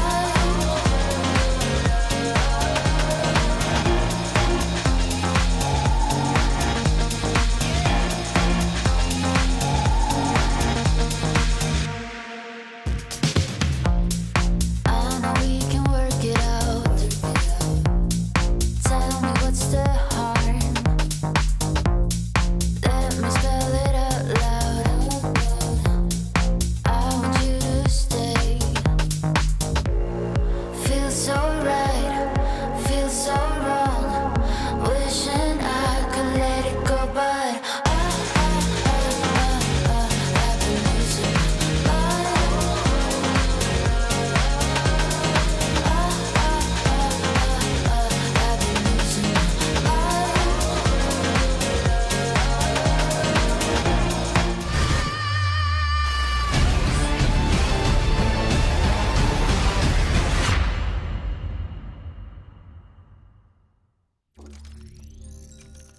Welcome back, guys. I hope you enjoyed the short break, and we are so excited already for the second map. It's gonna be Nuke. We have just seen a super intense game on Ancient. It was actually incredible if you have missed it.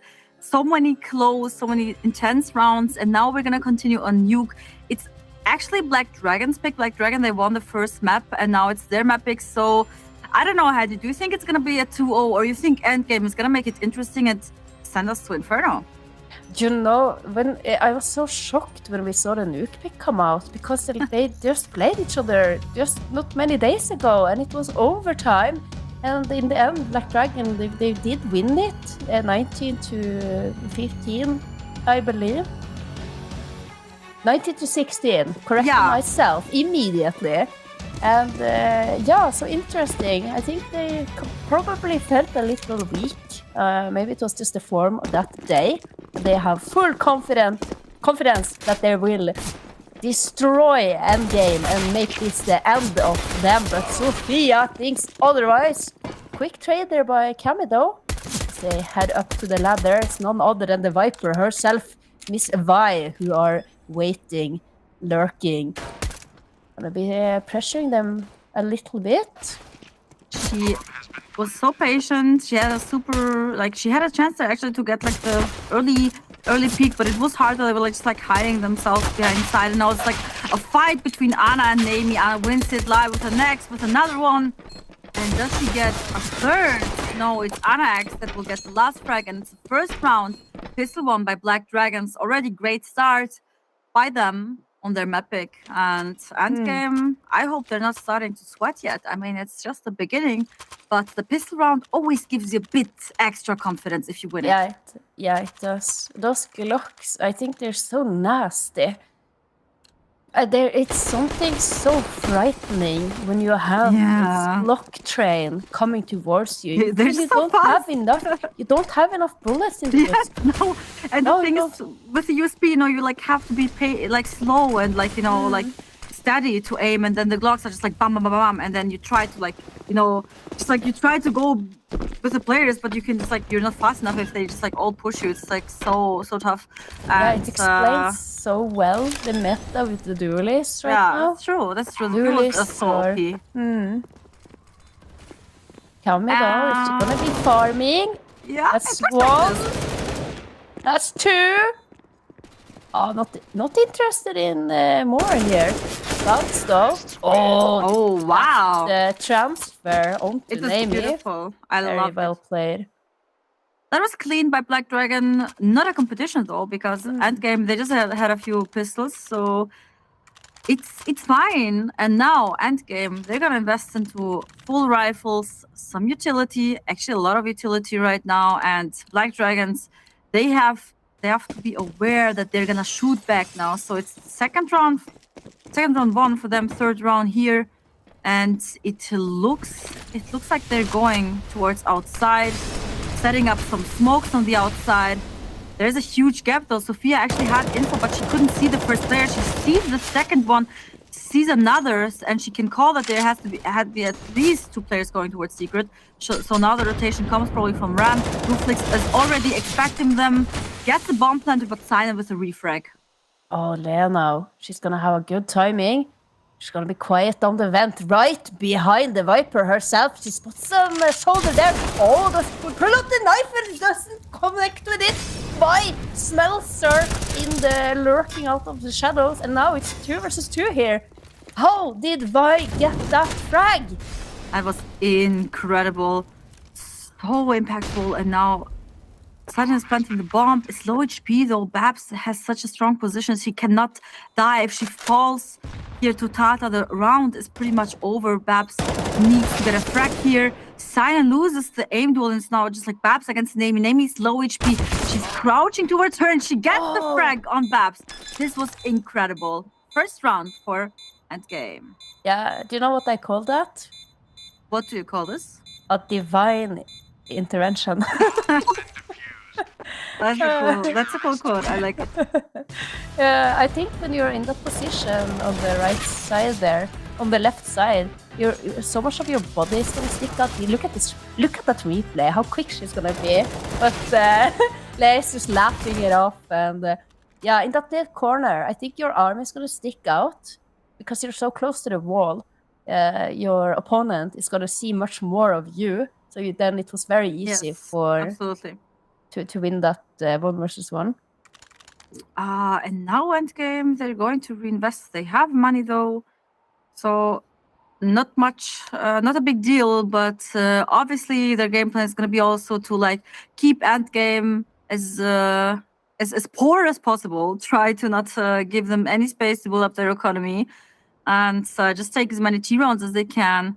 I mean, it is their map pick. I do expect a few well-planned executes. I hope so, at least. We saw some attempts towards outside, although I missed one more smoke. I mean, it is pretty risky to go for the outside push with only 2 smokes. Like, you can smoke completely everything off with like 3 smokes. But I don't know if they forgot it or they just like missed it. But this is so dangerous because leaving like this huge gap, it always gives them the info. Smoking everything off is like so OP on the T side because the enemy, like the CDs, they cannot see how many people are going secret. Is there even someone going secret? Maybe it's a fake. You know what I mean? Yeah, exactly. And Sophia, she could call instantly. Hey guys, they're like two at least going towards secret fast. And then you have like the fast rotation, and then in the end they managed to even retake the round and clutch it, right? Yeah. So if Lea just holds her AK up and doesn't try to go for something cheeky, they will probably the Black Dragons will probably win that round. So it's gonna be interesting to see if it's gonna come and bite them in the butt later in the game. But it's still early. But and as you were saying, the smoke wall on yard needs to land. You don't want to give any information away in such a strategical and tactical game that is Counter-Strike. But look at Lai's position. She had great timing. Vi is aware of her. Vi is so Vi? But Lai, she gets a kill on Vi. Oh my god, Vi, Lai. Okay, so this was actually unfortunate for Vi. She had a good read on her though, that she maybe slipped through the smoke and was just like hiding behind Wentz. But it didn't help her because Lai was just so strong. And now Babs has a strong position. You can see that Sophia is not aware of her at all, and she's just gonna run into her AK, and Babs gets killed here on Heaven. Such an important kill, and now they're getting nervous. They're getting nervous. They have to push. You can see that Luflix, she's trying to take some information, pushing towards Ram. They have to know where the enemies are. Tata pushing towards outside of secret. They're probably already aware they're going towards A, and retake for. Yeah, it's gonna be tough though. Planted though. No. They're just waiting. It's down there. It's shot there by Cammy. Cannot connect with the second. Now Naomi and Tata. Molotov off CT vent at least. But look at the positioning here. This is cheeky little boost. And from Heaven, Sinan, only Tata left. She's just going to try to get her way out of this, I assume. It's either that or you go in and you try to ninja defuse. But honestly, considered how the bomb is planted, I would not go for it. It's too hard. And she's not going for it anyway. She can get the AK, yeah. And, but look, I don't think if she... Yeah, she makes... Okay, I just want to say she should not go outside, otherwise there's someone waiting for her. Yeah, she managed to get the AK, at least an upgrade, right? And now we have the 3-1 in favor of Black Dragons. So endgame, it's getting like tight for them. I mean, they don't really have money. Maybe they force around the AK, or they just decide to eco and stack together. Maybe send the AK somewhere in a good impact position. This would be a plan. They did not force around the AK, so I'm very curious what Tata is planning with his rifle in her hands. Yeah. Black Dragons, on the other hand, fully equipped. It should be an easy round for them. Yeah, it should be. And then this time around, they know that they don't need to throw any smokes. Know that they're up against an eco. It's gonna be running it down secret. Cammy gets contact. Have sent quite a few players down towards B. And Babs is just pressing W all the way. Anna Exo as well here. Excellent position in vent. Oh, almost a double. Like a double, yeah. Almost. Oh. Where are you gonna go now? X pops up the vent left. Oh, it's quick, it's brutal. And it's another round on the board for the Black Dragons. Looks pretty smooth for them right now. Kami, again with Yop. She's doing pretty well. I'm glad she's not having any technical difficulties like in the last match, because for everyone who maybe missed it, she didn't play the first half at all. They had to play with a stand-in. She just came back for the second half, which was their T side. And now she's here from the beginning, and it's going so smooth for Black Dragons. But now endgame, they have their buy round again finally, and I hope to see some resistance here. They really need to start getting those rounds here on their CD side. Yeah, they certainly do. It's supposed to be the easier side, right? And technically, yeah. Yeah, technically. But as it stands now, this executes and the ways that Black Dragon is working on the map has been going in their favor. And it's so easy when you have players like, I was gonna say, Bubs and Sinan, who's charging out first. But here, it's actually an excellent defense by Naomi. Quick on the rotation, Sophia taking down 2. And only Kami. It is a tough up as well. Oh, this was such an unlucky timing. They have missed each other so close, and now she's just going for the vent drop. They heard that. She's gonna get the bump down 100%. If she's gonna win the clutch, that's another question. It's a tough one. Oh, nice actually not even here. going for the plant. Oh, nice no scope! Oh my god, Kami! Play! Oh my god! Even her camera turned off. It was that sick that her camera just turned off. Oh my the god. happy little wiggle with C4 after. Yeah, I would have loved to see that face in the situation. This was so well played. Kami has so much impact. Oh my god, the second one. Holy shit. This was some strong play. Look at this. They're cheering for her. Let's go, Kami, right? And, let's go. Wow, fifth round. I mean, I didn't say it wasn't possible. I said it was a tough one when she managed to turn this around. Now it's just an eco for endgame. They're just like trying to get some information here, trying to push towards secret.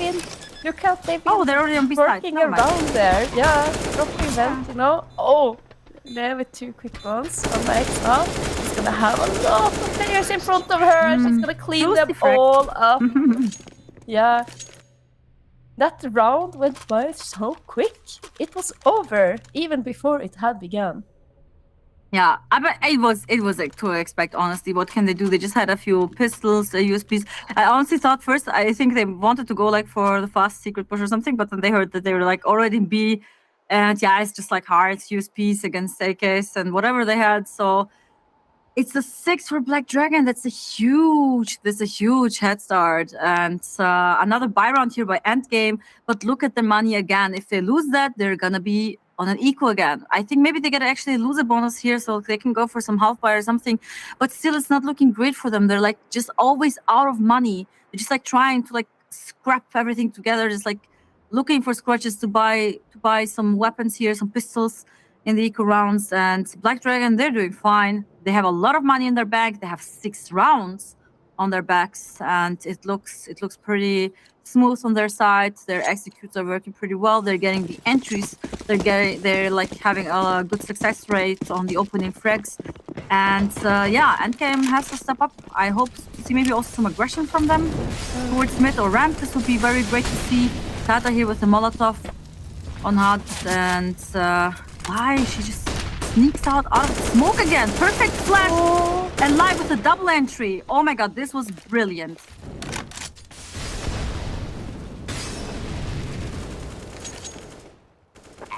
Yeah, this is over as well. Very aggressive, very quick pace from Black Dragons, and it paid off with dividends. Lea there with 2 entries. That's in this case enough to just win them the round. Yeah, but brilliant execute there. The flash, they were completely blinded. Perfect. I love the flash. I mean, we always, you know, it's like always like the casters love to mention the players that get like the double kill, double entry, whatever. But honestly, it's like the perfect flash that even gives them the chance to have like this opportunity to get this entry easily, because you could see when Lai was when she went out of door, both enemies were like full flash. They had no chance. She had such an easy opportunity to get those kills, and it's always something you should always have in the back of your head, that the support players that are dropping this beautiful flashes are having so much impact as well. And also the timing from Black Dragon was perfect. I love that they're playing with a fast pace, and it's working so well. So endgame, they just like have to maybe to start switching up things a bit, because they're just like letting them come into their side. They let them come into B, they just like let them walk through outside or go on the A side. So they have to start to punish them more with utility, or to like push back, take some space, because the defensive game they're playing right now, it's not working out for them. No, it's certainly it's not. Do you know? Do you have a solution? Can you think of a specific way that they can stop what the Black Dragons are doing? I would go, maybe depends on the spawn you have, maybe for the op, go for some ramp aggression, try to take space there, isolate them a bit, and then maybe even send someone for a backstep, or just try to take mid control early on. This would be, I think, a good attempt, or even send a player all the way from ramp towards secret to get the kills on the outside. This works so well so many times, but you need to be very fast. And now let's just talk about this round, what's happening right now, because it looks like they're getting onto the B side again. Oh my god, Anax, 2 beautiful entries, and they're gonna go on B so easily, but they're actually not trying. They're not interested in it. Anax is going towards heaven. Tata is trying to clear out here, but they don't even know they are everywhere. Black Dragon players are everywhere. This is so difficult for endgame. They're just being ran over by the Black Dragons. Absolutely, they cannot fight back right now. It's frustrating for endgame. This was an important game from frag from Tata, but she gets cut off by Kami. It's maybe too much over-aggression at this point. Sophia now in vents, but do they have a chance to retake this? I don't even know if I would go for it. Maybe just like try to go for the save or for some exit kills. But Vi has a good position actually. If she managed to get a kill early, they can go for it. But look at Kami. She has a perfect... Okay, she was focused on her, but Vi gets the kill. So now... Yeah, Vi, the Viper, the Boa Constrictor, the Anaconda. But they're not going for it. No. They're not going for it. It's just padding the stats a little bit, and well, to be brutally honest, this is Brazilian Counter-Strike.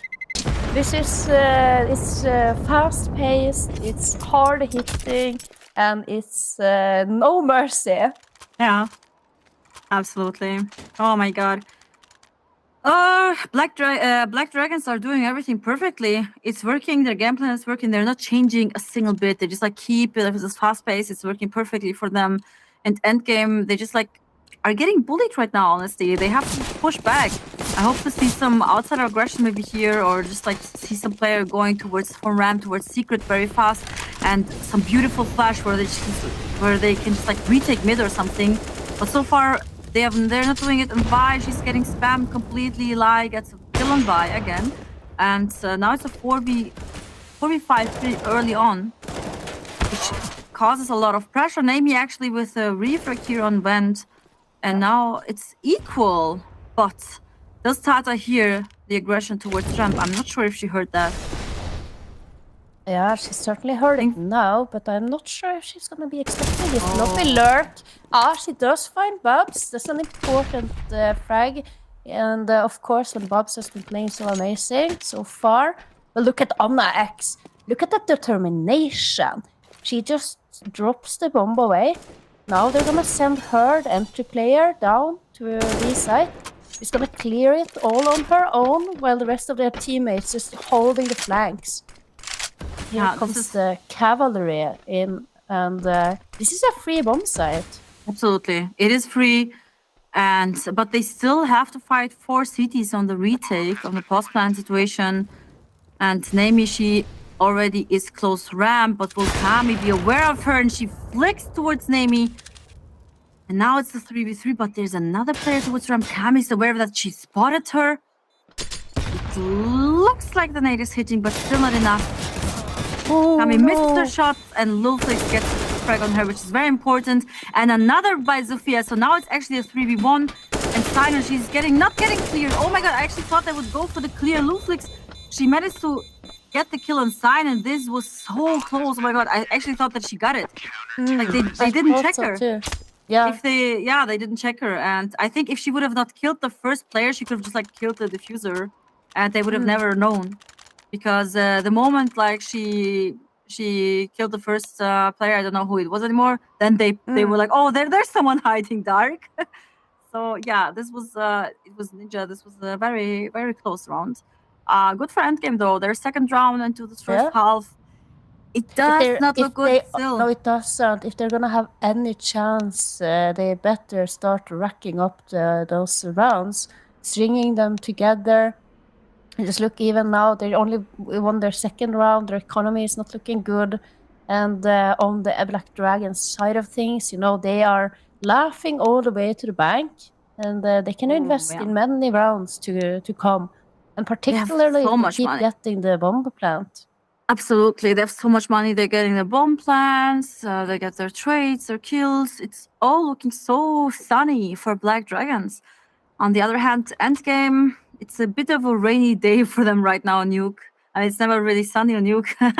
But yeah, we're gonna see what they're gonna do, because they went for the double op setup. So I actually expect some aggression maybe towards ramp with one of the ops, or at least towards outside. We do not have an op towards ramp, which is very interesting. So I'm kind of wondering what their game plan is with the double op setup, and just like trying to block and execute here. Tata going for early information. She gets the action on important kill. This is something that they have missed the last rounds, just to get early entries and to be in advantage a bit. But this was a bit too much. And now they're getting again on the A side 2 double ops on Heaven. That is interesting. I do not see that often. No, but look at this reaction now. Anna X is dropping down vent. And Cammy is gonna be holding that. Oh, good one way by Leflix. Oh, this is perfect. Oh, is she gonna go for the knife here? The audacity? No, she's very safe. A lot of damage taken here. Kami, they are not aware of her. She's waiting for the rotation. And now Anna X moving towards B side.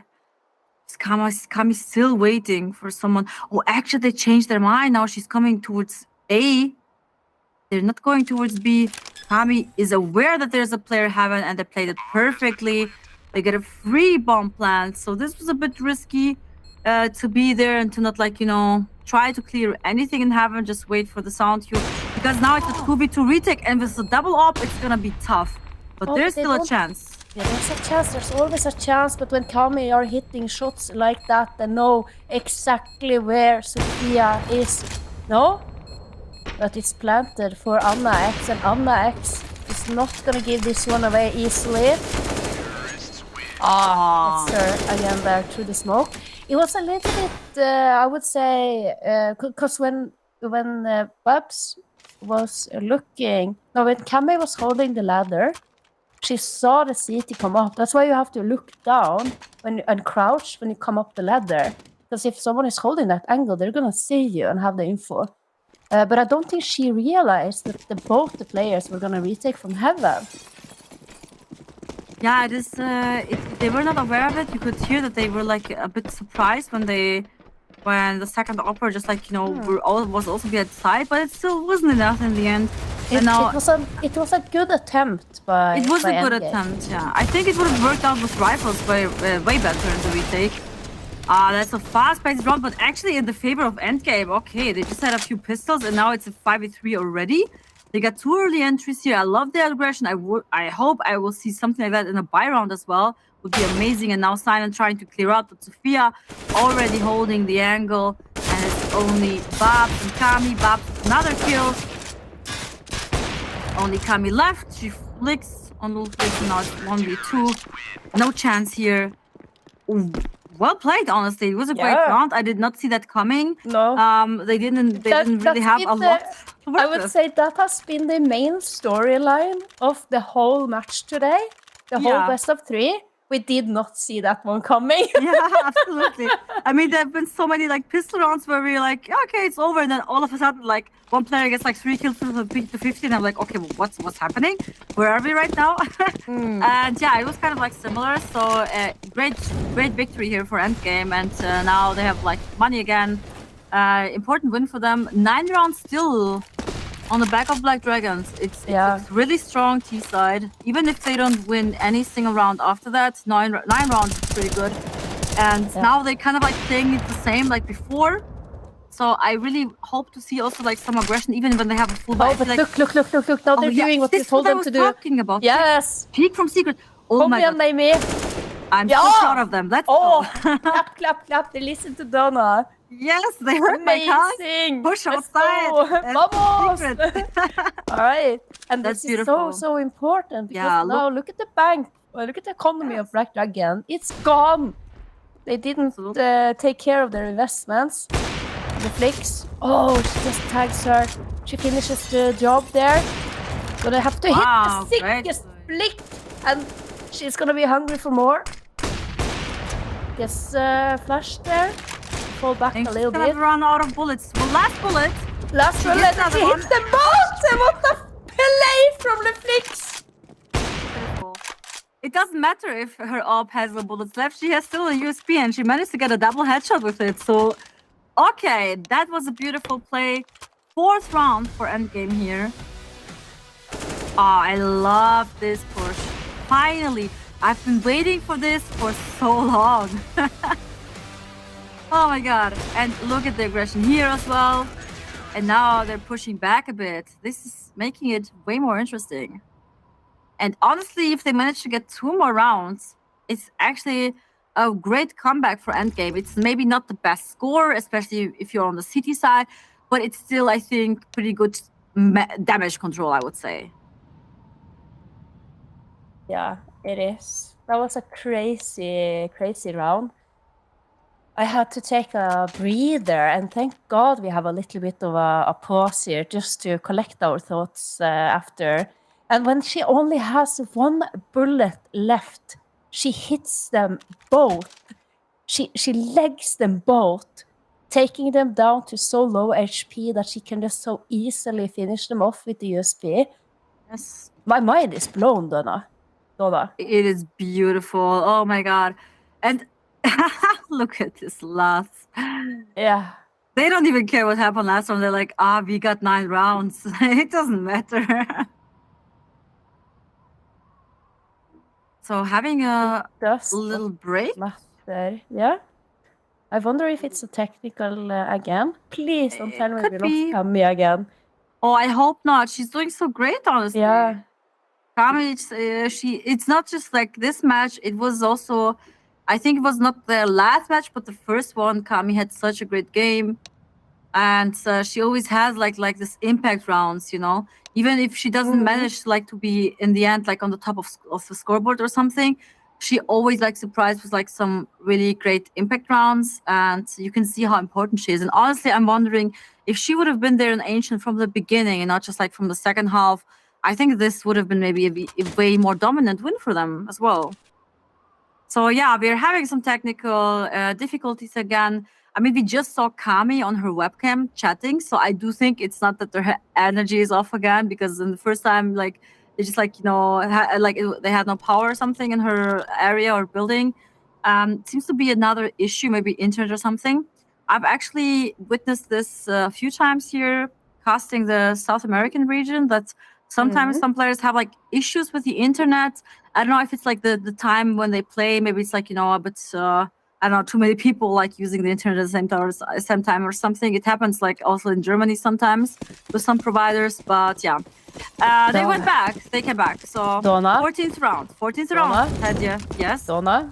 Are you excited? Have you heard a story about the boy who didn't catch the fog? No. Tell me. He missed. Wow.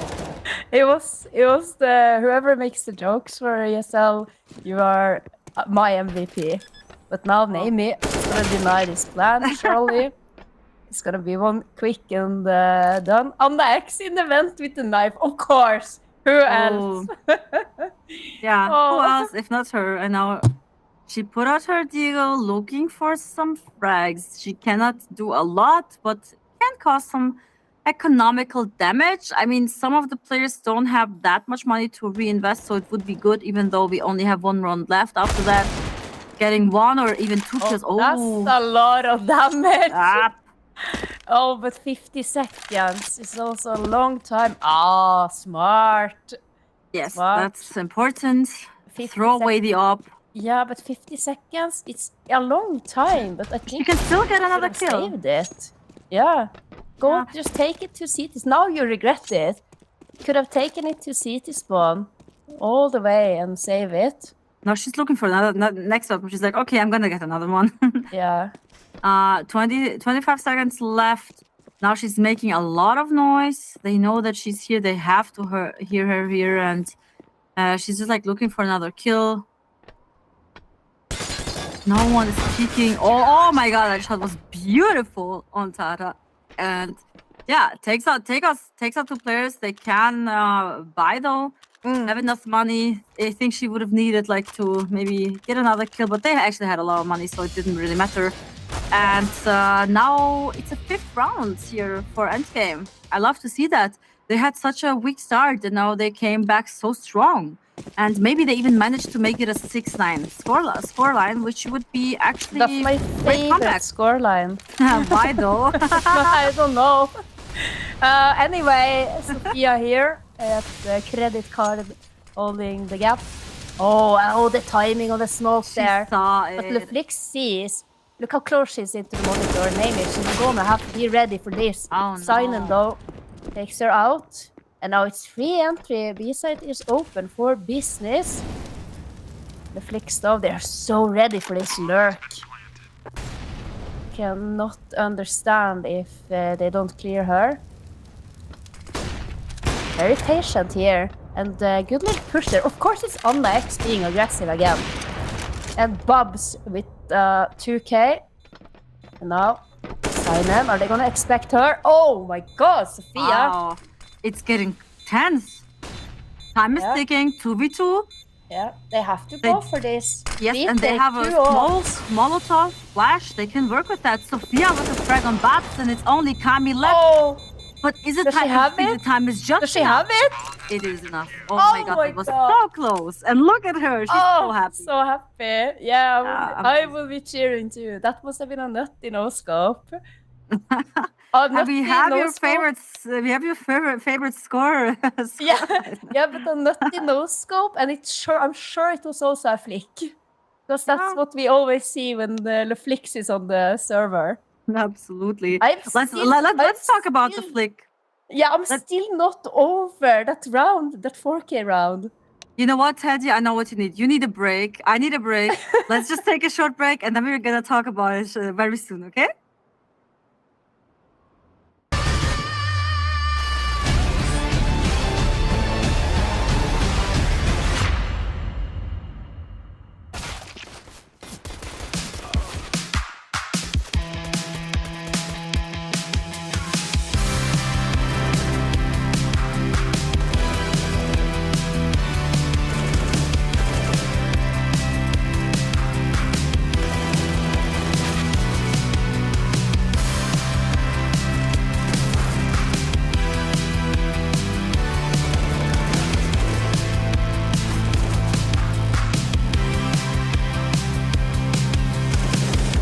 Sometimes when I dream, at times when I just close my eyes, I see the place we used to live. Gaze up at the sky and I look for a familiar face. I try to find my way back home. Could have sworn it was real, but with time started doubting myself. I play it on repeat, I would do anything just to turn back time. Memories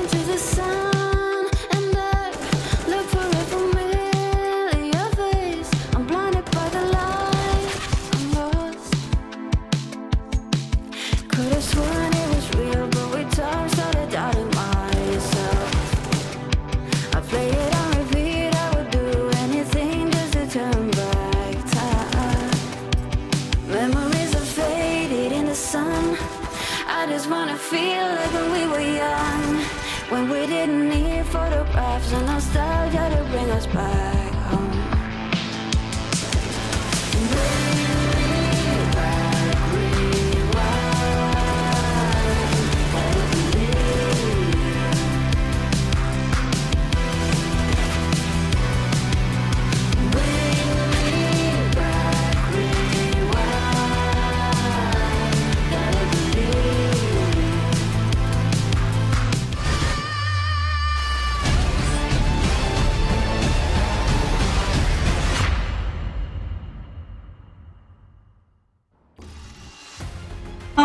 Back after a super short break. I hope you could all cool down a bit because the first half was so intense. In the beginning, it was pure domination by Black Dragons, but endgame, oh my god, they had such a great comeback and they managed in the end to get 6 rounds. Even though it was city side, I think it was a pretty strong comeback. What do you think, Hedge?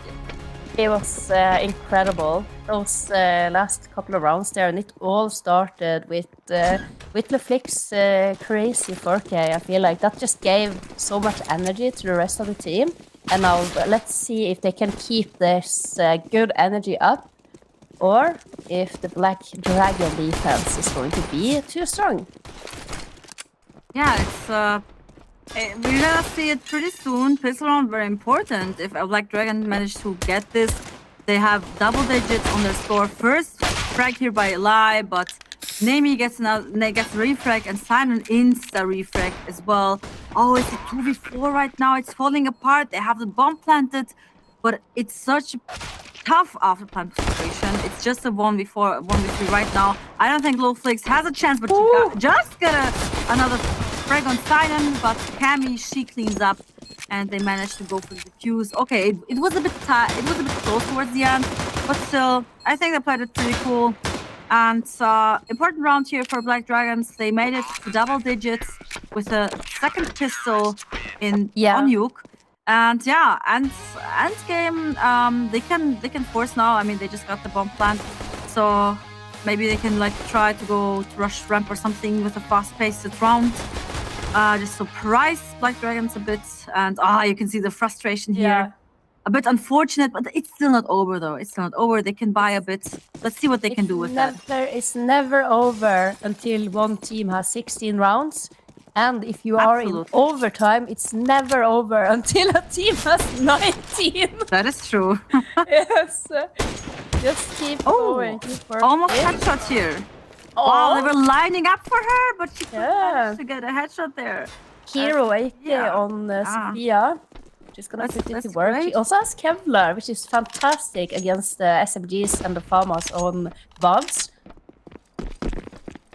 Still some headshot potential here now. Sign-on. Oh, Sign-on. She's gonna be under a lot of pressure. Yeah. True that. She got spotted. White swing though. That's good. That's good. The trades come back and forth here, Bobs. Manages to take out the AK. Yeah. That is unlucky timing for Nami. She did not expect her to be so close. But I mean, she could have expected because they called that it is going to be B. So obviously the rotators, they have to be somewhere close around that hood. And yeah, that was the 11th round from Black Dragons. Touching back upon what we have been talking about with Sign-on, those two frags, impact frags, those two won them the round. If she don't get them, that's a bomb plant for endgame and probably an after plant and probably a round win. Yeah. So despite Sign-on being on the bottom end of the scoreboard, the impact that this player has is just huge. Just like on Ancient, honestly, Sign-on was like not maybe standing out with the frags, but she has like some good like positions in her lurks or when she's like playing like anchor positions, taking good timings, really good impact kills here for sure. And it's showing. Yeah. And I love to see Simon stepping up again, considering that I think the first match, it was in the first week. I'm not 100% sure. I think it was first week. Like she didn't really show up there, but now I feel like it's going into the right direction. And so we have an op actually in LeFlick on endgame side as well. That's only a deagle though, but let's see if the op can get some early entry. This would be very interesting to see. Op is heading towards outside. Look like she's going for an early garage peek. They're getting flashed and a bit pushed back. Anna X. The early aggression. Look at that. Aggression from this is Rap, a lobby aggression push. from A. This is exactly what I wanted to see from Endgame on their seats. Yeah. Oh, but the Sophia is ready for it. Is she ready for Anna X though? Up high on the roof. This is a bonus round for Black Dragons. And solid defense here. 2 players sacked in secret and Tata now with Le Flix. If it is one duo who can do this, they know where the remaining 2 players is and they at least don't know about Bubs. I don't think they caught her. Bubs now with that beautiful timing. We're gonna have to find 2, but Le Flix, she flicks again. Absolutely beautiful. Another flick by her. And it's the 7th round for Endgame. And honestly, the score it's looking better now. They're getting closer to Black Dragons. They have their 7th round. They can buy Black Dragon on the other hand. They don't have like any money. So I think they're gonna go for an eco here. Maybe try to stack or push somewhere together. Honestly, I don't want to jinx it, but I think it's gonna be an 8 for Endgame, which means they're gonna be just 3 rounds away from tying the score. Absolutely insane. And I really thought like that Black Dragons was gonna get that. I think when Babs is such a good position in main there, and she has the information, and she knows that Le Flix is on her right, so she should think that she's holding that angle, then I don't understand how the second player in that clutch is even peeking. You should just sit and wait and trust that you have the timing on your side. A little too eager, perhaps. Maybe a little too. Oh, look at Tata. She managed to slip through vent. I think they didn't. I don't know if they noticed her. But look at the setup here towards outside. Vi is actually checking the corner, but she is not aware of the second player. Oh, it's gonna be a freaking for Babs. Yeah. Vi actually, she checks it quick, but it's not fast enough. And Sophia gets the refrag on Babs. It's a 3v4. Looks like a 8th round for Endgame. By the way, forced here also by Black Dragons. They actually decided against the eco. And if they lose that, it's gonna be an expensive round to lose. Very expensive. And Alma X! Excuse me! Beautiful. Cammy. When you need her, she shows up. And now you have she... Cammy on top. Yeah, Cammy only has a scout. Look at that. Here with the timing. Finds one with the flicks. Once again, it has to be down to the offer of Endgame. We've seen her do some crazy things before. She's gonna do it again. And look at her! Look at her! Yes, so Flex, we love you too. She's so hyped. I would be as well. I mean, like the last round she won. Like she got the last kill with the flick. Now again, like with the quick scope. It's amazing, and it like, you know, just like hype pushes you so much. If you just like end the round, you win it with a 1v1 and you just like hit a flick or a quick scope. It's so amazing. It's a great feeling. And an 8th round for Endgame here. It was a bit close though. Expensive round for Black Dragon. And because they invested into the last round, they have no money yet, but they managed to get a nade kill actually on Vi for free pretty much. But Naomi already with the entry on Anna X. Yeah. Low HP on Tata. They managed to go. The weapon in the smoke. Yes. Yeah. Speaking of smokes, what is happening here? Unexpected. Oh, this is getting juicy, but Babs, another kill. Again 1v1. And she's not aware that Tata is low HP. I hope she goes for the pistol. She doesn't. She doesn't know she tagged her through the wall. Good Molo. Oh, and what a peek from Tata. And now she will see that she was low, and I would be so frustrated because with a USP she 100% would have got the kill. Yeah. But this is oh my god! But this was honestly too close against like a USP round, pretty much. And a lot of damage caused by Black Dragons. Endgame, they are happy though, I think, just to get the 9th round. I mean, considering how it started, they were like, how was the score? 7-1, 6-1? I'm not sure anymore. Yeah. It looked so bad for them. At least 8-2 because I remember the scoreline when they got the second round. That's a tough score, you know, and now they're just 2 rounds away from trying to score with Black Dragons. It's looking great for them. Looking amazing. And the confidence as well. When you have a player like Reflix who's just doing nutty stuff, and when she's so emotional about it too, and brings the hype, that's when you start hitting your shots. That's when you start winning your fights. But as I say that, it all crumbles. They execute, poorly executed. They're just walking into the open arms of Bubs and the Cammy.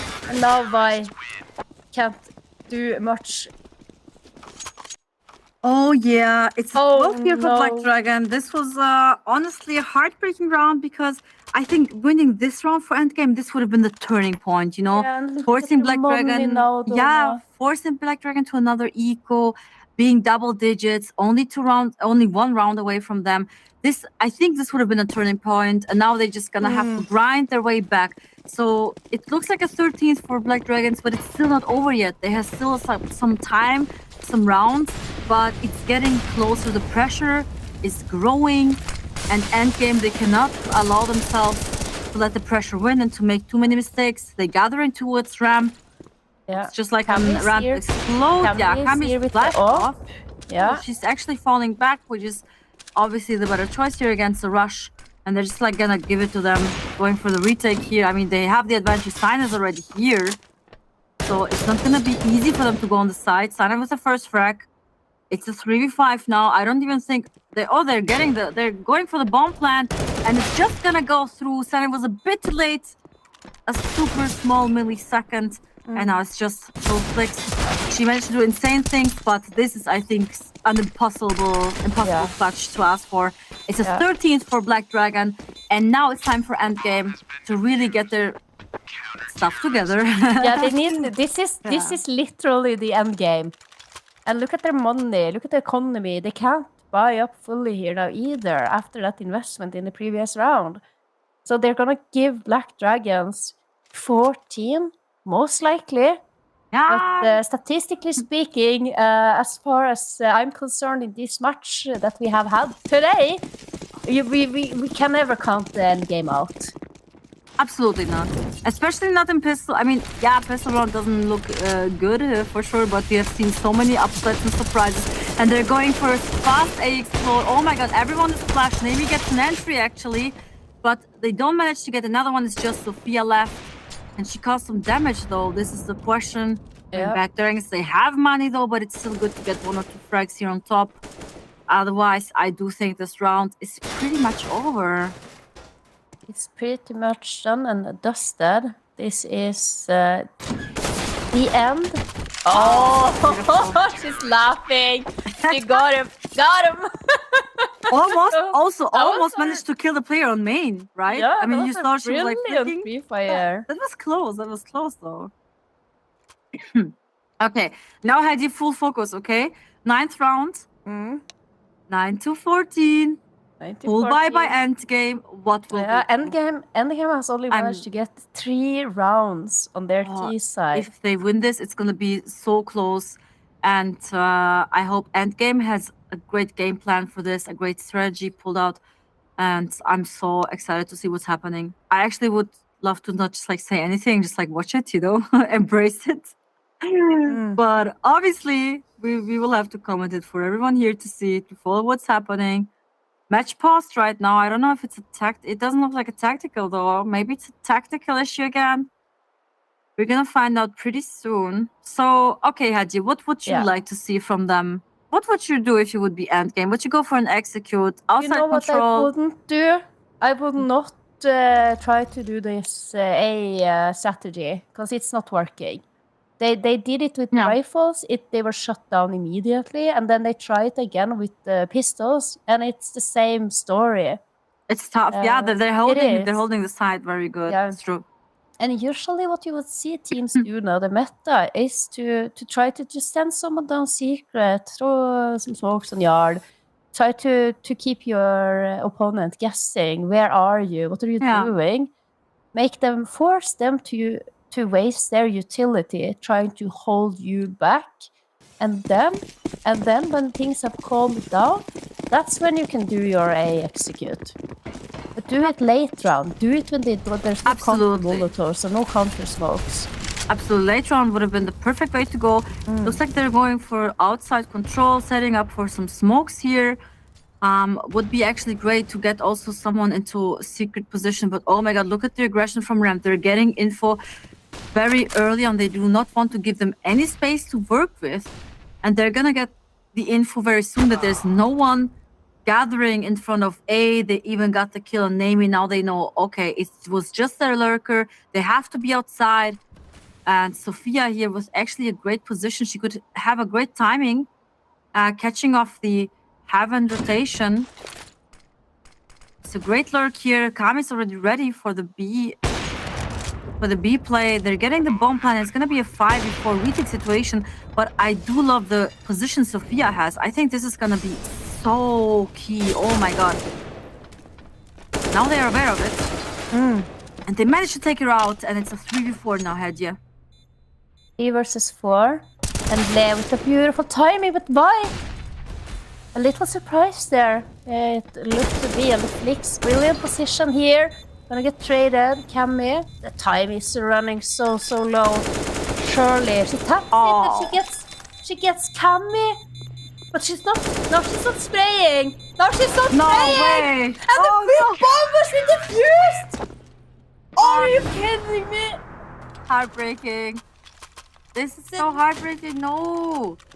She just like she almost wanted to stop defusing it. Did you see? And then she was like moving, going crouching, up and down, and she's like kept defusing because she only had like 2 seconds left or something. And oh my god, she just like missed the spray, and it's like so unfortunate to lose a game like that. She wanted to go out and try to spot where the player was, but it was already too late. Oh, this is heartbreaking for endgame. Very heartbreaking. Yet another one of the closest clutches we've ever seen. But okay, she wants to finish this soon. Kami here also like super early on. Copying out from Van. Oh my god, this is gonna be a key position also for her. But look at that. We already have a 3v3 situation so early on. Yeah, it's just like they're just like everything is falling apart. And they're going even back from secret. They're giving up the space they took in secret, going back. Yeah. Trying to change their plan, maybe finishing on A, going towards Heaven. This would be a good play, but Babs, she is already rotating towards Vent. Yeah, she has focus on Vent, on Heaven, but look at Vi. Oh god, I think Vi saw her maybe. She's gonna pre-aim this corner. Oh, and she doesn't connect the shots. Gets traded though. This is the trade is very important, but connecting that shot would have been so round winning, honestly. Yeah. And now it's Anna X. She comes late from the Heaven position. I don't think they're gonna check her. And now she has a perfect timing, moving in front of the Molotov. Perfect play here by Anna, and she gets the last kill. And it's a 16 for Black Dragon and a 2-0 for them. Oh my god. What a brilliant move there by Anna X. And I was not expecting her to do that, to play that one out any differently. The amount of aggression that we've seen from this woman throughout this series is just incredible. I am super impressed by how she has been able to just run in, guns blazing, and just finding all the entries. Absolutely. So many entries, so many like opening attempts. Success was pretty well here, but honestly, Babs also like both. I mean, look at Anna, Babs, and Lee. I mean, even Lee, 90 ADR. They have so much impact. This was just outstanding. Very impressive. But it wasn't bad from endgame either. No, there were a few good attempts, honestly, and it was so close towards the end. Yeah, and I think especially on Ancient, all those rounds where Vi was left in a 1 versus X situation where she's trying, and then in the end it was just small tiny margins that made her unable to crush the rounds out. And then in the end of it, we're gonna see the replay of Cammy's. I love that clutch shot though. by Cammy. I loved it. Beautiful also by Anax here. She had so many. I can't even pick how many great rounds I want to talk about because there have been so many. Also live. So Look much at this action. entry frags. Yes. Yeah, and this is the round that I will dream of tonight when I go to bed. The last flick, you mean? Yeah, no, this you should tag this the with the double. Yeah, this was it. Yeah, this is beautiful. She tags them both, and then the very last one, Anna X, just pushing out, doing Anna X things. Anna Unexpected, I would call Anna, her new name. because she's doing stuff that you're not expecting her to do. So She with did her, amazing. just expect the unexpected. Absolutely. And now we're gonna take a look on the head-to-head. So this is something we were very looking forward to because it's maybe a bit, not that usual to have a head-to, unconventional head-to-head in the same team. So Babs and Anna X. I mean, we have mentioned Babs before, also with a lot of ADR, but we have talked way more about Anna X with her aggression and just like compare their kills and ADR and everything. Just have fun. Go wild, go crazy. You know what? we talked so much about Anna X because we just watched her, how she played on Nuke, but you cannot get over the fact that Babs dropped a 30 bomb on Ancient. She had 31 frags, only 16 deaths. That's 15, but it's like twice the amount of frags that you are. It's just incredible. 1.75 rating from Babs on Ancient, and she kept it going on Nuke as well. Yes. Just brilliantly done by Babs and amazingly played by Anna X. I'm a fangirl now. I will have to go and follow them on all the social medias because I need to see what these girls are having for breakfast. Yeah, but like so many of them, it was like, you can think about the ADR, but like I've seen like so many, like almost everyone on the team had like their impact rounds, impact frags. It was just beautiful to watch it. Yeah, it was absolutely beautiful, and we have to give a commiserations to the Flicks because man, she cried out and to Vi as well. These girls, I think, by the Viper. By the Viper. I think moving forward, we're gonna see more of them. It looks so grim on the scoreboard, on the standings, here on the group standings, with endgame being 0-3. But every single game that they've been playing have been so close, and every single round as well. Yes, it's just incredible how the level is evening out in the South American league. Yeah, I'm absolutely impressed about like the level and how close they are like to each other, even though maybe it doesn't look like it if you just look at the standing scores, right? But yeah, it's just like how you said, it's like always very close rounds, close scores. And honestly, even if they're gonna lose in the end and don't make it out of the groups, I think they can take so much for the next season just to work on, to learn on. I'm honestly already impressed by Endgame's improvement from their last match. So their last match, also especially Ancient, losing 16-6, and now this time they made it like so close. And Black Dragon, they are just like a good team. So you can see like that the level is just getting higher and higher, and I think there's like so much more potential and like so much more space to work with for the future. It's just beautiful to see, and we see it not only in South America, we see it across the entire world. Yes. How the ESL Impact League is making women play better Counter-Strike. Every single one. It's just recruitment to the scene, and it's so beautiful. It's so brilliant, and I'm so thankful to be able to be a part of this. Yeah, absolutely. It's beautiful to see, and to see like how all the teams are like developing, improving, and coming back stronger. And I mean, eventually we're gonna have like just like a higher and higher level. It's also like considering that the South American scene, for example, like you cannot really compare it to the European one. You have like so many more teams in the European scene, and in the South American scene there is like are not as many teams as in Europe. It's I think kind of like normal, considering that it is like in every CS scene like that. And it's honestly impressive that the teams are just like, the gap is getting like smaller, the skill gap between them. And we had also, I think, a few like exchanges. A few players like switch teams. So I think this is maybe something that we're gonna see more often. That they're gonna try out more different maybe roster combinations.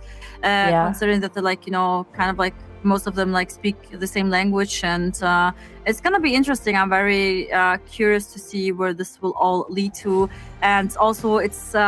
I think it's amazing that Furia is not the only team anymore in South America that is like that dominant, right? Yeah, speaking of with the wildcard qualifier for Asia being announced earlier this week, then we know for a fact that most likely we are going to see ex-Furia player Olga now playing for HSG, which is just a crazy, mind-blowing move.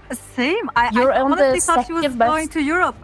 You're on the second best team in the whole world, and that's like for her. No, this is not enough. I'm gonna go to across the planet to play with someone else. That is it's really interesting to see that Furia are still holding it strong. Absolutely. And it's just great for the whole ecosystem. And it's been amazing today, Donna. It was beautiful, it was exciting, it was intense, and it was so much fun. I hope that everyone watching this had fun as well. And had you any last words from you before we heading to the next break? I want to do this because I was wanting to do that. But thank you so much, and thank you for tonight, Donna. It was It was amazing. Yes, I'm looking forward to the next time. And guys, there's gonna be another match pretty soon in the NA region, so just stay tuned. And after the break, it's gonna continue with another exciting match of Women's CS.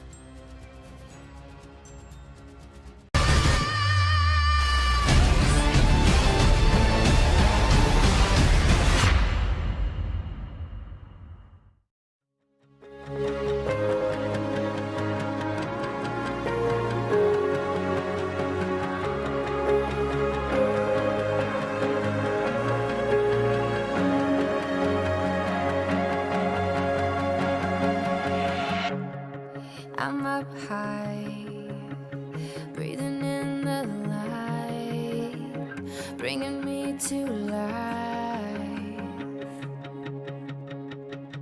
And I feel like a satellite, round and round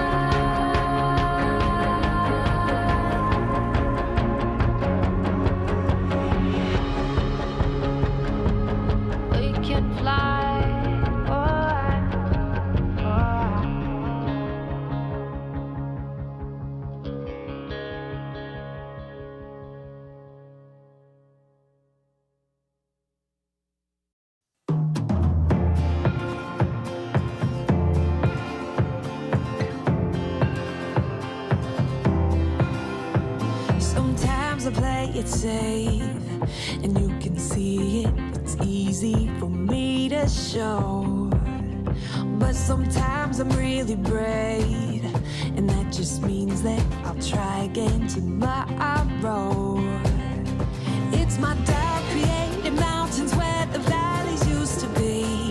Gotta change perspective if I really wanna see that sunrise over over the water. I swam over and under. Get lost in all the wonder. Never call it quits, no. When life hit me apart, I went faster and farther. I just gotta remember I was made for this.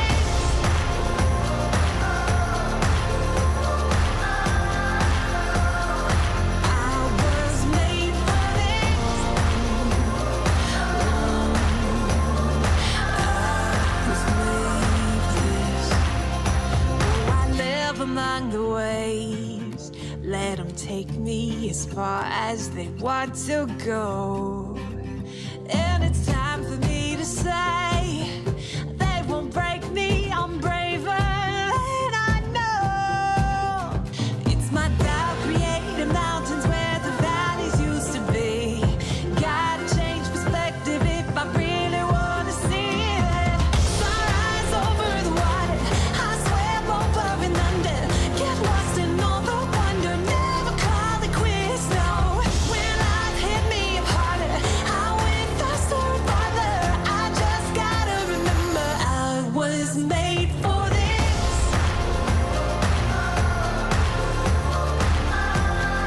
Oh, such a time as this.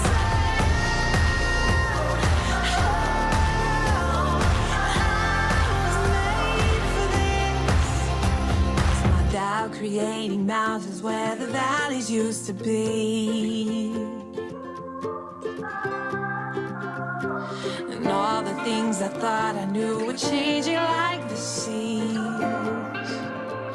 Yeah. But I've overcome it all and I'm still here. Oh, I gotta change perspectives if I really wanna see.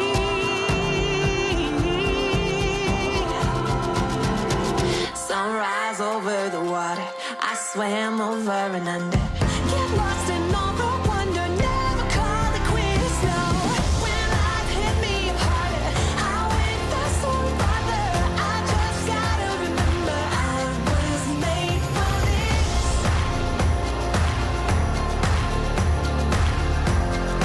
Oh, such a time as this. I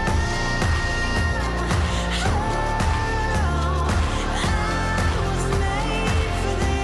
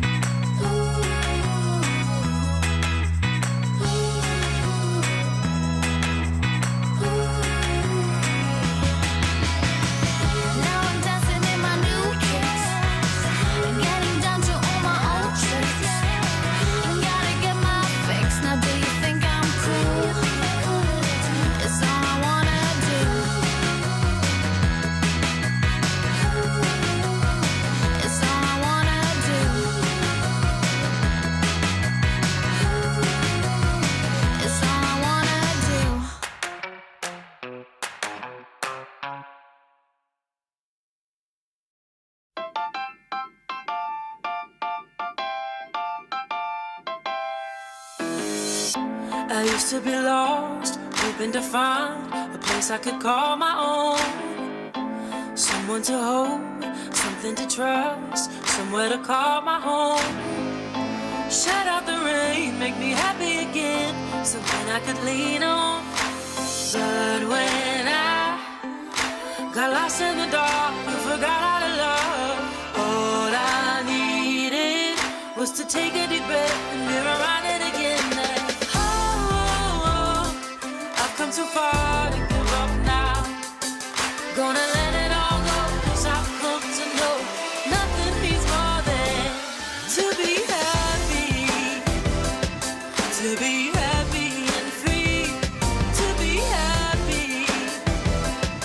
To be happy and free.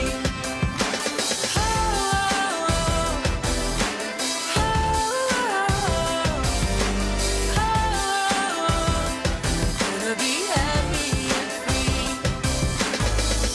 I look at myself, I know I'm enough, I know I can make it through. I can be strong, I can be brave, I can be brand new. Shut out the noise, gotta find a new voice and let the light in. 'Cause when I got lost in the dark and forgot how to love, all I needed was to take a deep breath and be reminded again that I've come too far to give up now. Gonna let it all go, 'cause I've come to know nothing means more than to be happy. To be happy and free. To be happy. To be happy and free.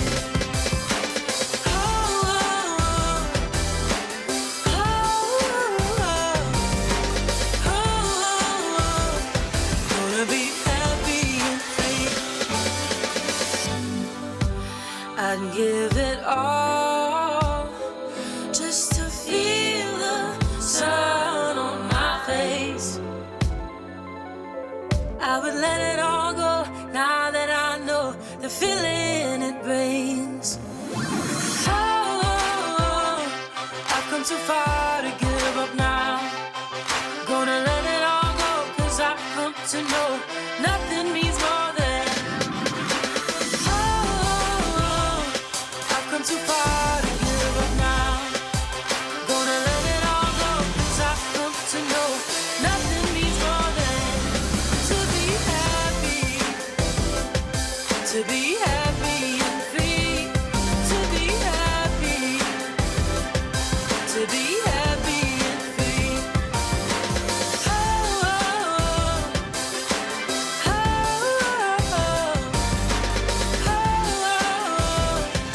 Gonna be happy and free. ESL Impact is brought to you by Intel, DHL, Monster Energy, and U.S. Air Force.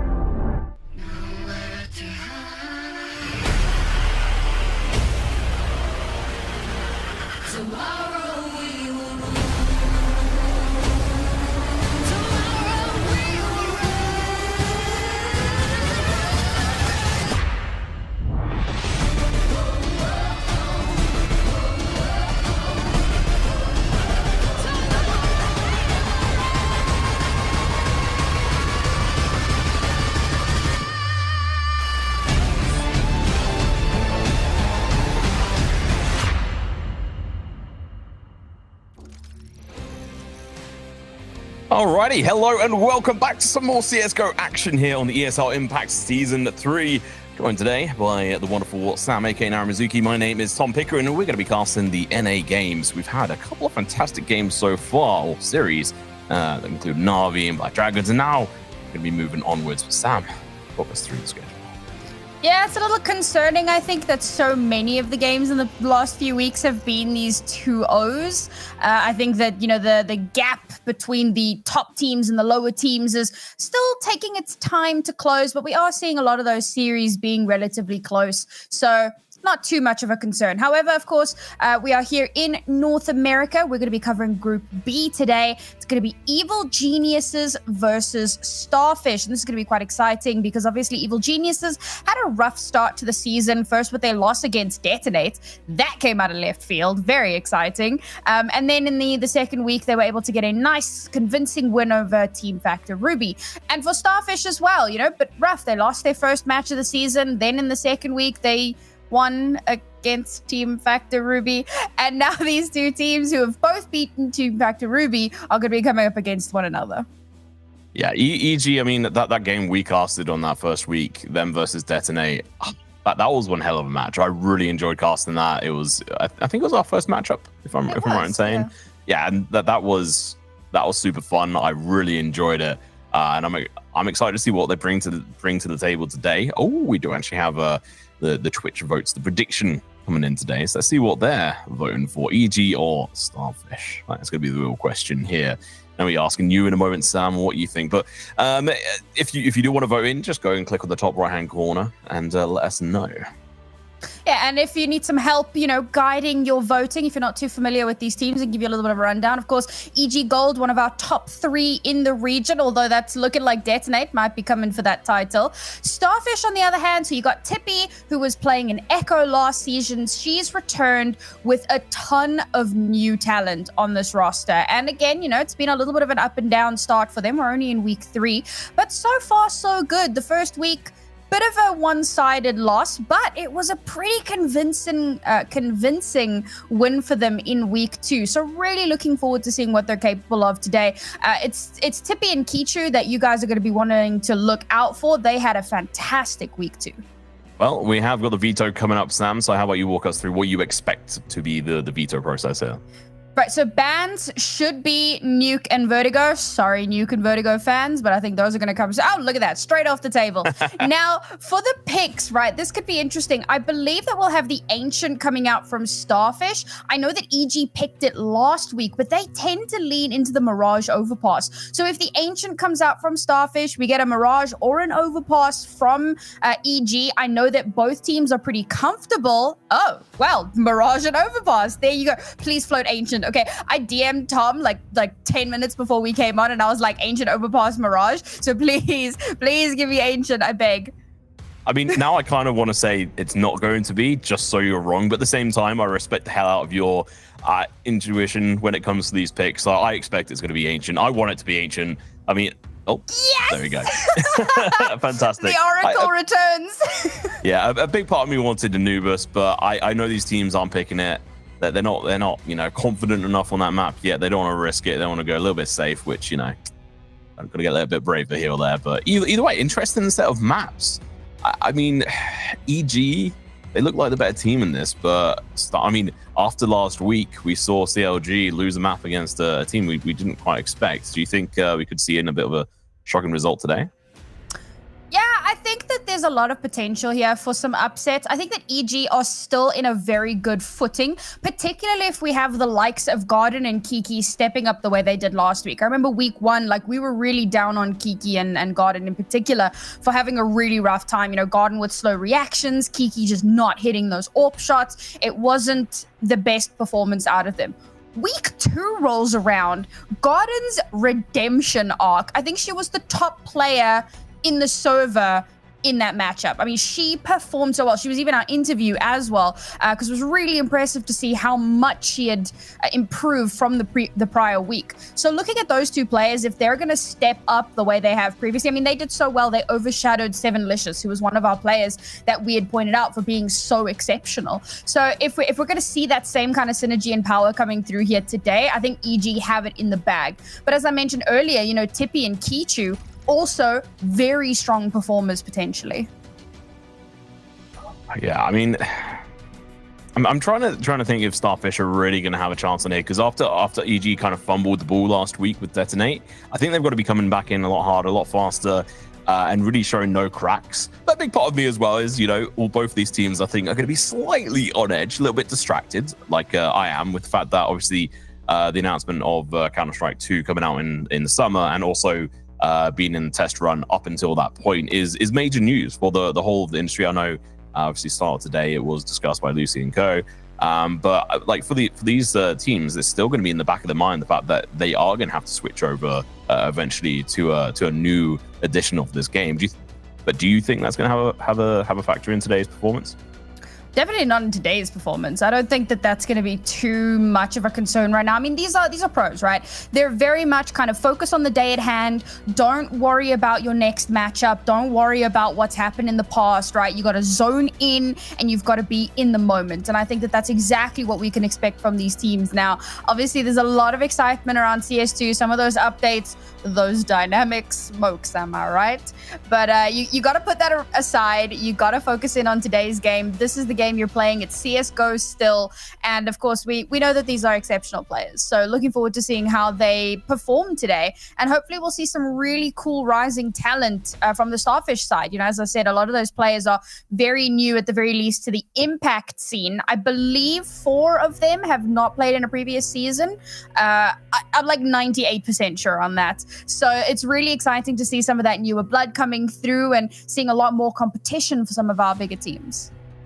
Yeah, it's like this whole Impact leagues are all about developing the talent and finding the best. But we are going to go into predictions. Do we have Twitch ones production? No, we're going to go into ours. I'm going to go with EG. I'm going to just straight go into that. I think they're going to be able to slam this one home. It might be a bit of a tighter first map, but the second one, I think they'll be able to smash it home.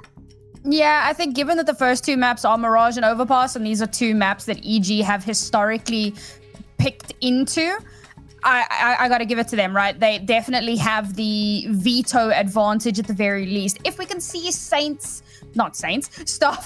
sneak out a win on the first map, maybe we get that third map. Maybe they've got a chance. But realistically, I think it's probably going to be a 2-0.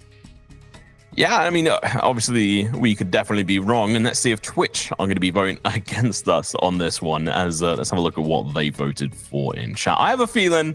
I think I had a look at it a moment ago, but let's see if my predictions are right. I think EG... Oh, sorry, no Twitch. I'm going to have a look anyway. I can't. It's gone. But I think from what I saw... It's like 61 to 39 in favor of EG. Yeah, I think that was the case. And you know what? I'm not too surprised. Obviously, Starfish is still a little bit of an unknown entity, a rising star and potential talent in there. And like I was saying before we went into predictions, there is that this whole... Obviously, Impact is about trying to develop talent and trying to find and push these female teams further forward. We've seen some fantastic gameplay, obviously from like CLG Red. They're just continually been doing really good. But one of the pain points we've had with them, Sam, is that they've not had other teams to really challenge them and put them in their place. Last week was the first time we kind of saw a team do that.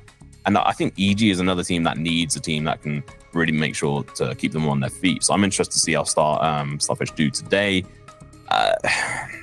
Is it going to be a real matchup, though, on these 2 default maps? Do you think they should have taken a risk and gone onto Anubis?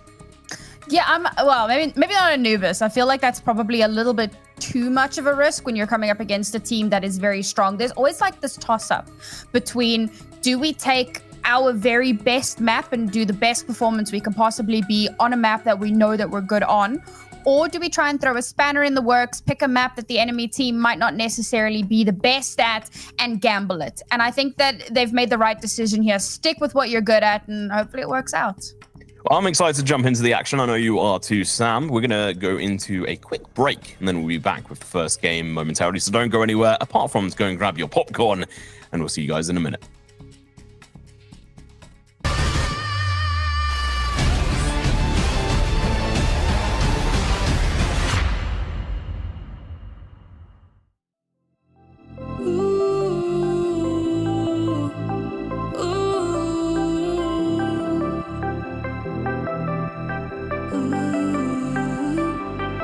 When the world seems big and I am feeling low, oh, I think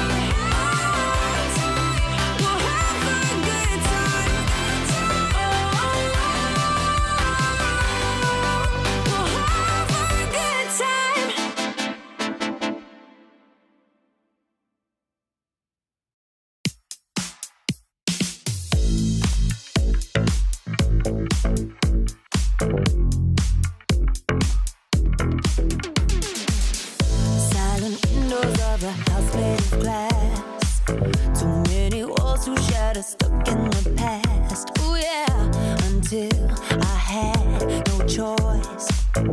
I had to find my voice. I was at sea without a boat to the shore. No one around me who could throw me an oar. Oh yeah, until I learned to fly and made it to the sky. You got to open up, hold your head up. You got to open up, hold your head up. You got to open up, hold your head up. You got to open up. Open up and be free of the shackles pulling you. Only then can you be everything that you want to. Open up and be free of the shackles pulling you. Only then can you be everything that you want to. Hiding in the shadows never did nothing good, nothing good. I was at sea without a boat to the shore. No one around me who could throw me an oar. Oh yeah, until I learned to fly and made it to the sky. You got to open up, hold your head up. You got to open up, hold your head up. You got to open up, hold your head up. You got to open up. Open up and be free of the shackles pulling you. Only then can you be everything that you want to. Open up and be free of the shackles pulling you. Only then can you be everything that you want to. Hiding in the shadows never did nothing good, nothing good. Open up and be free. Only then can you be. You got to open up, hold your head up. You got to open up. Open up and be free of the shackles pulling you. Only then can you be everything that you want to.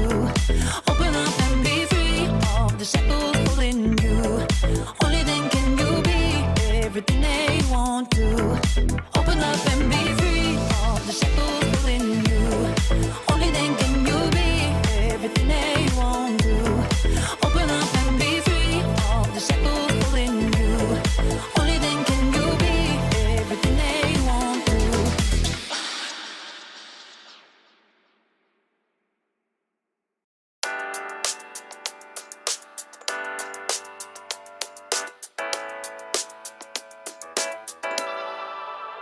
How do I deal with what I'm feeling?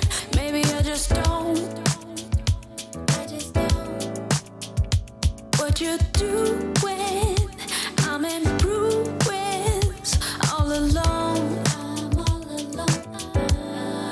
I'm all alone. And I know nothing to do helps me forget about you. You just came out of the blue. If you only knew. Let's sit and have a cup of coffee. Let's go to a restaurant. Go to a field, pick up some strawberries. Then maybe let's fall in love. Sit and have a cup of coffee. Let's go to a restaurant. To a field, pick up some strawberries. Then maybe let's fall in love. Sit and have a cup of coffee. Let's go to a restaurant. To a field, pick up some strawberries. Then maybe let's fall in love. Deal with the feelings I feel when you come near me. All I can see is you and me together, building a future forever, loving till eternity. I see you. Can't you see what you're doing to me? The way you got me, baby, it's like I can't even breathe. You're all that I need. And I know nothing to do helps me forget about you. You just came out of the blue. If you only knew. Let's sit and have a cup of coffee. Let's go to a restaurant. Go to a field, pick up some strawberries. Then maybe let's fall in love. Sit and have a cup of coffee. Let's go to a restaurant. To a field, pick up some strawberries. Then maybe let's fall in love. Sit and have a cup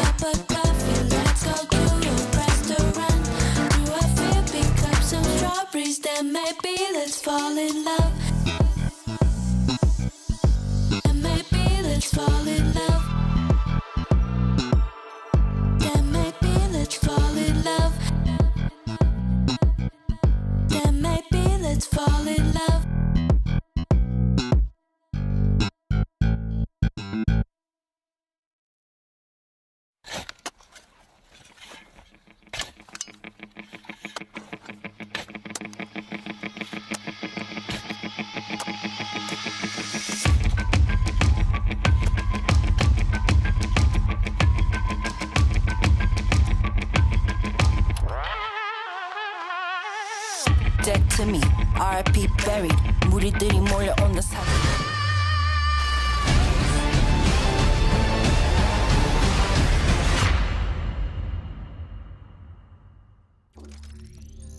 Alrighty, it seems like we have had a little bit of a delay because the whole of the CSGO network went down very briefly due to obviously the big news that it was time for NA and they wanted to make sure you all had time to go grab your popcorn. So if you haven't, go and do it. And Sam, talking about popcorn, what is your favorite type of popcorn? Are you a sweet and savory or just sweet? What's your preference? I'm a sour cream and chives kind of girl, you know? That's where it's at. That's odd, but I can respect it. How is that odd? What is the best flavor? I was like going in for you like the more super common vanilla, ones. like salt and vinegar? Is that? No. Who has vinegar on popcorn? Well, you don't put actual vinegar, but it's like a flavoring, like a vinegar salt flavoring thing, spice. We got a weirdo over here, guys. Either way, let's dive into the action and see if we can find some teams to pop off here on Mirage. Sam, it's going to be a little bit of a spicy one. EG versus Starfish. EG going to have to try and reclaim their name after losing against Detonate last week. Let's dive into the action. Yeah, looking forward to seeing this one. Of course, this is Starfish's map pick, so EG get to start on that coveted CT side. For the moment, it's looking like a B lean with very little presence from EG. Rotation's going to have to be pretty darn quick. Yeah, I have questions. I'm excited to see how this rotation is going to work for them. Execution's now going to be going in. Starfish diving in. Milky's going to be dropping down along with the rest of her teammates. It's going for that backstab in towards apartments. I don't know if that was heard. He actually did jump across. So they're going to have a bit of a 2-2-1 split. One on short, two in towards apartments, and two on towards that. Well, I was about to say kitchen. It's actually market. She's going to be in a perfect position to take them down. Misses a lot of shots, finds one, but that's going to be it. She gets traded down. Garden heavily tagged down as well. Mickey's going to be peeking in towards Margie here. Looks to take the fight head on. Unfortunately, so is Garden. Hits the headshot, but Tippy, return fire, finds two. And now it's going to be a 2v2 situation. Looks like it's going to be in favor of the Starfish as they manage to slaughter and destroy the side of EG. Tippy, I mean, what I tell you, right? Player that you got to look out for. Starts the round off really strong. EG definitely took a gamble there. Kind of hoping that it'll be an A lead and then relying on their ability to retake. Unfortunately, did not go the way that they had planned. Starfish had a very quick and open execute onto that B site, and they shut down the attempt at a retake pretty easily. Again, you know, a lot of that comes down to Tippy. This is a buy. This very seldom happens on second round. I'm kind of here for it, Tom. I respect it. It's the kind of gameplay I like seeing. Get those max hands out. Get some of that extra money in the bank. But when you're playing against CG, you've got sharp aim. You're going to lose your life guard and going to be able to find the kill. But Tippy going to go in for the trade. The only player with the rifle at the moment, realizing she's going to be under heavy fire. She does back off. Moistened and through underpass. Searching for any of these pistol players. Licious has got that Mac 10. Moisten's got the information. Going to be looking to come up and going for the backstab. Finds one, goes in for the second one as well. Misses a lot of bullets, but eventually plans to kill and blow. Milky trying to get that upgraded gun. May not get a chance. No, she does. She managed to find that kill on Moisten with the USP. These ladies are deadly with these pistols. She misses that jump. She peeks in. She'll end up dying. Is it worth the effort? She has got smoke on her. So she's going to try and make this a costly round here. Smoke was a little bit off, unfortunately. She aimed it wrong. She's making a lot of noise. 20 bullets left. You're going to need all of those to be able to try and take down these players. The spray comes through, unable to take down any of the players. Probably going to die in a couple of seconds. There we go. Joshi gets the kill. Nice attempt, though. Good damage from the side of EG, even though they didn't win. Fantastic round from Starfish. That 2K from Moistened, that was it's pretty moist. I think she has the best name in all of Counter-Strike, just because I can just imagine the number of people who are like cringing at the sound of it. I was thinking the same thing. I was like, oh, God. I wonder how many good. people are going to be like tagging me in chat. I was like, what are you doing? Well, sucks to be them. But the interesting buy from the previous round kind of sort of pays off. The reinvest comes through. Now they got 3 AKs to play with instead of just the 2. And this is looking very similar to what you might, generally have on a round 2 buy. So it's kind of a bonus with a little bit of very little cash to go into the next round, but a decent amount. Kitchu's sitting on quite a bit for herself, so not too stressed out. Of course, they're coming up against the full buy of Evil Geniuses, aside from, of course, the FAMAS that rounds out the rifles there. So we'll see if EG are going to be able to bring things back into their favor. The first 2 rounds definitely not gone the way they wanted, but they're in with a chance here.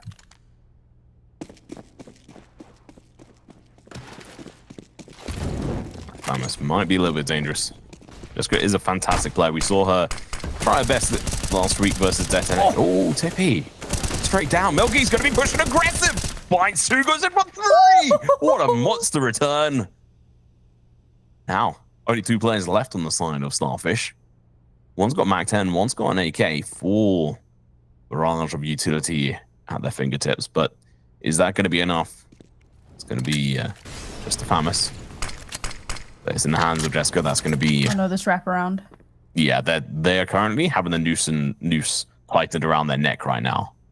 As they peek around this corner, it's going to be down to Milky. She wants all the kills. She finds 4, but the 5th is just out of reach.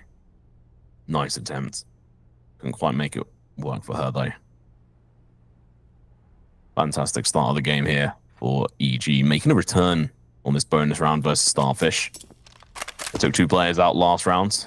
Taken out 4 so far, and now it's going to be down to Kitchu to try and get a 1v, well, technically 1v5. She's taking care of 1. Oh, she hasn't even got a gun out. Delicious. She picks that one up free. No one expects Delicious Inquisition. Great placement from her there. Great wraparound. Speaking of, Milky as well, right? Getting those first 3 kills was nasty.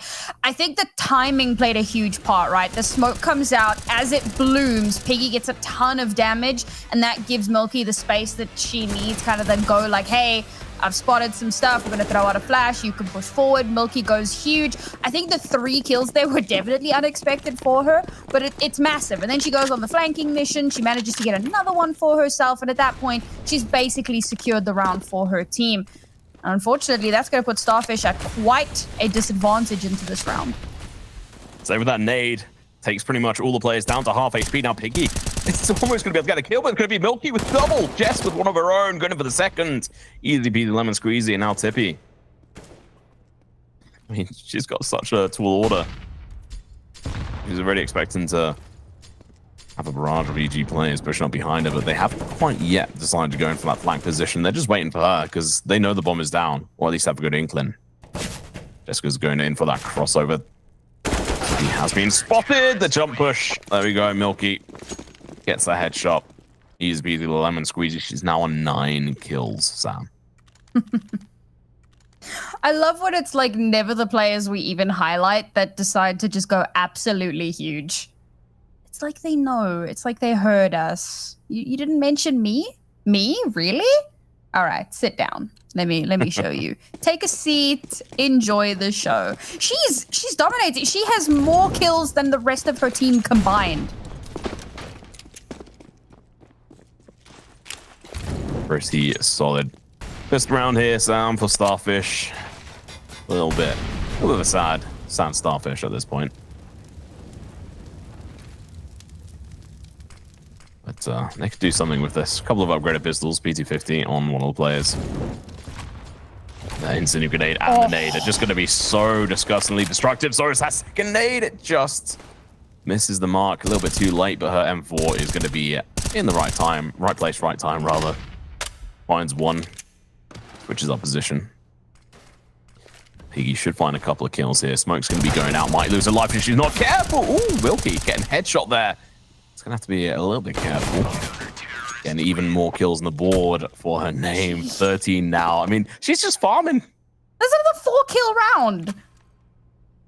Multi-kill Milky. All right, we've renamed her. That is her claim to fame now. She's just been absolutely phenomenal. I mean, like, this isn't even a thing where I can be like, oh, they were in this position and then this rotation happened and like really cool count it. Like, it's just Milky go kill. Which, okay, it is still very early on in the map, so things can definitely turn on their head. But so far, Milky is just the hero of this story. I'm excited for these these first rounds, especially this one with the Deagles. We've seen some spicy situations come out from the Pistols when they have nothing to lose. They play a little bit more comfortably. The nade comes out. They have been spotted. Moisten does get tagged down. Still alive. Hanging on. He's going to be peeking over towards that ticket booth position. The CT spots out the player. They're going to be peeking in from that stairs position. P looking to try and farm them up. It's going to be Licious going to be able to find another one for herself. Piggy with 2. Garden to clean up the house. Easy peasy lemon squeezer. She even threw a flashbang in there, which blinded them completely. I mean, there's been some really solid util from EG, right? The smokes and the flashes for sightline denial have been fantastic, right? That was what really pivoted Milky into that first 4K of this map. And then those grenades and incendiaries that had come out at one point, I think it was the previous round, that chipped away so much of Starfish damage. Like you can see, right? EG is a team that really understand the dynamics of this map, and they are using that to its full potential, giving themselves a 2-point lead here. But Starfish back in with a buy and with an AWP. So Tippy, it's all on you, girl. Ooh, Piggy risking a lot there. Stays alive. You see Licious sitting on that bench, trying to see if you can spot any early kills. She couldn't, and now we are going to be seeing that window room given up. Makes sense. Tippy waiting for any players that dare cross her path. Haven't as of yet. Yoshi has now been peeked. He's going to be coming straight to her face. Tags it down to 32 HP. Garden going to be holding this angle. Flash comes out. She's not blinded whatsoever. Yoshi backing off on this. Figure out what could Starfish do here, and unfortunately it's not facing up against Milky. Oh, no, they did it correct. They managed to get the molly just in the right place. I thought they missed the mark, but they hit it on time and, well, on mark.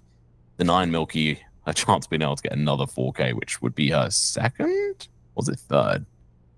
I think it'd be her third. Yeah. It would have been nuts. I like the slower pace from Starfish, especially because they realize now they're a little outclassed. So need to try and gather some early information, but EG just not giving them the space. Oh, I think Tippy was spotted there by Piggy. Molly goes out. She's going to have to play very carefully here because there's going to be Garden on.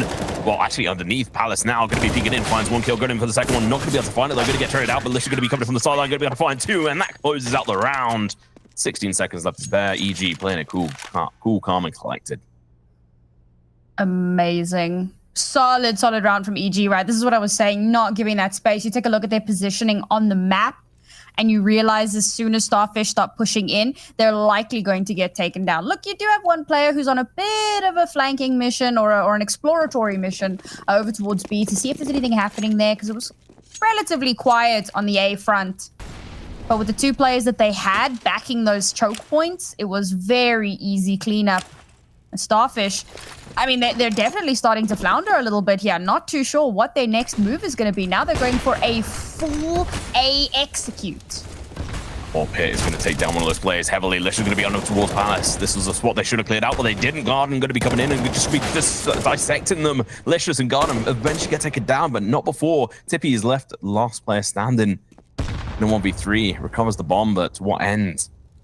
She's going to have to do a lot of work here to try and escape the grasp.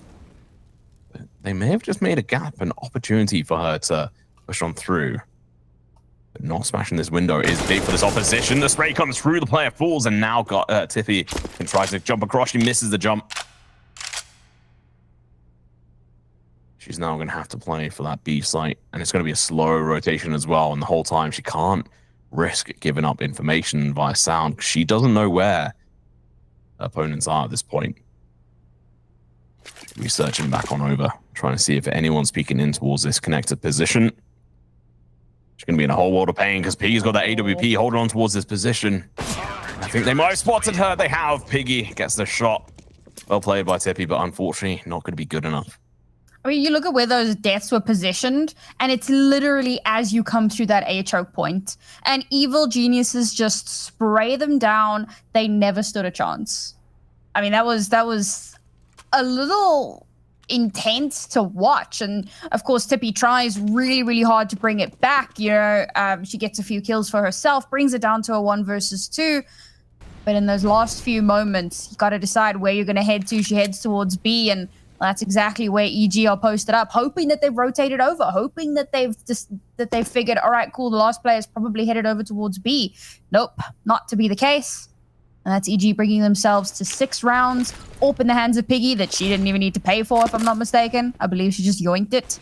So, yeah, dire straits here for the Starfish side. Oh, okay, pistol round, fair enough.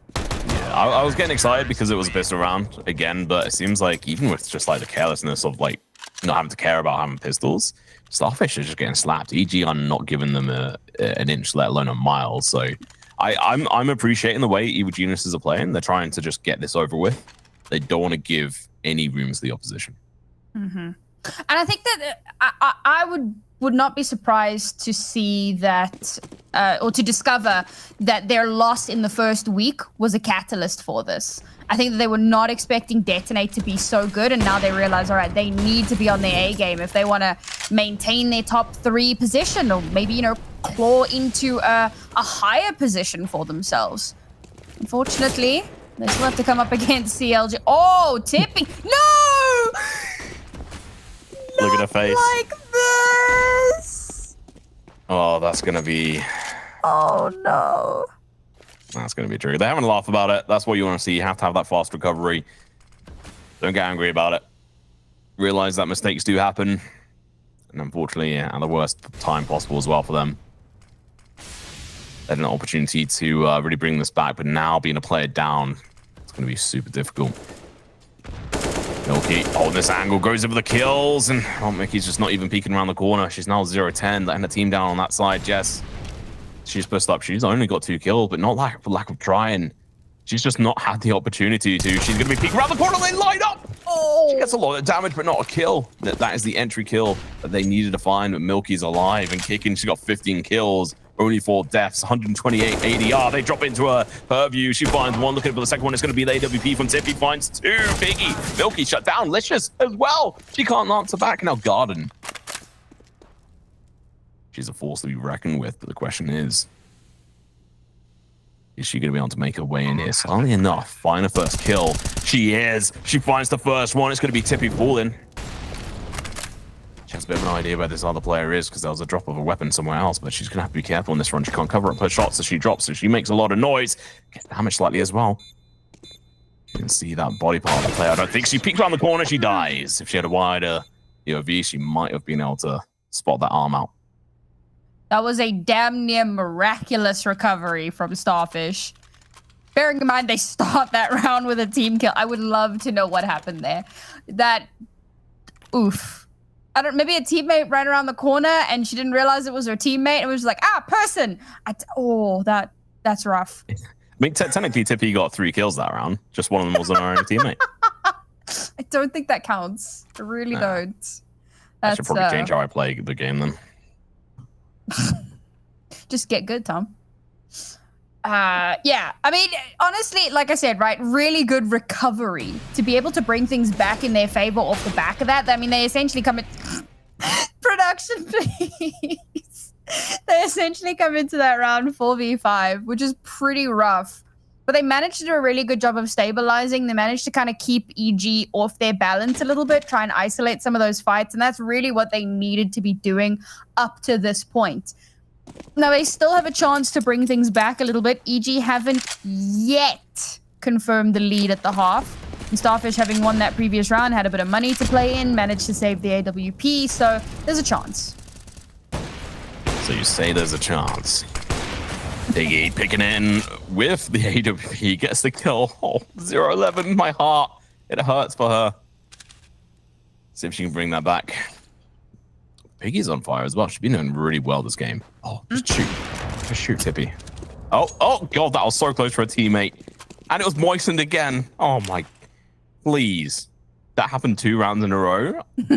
I mean, you'd have to be a better person than I am, because that would be pressing a QQ in the console and leaving the game. Yeah, but you're a grumpy old man, so. Yeah, boomer. I mean, we're both boomers here on #Team Tam, and you're the older one, so. You know. Yeah, but I look younger, so it doesn't count. That's true. That's true. You look very youthful. I do not. CSGO is going to me.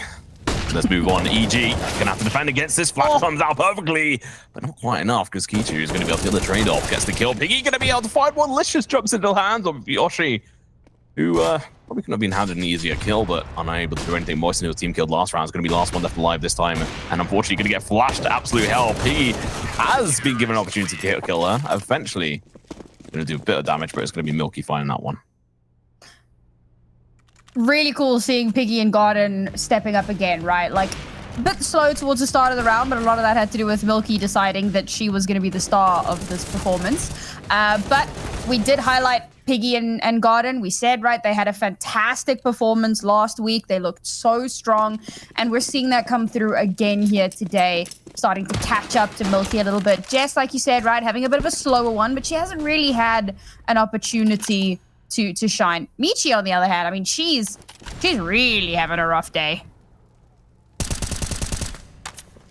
Yeah, that's it's going to be a little bit of a difficult one to come back from, and honestly, it's a skill to be able to try and stay off tilt, and a big part of that is going to be the IGL's job of being like, okay, don't worry about it, we just move on, do your job, and we focus forward.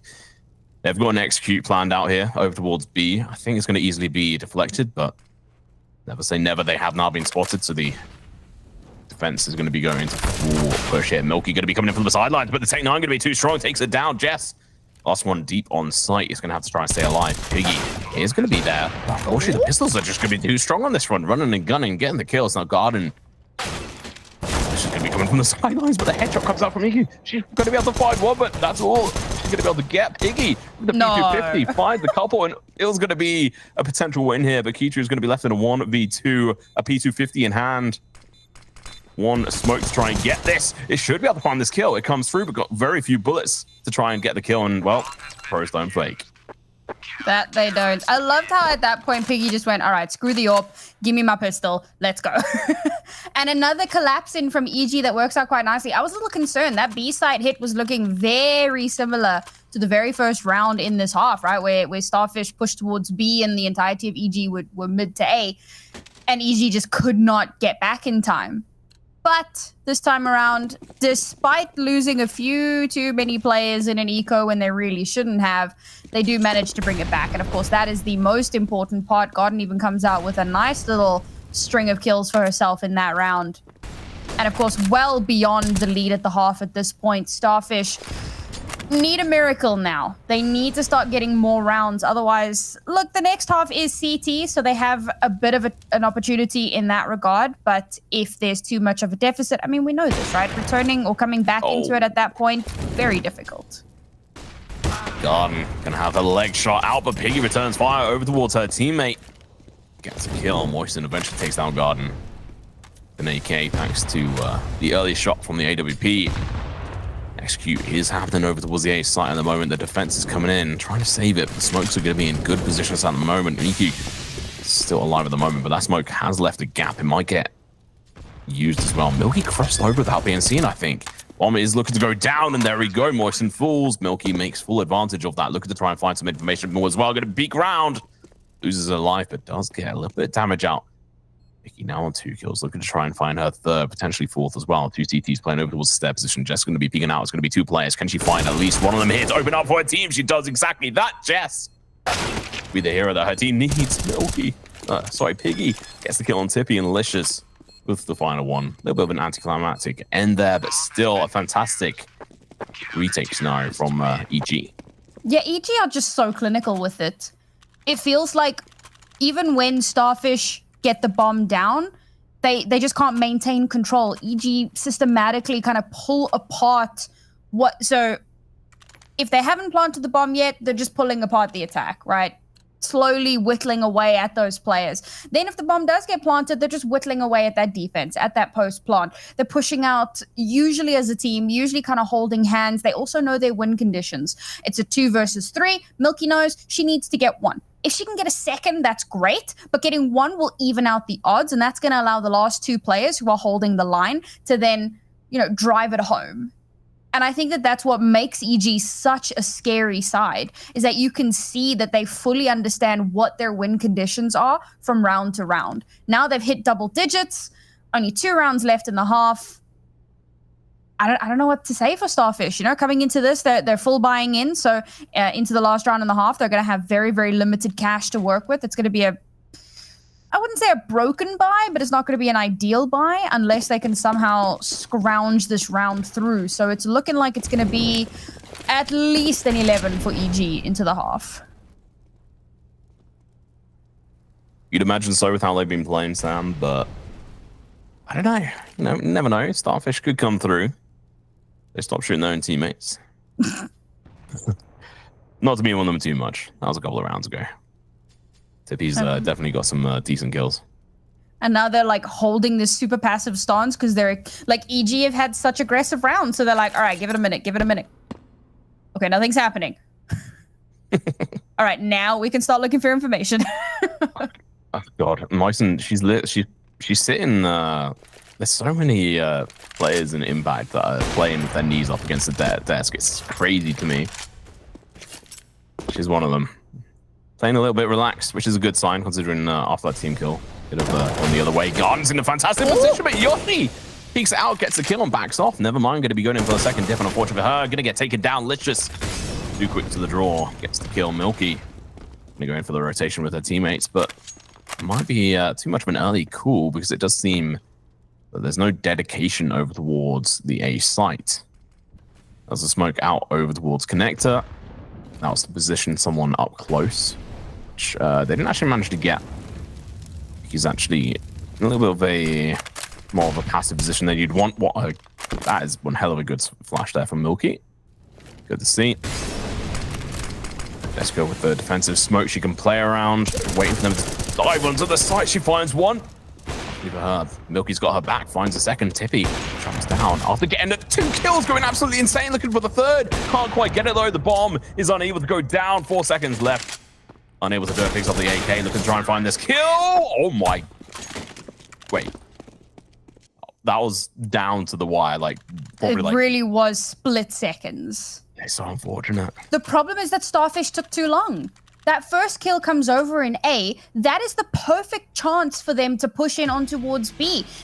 EG still haven't quite figured out where their positions are. They send out one of their players to go and check, push out a little bit, see what's happening. And eventually she kind of goes on this flanking mission through the CT spawn over towards the A side. But Starfish took so long to finally hit the accelerate button that by the time they actually did get onto the site, there was no time to secure it. And that is heartbreaking for Starfish because they had every opportunity in that one and they just could not capitalize. And that's again EG just keeping them off balance round after round.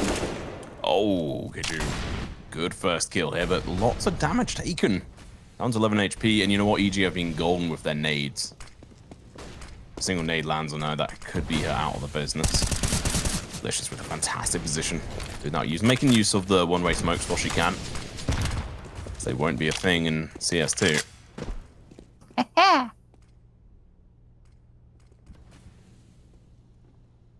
Let's see if you can try and find another kill. Going to be playing fairly passive, waiting for her teammates over towards the B apartments.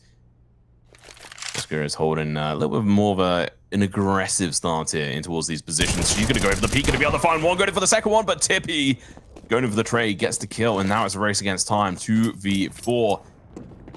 Starfish have to get this round. They can't afford to lose it whatsoever, and they have every advantage to as well.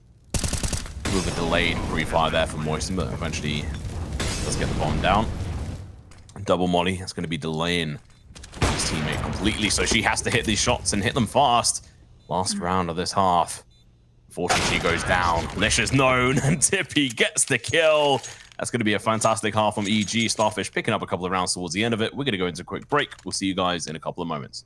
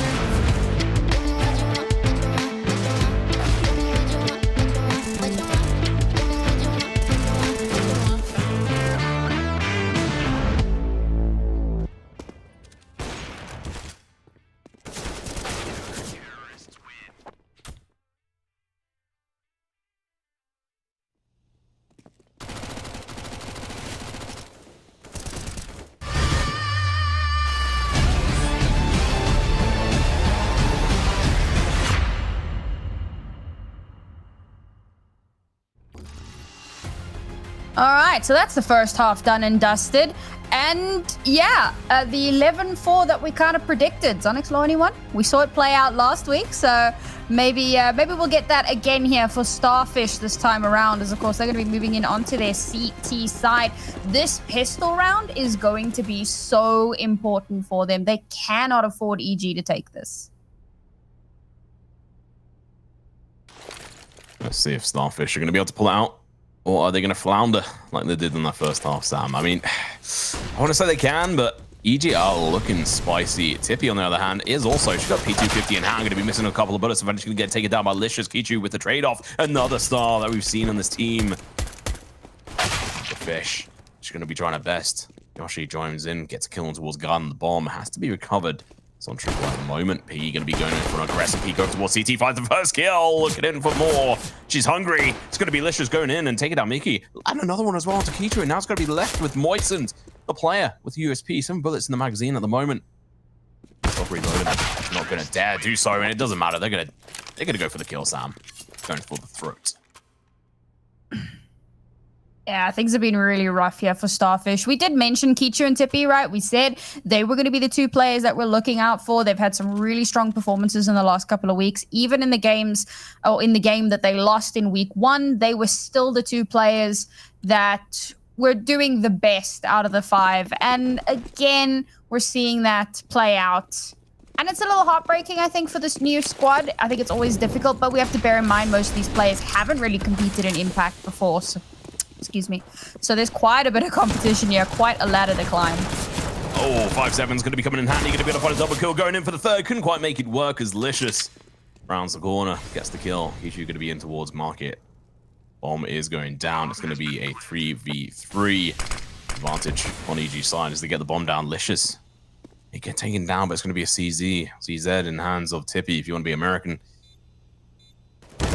Dangerous gun to play on this map, but makes it work, gets a kill. Jessica's going to be in a perfect position, finds one, goes in for the second one as well with a single mag, and Tippy couldn't quite make that rifle work for her, and that's going to be the 13th round on the board here, Sam, for EG, who are just looking so dominant. Yeah, I mean, that round was looking a little touch and go at the start. And again, EG is so good at stabilizing, so good at bringing things back into their control. And they do just that. Unfortunately, after losing the pistol and now losing against the Force, sure, Starfish are going to be able to put a bit of a buy. Oh, no, they forced in the previous round. Oh, no. Oh, they're in trouble, folks. And we're so close to match point. Oh.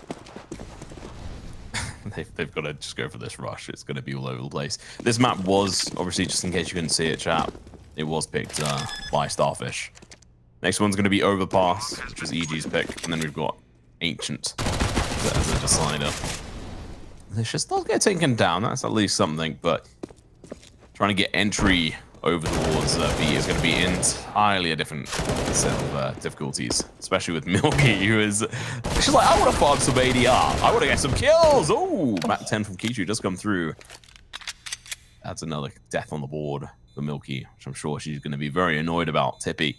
Also one left alive. Sees that. You don't see this gun too often, and when you do, you usually like to see them checking their angles. Yeah, well, we don't see them too often, and we're not really going to see them today either.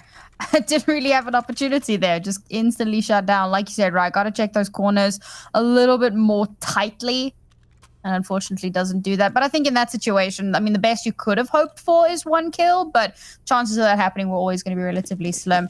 Now Starfish are able to buy in, but at this point, my hopes are starting to dwindle a little bit. If they can pick up this round, that would be fantastic and start to renew some of that faith. But of course, EG are looking pretty good economically, so they're not too fussed about losing this round. It wouldn't be great, but it would still be survivable, and they probably won't. First kill goes on the way of EG. The second one doesn't though, but the third one will, as Jess is going to be mowing them down. He was another one. She's finally come alive, but is it going to be too little too late? Jess, try to not get barbecued here, sitting on top of this bench at the moment. 20 HP on the board at the moment. She peeks around the corner, but she runs out. She hadn't reloaded. Look in hand. She dies. Looking like a bit of a fool, leaving her teammates in a bit of a outside round. If they're not careful, it's going to be a 2v3. This push is going to be coming through. 100! What is that? Piggy, Milky, the spray down, working in tandem as a team, peeking at the same time, making it work in a 2v3. I feel like that was almost a throw. I mean, sure, okay, the flash comes out, so you want to push that, you want to get those kills, but not realizing that your clip is basically empty and then needing to... Oh, man, production are such trolls. I can't even with these people anymore. But this is a good one to highlight. That was fantastic. Milky and Piggy holding each other's angles, making sure that those last couple of players that push through are just going to get absolutely shut down because they were funneling in through the same place. Match point here for Evil Geniuses, or map point, rather. And they're off with a bang. Or two. Straight away, Guard and Piggy going to be able to pick up a kill each, leaving Starfish in a less desirable situation right now. 2 over towards A, 1 over towards B. It's going to be moistened with the Famus. Got those fairy lights in the background. Getting a little bit chilled. Focused. Trying to make sure she doesn't leave her teammates in a whole heap of trouble if she goes down here, which is likely to be the case because we've got a full execute getting lined up, smokes getting launched. It's going to be a short and market locked down. Jess going to be the first one dropping down with her teammates. Not moistened, you're in a whole world of pain. She finds one, but the trade comes through almost instantaneously, and now peeking in towards Market. It's going to be Milky. She stays alive, adds another kill to her belt. I mean, we talk about Milky all the time, but Piggy's actually on 21-7. Yeah.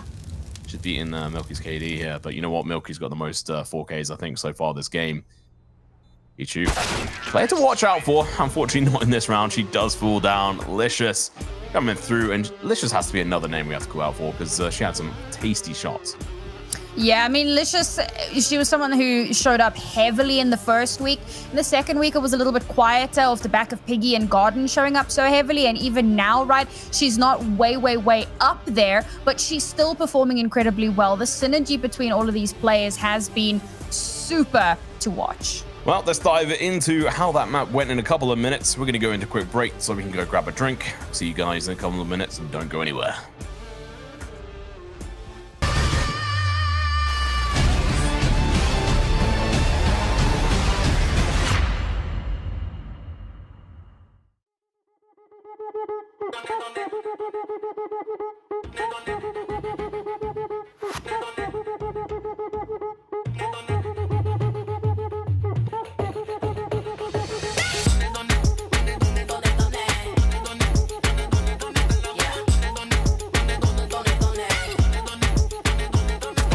Me and my crew, yeah, we're lawless. Got the man, them thinking that we're flawless. Yeah, mama told you that I'm gorgeous. Got a million tricks, can't deport us. I'm a flame in the star, call me gassed. Back foot slidey, I'm slick to the mass. Calling to the tribe, it's a revolution past. Present in time, no, we can't be masked. So you better rise up, collapse, size up, shout out loud. Down before the time's up, so we better rise up, collapse, size up, shout out loud. Down before the time's up.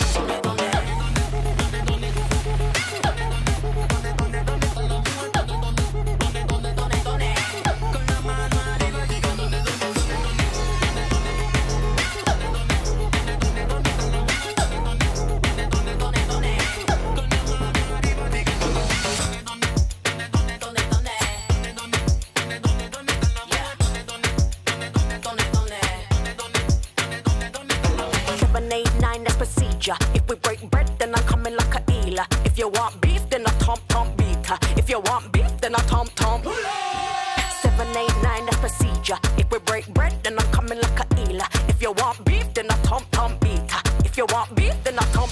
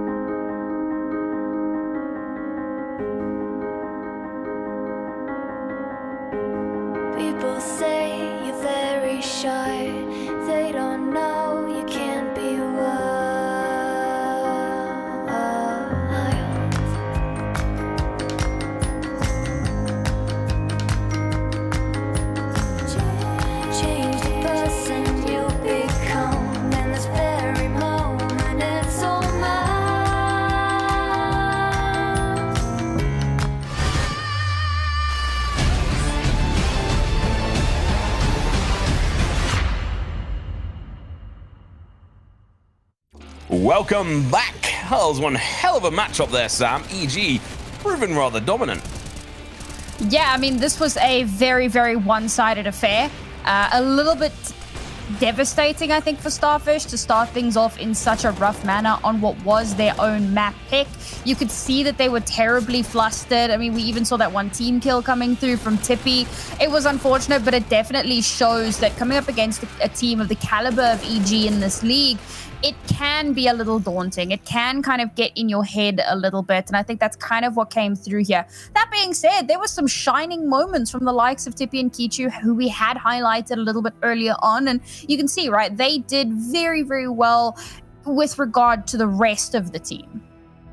Yeah, it's a shame. I mean, Mickey came through on the second half, but that's a little bit too late. They need to get more rounds in that first half, and with only having 2 players that were sort of coming into it and staying alive and getting the kills, even if it was a team kill hill there, Tippy and Inside were, like Kichu, were trying to carry them through. Obviously, they had more players coming through on the CT side where they, might feel a bit more comfortable, but it's not good enough. You just have to play more confidently, and I don't know, the IGL is going to have to demand more out of their players. They're obviously new to this in regards to this league under this lineup. I did see some promise within there, but EG were just picking them apart like they were, toys. Yeah, and I mean, Tippy, so she's obviously the AWPer for the team. And while some shots were questionable, towards the end there, she was starting to look pretty good. There were some pretty crisp shots coming through and some really clutch moments. And while it didn't always end in a round win, I think with a little bit more of that synergy and cohesion, those kind of kills can be capitalized on and then converted into rounds. Now, as we head over onto Overpass, I think that's going to become really, really important. They're going to get to start on the CT side. Tippy's going to have that AWP in her hands after maybe 3 or 4 rounds, depending on if they win the pistol. And that could be exactly what they need to jettison themselves to at least a strong half. That being said, EG have looked so in control. Overpass is a map that they often pick into because they are so comfortable on it. So I still have a lot of concerns here for the Starfish roster.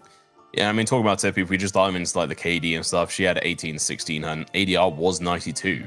And that was better than 3 of the members on the side of EG Gold, so Milky and Piggy, who, obviously we need to talk about them as well. They were doing absolutely fantastic work. But Tippy was there, and we saw her multiple times going for the AWP. But like you were saying, and one moment that really pops out in my mind was where they were playing in for that aggressive push over towards the B site. She dropped out of that window position whilst getting 2 kills. It was fantastic. So I need to see more of that. But I mean, let's talk about Milky and her kills there, Sam, on their CT side.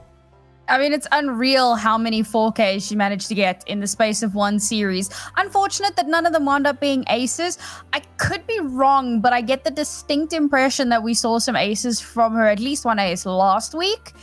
I might be misremembering, but I believe there was a pistol ace or something. I'm pretty sure it was even in our top 5. So, I mean, this is a player that we kind of sleep on a little bit, I feel like. We talk about the Gardens, the Piggies, the Sevenliciouses, but Milky, she's so consistent. She's always there. She's holding up the team. She's getting important frags. She's getting multi-kill Milky, right? That's what I'm seeing her as now. And it's really cool that we get to highlight her a little bit more, give her a little bit more of that spotlight that she definitely deserves. That being said, Jessica had a very, very rough map here.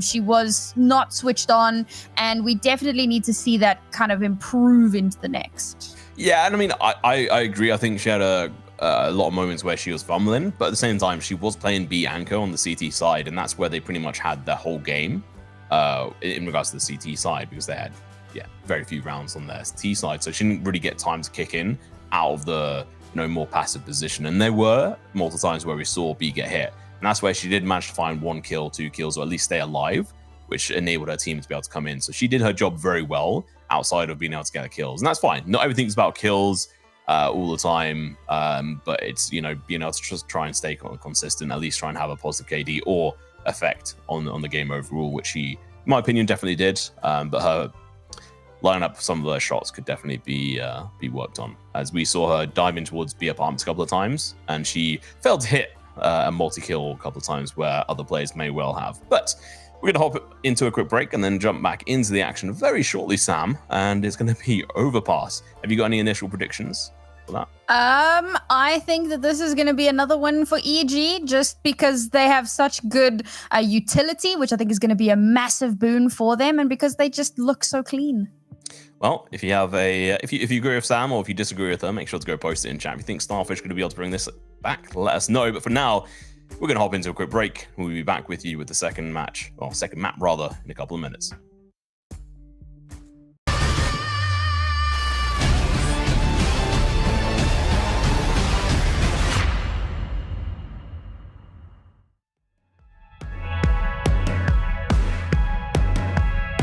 Always thought I could walk through fire, blow up the storm and see the light, yeah. I told my friends that I could run on water, and they said nobody can. They'll see me flying through the sky, yeah. Play hide and seek behind the clouds. I show my friends that I'm not scared of dreaming, and I'll do that again, over and over again. Suddenly, the heart and chest feels heavy. The calm is just a memory. It's failing me, and I know I could never surrender. My beating heart, it won't give up. As long as I am here, I'll never stop. They say I can't, I say, so what? Just watch me go like a supernova. My beating heart hits like a drum. You know I run through life forever, yeah. They say I can't, I say, so what? Just watch me go like a supernova. Light up the dark, I'm superhuman. I'm spreading stardust into oceans. I wanna go up high and close my eyes to places nobody found. I'll never come down. Suddenly, the heart and chest feels heavenly.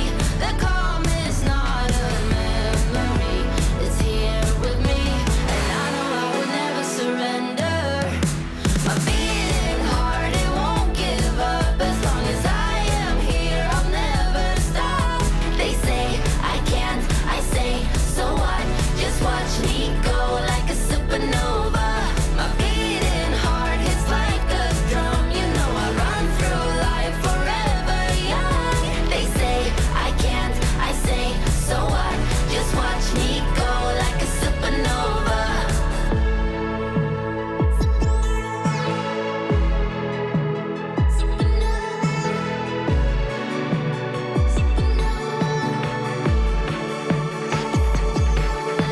My beating heart, it won't give up. As long as I am here, I'll never stop. They say I can't, I say, so what? So what? So what? So what? So what? My beating heart hits like a drum. You know I run through life forever young. They say I can't, I say, so what? Just watch me go like a supernova.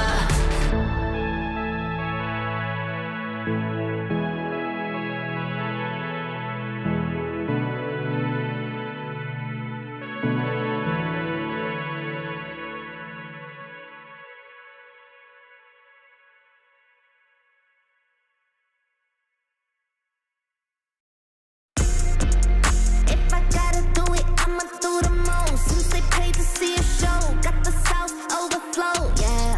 If I gotta do it, I'ma do the most. Watching me, they take no razor toast to the goat, yeah. Body be dripping and sandy. Pat on my nose with that fancy. Money on me, I got plenty. Hundreds, 50s, and 20s. Stay fat, lot of them. Rags, house by the lake, bought that. Opposite the brakes, draw back. Paddock on my wrist, I'ma hit 'em with a drip. They gon' pay the VIP to get a pic with me. I'm a star. Brand new keys to the car. I'm the boss and the king and the czar. Got me so high, so addicted. Telling me I'm the only queen of his heart. Guess I let you co-star. If I gotta do it, I'ma do the most. Since they paid to see a show, got the South overflow, yeah. If I gotta do it, I'ma do the most. Watching me, they take no razor toast to the goat, yeah. If I gotta do it, I'ma do the most. Since they paid to see a show, got the South overflow, yeah. If I gotta do it, I'ma do the most. Watching me, they take no razor toast to the goat, yeah. If I gotta do mastermind, creator of this high vibe energy. Only thing I'm loyal to is building a legacy. So quit testing me. Lot of commas in the bank, I'm a provider. Tell the amateurs stay in their lane, ain't no outsider. Bought a mansion in LA, right next to Mariah. Write a song, get filthy paid, price going high. Yeah, if I gotta do it, I'ma do the most. Since they paid to see a show, got the South overflow. Yeah, if I gotta do it, I'ma do the most. Watching me, they take no raise a toast to the goal. Yeah, if I gotta do it, I'ma do the most. Since they paid to see a show, got the South overflow. Yeah, if I gotta do it, I'ma do the most. Watching me, they take no raise a toast to the goal. Yeah. It takes a lot to be the best.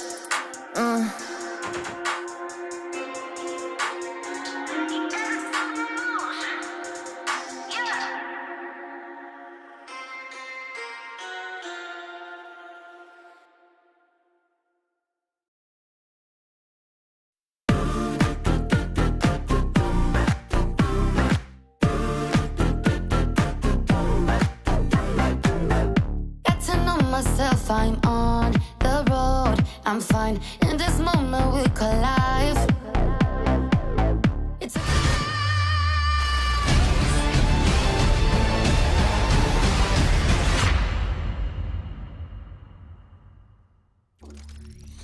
Oh, here we go, Sam.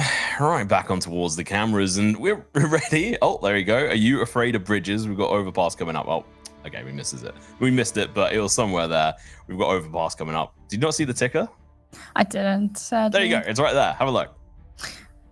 You afraid of bridges? Get over it. Overpass. Okay. I love Kara. She's the best. Comes up with the best stuff. We stand. Production for Impact, absolutely fantastic. Love working with them. And we get to cast some fantastic games. But that first one went rather quickly, Sam. Second one is going to be on Overpass, which is EG's map pick. Is it going to be an even worse score line, or are we going to be seeing, obviously, Starfish start out on their preferred side? Is that going to give them an edge? Enough of an edge, sorry. Yeah, that's the thing, right? With EG, this being their map pick, so we know that they're super comfortable on it. We've seen what their utility usage is like on the previous map, and on a map like Overpass, I mean, the potential, the opportunities are absolutely limitless. So I think that that's going to be a bit scary for Starfish. Because they get to start on the CT side, this is their best chance of giving themselves a bit of an edge. They really need to be on top of their game, though. They cannot afford to be caught sleeping at the wheel. We've seen a few moments that kind of felt like that, and EG are the type of team that are going to pounce. If you look like an injured gazelle, they're gonna be on you like a lion in the savannah. I'm a South African. That's where I go. But I think it's a pretty damn apt metaphor. Yeah, I think it is. And let's dive into the action at Overpass. It's going to be the second map in this best of 3. Let's see if we're going to go all the way to a third map. Are we going to see any overtime on this one? Who knows? Let's jump into the action. Straight into that pistol round. And of course, this is going to be an important one. Bearing in mind, EG have won the second pistol. They did not win the first pistol in the previous map. So there's a chance, yeah, for Starfish. Unfortunately, winning that pistol did not really pivot them into much. They got up to like 3 rounds, and then EG went nope, or 2 rounds. So maybe they do something better this time. I was really confused. I was wondering how Tippy got damaged, but she jumped out of heaven and landed on the floor instead of the water. Not team damage this time? Well, you know, self-inflicted. Let's see if EG are going to get countered here. It's going to be Kichu looking to come up behind them, going in for this backstab. Spotted them. Albert Chess reads it like a book. Just flushes her. Easy peasy. And now it's going to be Yoshi going down. She's not careful. Mickey's going to be able to find one Yoshi. She's going to get torn apart. Tippy with one of her own going to be coming up from behind. Looking to try to help her teammates out. Try to recover this site. They don't have a defuse kit on them that I can see. There might be one dropped in towards the back. Milky going to be playing around the yellow boxes. Playing aggressive against them. Going to be able to hit through headshot's going to be in for the third as well. She's hungry. Milky! She wants more. She finds a 3K, not quite a 4th. But still, one hell of a start here for EG. She's cracked. I can't, she's been so impressive over the last few weeks. just such a phenomenal standout player, and just the hits keep coming. Look at this. Even with that slightly labored spray on that third kill there, she still manages to connect it. I mean, look, that round was going to go awry for Starfish just based on their positioning in those first early kills. But for Milky to clutch that out towards the end there, beautiful. Lots of Galils on the side of EG. I do appreciate this. Trying to go full sort of firepower, give them a bit of a better advantage on this range. Gonna have to go for the spray. Jess, you have to be careful. Only 15 bullets. Gonna have to use too many of them. Eventually go down. Lish gonna be coming in, finding 2 for herself, but Moistened takes care of business, gets the kill. The 2 rifles recovered. Honestly, you know, take them. Take your win in regards to getting 2 of those guns and save them for that next round. It's gonna give you more of a powerful buy if you look at that cash. Yeah, no, just like get the hell out now. Try and keep something into the next. Jess with a bit of a labored start there. Managing to get 1 for herself, but trying her best to get that kill count up. And of course, getting those few kills definitely helps, right? Getting that first kill, then the trade comes out, and her teammates there to back her up. Like, this is what you need to be doing. Yes, they do lose 2 players in their force, so their bonuses they're likely going to have to reinvest in, which isn't ideal. But it's not the end of the world. Losing 2 players, not terrible. You can definitely still recover quite easily from that. The question is, what is Starfish going to do now? In the previous game, they had forced on the second round. This time, however, did not do that. So got a bit of cash to work with here. It's not a whole lot. They don't have massive bank, but they can still fashion together a pretty strong buy for themselves. And of course, EG, yes, reinvesting in. So they are going to get a Galil and a Mac 10, which I always appreciate. Not a full Mac 10 round like we saw in the previous map. Wouldn't that have been fun? Yeah, so Mac 10 was saved over. But they did buy into 2 rifles, an AK and there you go. so pretty good.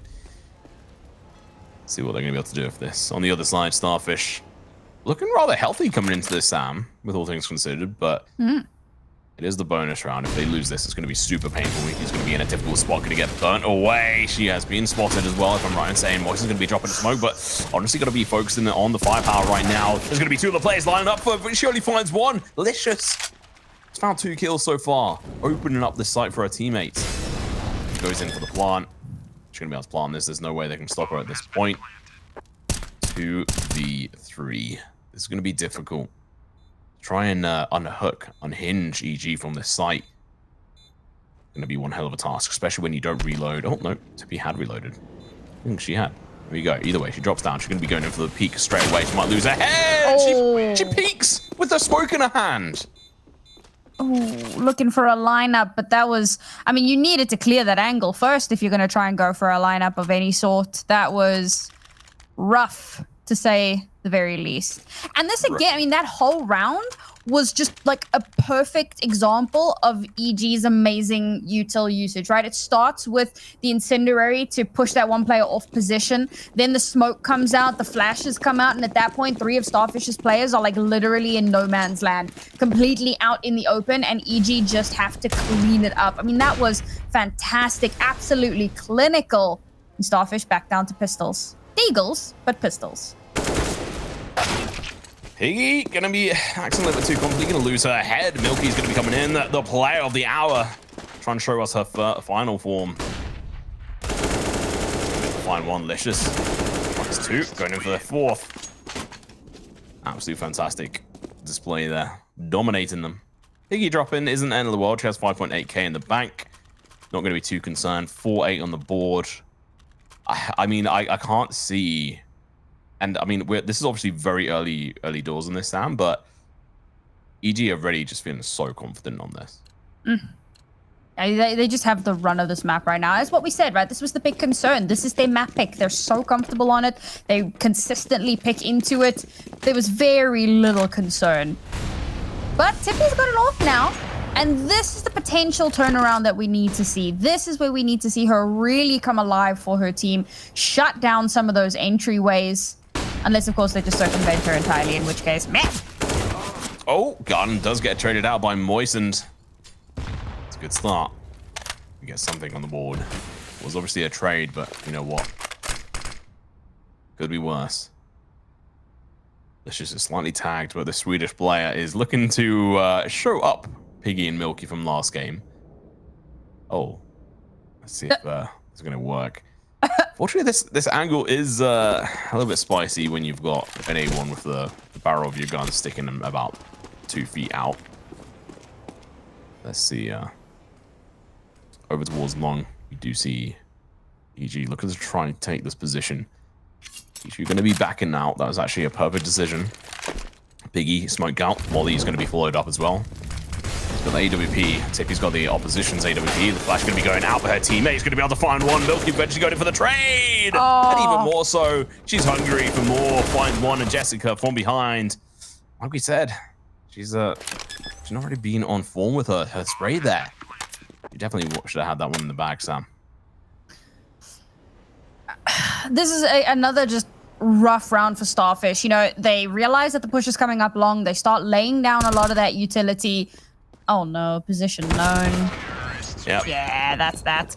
So they start laying down a lot of that utility. They want to slow down EG from getting in onto site, but like one flash comes out and EG just systematically start dismantling the 2 or 3 players that were already on the site. I mean, it was just, it's like a horror movie. You know, when you watch the dumb blonde chick who's like, oh, I'm gonna go out there and see what's happening. I'm a natural blonde, okay? Don't let the dye job fool you. And it's kind of like that, you know. You see the train wreck coming. It's like a Final Destination vibe. They just can't seem to find a footing here. It is a bit of a horror show. 5-0 at the moment. It is EG's map pick, but they dominated on Mirage, which wasn't theirs, but we expected it. We foretold it. Jessica, she's a player that I was criticizing that last round, and honestly, I stand by what I said. So I'm hoping that she can show us that she's more consistent. We've seen her in the past, Sam, be a very consistent player that's just sort of in the background. But today, she's not really had too much of a chance. Kichu's going to be peeking up, loses her head. Licious. Have her stats a little bit. Not going to get a chance. Drops down a Molly just for good measure. Wanted to make sure no one's able to push up. And now we see Licious does find it Tippy. These Deagles, the 5-7s, aren't going to be able to find their mark. Licious is going to be holding up the rear end. Trying to wonder what Starfish really could do here to try and counter this, because most of the issues are really going to be down to long team form. Licious, you're out of bullets, got to reload. Milky got to hit those shots as well, but it's going to be Licious getting the kills, and that was a 5k. She gets an ace. We actually saw Milky go full Tarek there. Licious cosplaying Milky on this map. Fantastic stuff. I mean, this seems to be her playground. She really feels so comfortable on overpass. She's got all of these angles so well covered consistently. Poor Starfish. Okay, that was a pistol round, but I mean, it's not like it's the first 3k she's had, and it's not always against pistol. She's having such a good game in this particular map on such good form. Now Starfish, okay, I like this. A solid fan out. But look at this aggression from EG. Starfish need to be so quick if they're going to catch this out, and instead they start to pull back. This B site could get completely overrun. Oh, it's going to be down to Yoshi, who does a lot of damage. Going to be out of bullets, going to have to reload. I don't think she has time. Moisten going to be coming around the sidelines, going to end up going down, though. She's not careful. Mika and Yoshi going to be dropped. Moisten with one. Piggy with a P250, going to be running out of bullets. The A1 comes out the corner. She stays alive somehow. Moisten out of bullets, has to back off. USB in hands. The AK goes up against her. It's going to be... Actually, Guardian does get the kill. Oh, Kichu gets the kill. Now it's going to be a 2v3. Low HP on a couple of players, but Piggy... She's got an AWP and she's hungry. She wants these kills. Tippy, so does she though. She gets the wall bang. Piggy misses the shot. Return fire almost comes through. Oh! Shot landed. Tippy, unfortunately, doesn't quite see Licious from the sidelines and gets taken down. And another round where Starfish start looking relatively good. Take a slightly deeper hold towards that monster tunnel area, and as the Evil Geniuses players start pushing through, there's quite a bit of spam damage that comes out through the smoke. Unfortunately, it doesn't result in a kill, which would have been fantastic. If you see a kill come through there and then Moisten be able to get back, pull back to the rest of her team, now they have an advantage. But Evil Geniuses, they don't take enough damage. They push through that smoke, push through that flash, and again, completely overrun Starfish. And a solid attempt was made at that retake. Tippy on point, getting a kill there. Piggy's position was known, but of course, once that first shot comes through and doesn't get the kill, Licious then has the information, and the back and forth between these EG players has been so good. They're just on top of it. All right, Jess, I'm gonna put it down to Jess being distracted by Counter-Strike 2 being talked about. Because that spray down should have been a lot easier, but she was all over the place. But still, it'll be a little bit brutal. EG got the bomb down, and not really much to be said from Starfish. They have got a gun, though, Sam, out of that. Licious is hungry. You can see her smirking on her screen. She gets shot by her own teammates. Her reaction was a horrified one of that, and she's now going to be backing off. She wants nothing to do with that. She's too spooked. Fair play. That was actually quite funny. Yeah, I mean, you can see she's in such good spirits as well, the whole team. And now, of course, Starfish, they're gonna close ranks, try and protect this one rifle, maybe get some exits here as EG start to push out. But no, not to be the case. So they managed to hold on to those pistols, they hold on to the 1 AK, and they've got some cash to spend into this round. So all in all, not the worst possible eco. Would be nice to get a bit more, but sometimes you will have to take what you can get. EG confirmed themselves the lead at the half, 8-0. Starfish have yet to put themselves on the board here. Now, of course, they're going to take a timeout. This is the first time I'm actually mentioning one of these timeouts, but I think that when things are looking this rough, you've got to ask yourself, what are the comms like right now for Starfish? Because I feel like no matter what they've tried, EG have consistently come out on top of it. They've tried to be slightly more aggressive. They've tried to be passive. They've tried splits. They've tried stacks. They've tried just about everything. And EG, it feels like they've just got the read on this team. Well, trying to work out what Starfish could do, but I'm honestly a bit of a loss, and I can only think, like you were saying, what their comms are like at the moment. How are they trying to work out how to go up against this team? They're proving so dominant. Tippy has to be the answer. She's got the AWP playing aggressive here, up towards Party, and towards that mid fountain area. Watch for her. No one's gone over towards that area. Kichu is going to be able to find a kill, though. Garden with one over towards Moisten. Going in for a second. Mickey's going to be falling. Kichu has to get the trade-off, but runs out. Bullets has to fall back. Yoshi's alive. The last one left is spotted as well. Tagged down to 24 HP, and they're dismantled, Sam. They find one kill, but that is it. Licious goes down in towards that mid position.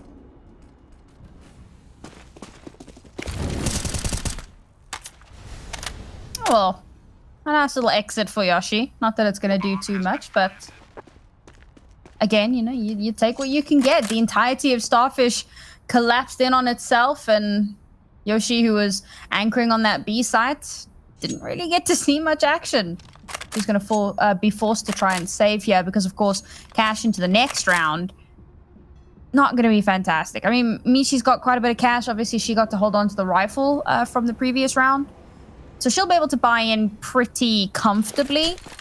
But as for the rest of the team, maybe she can buy an upgrade for another teammate. But all in all, it's going to be a rough buy if they do choose to invest heavily into this.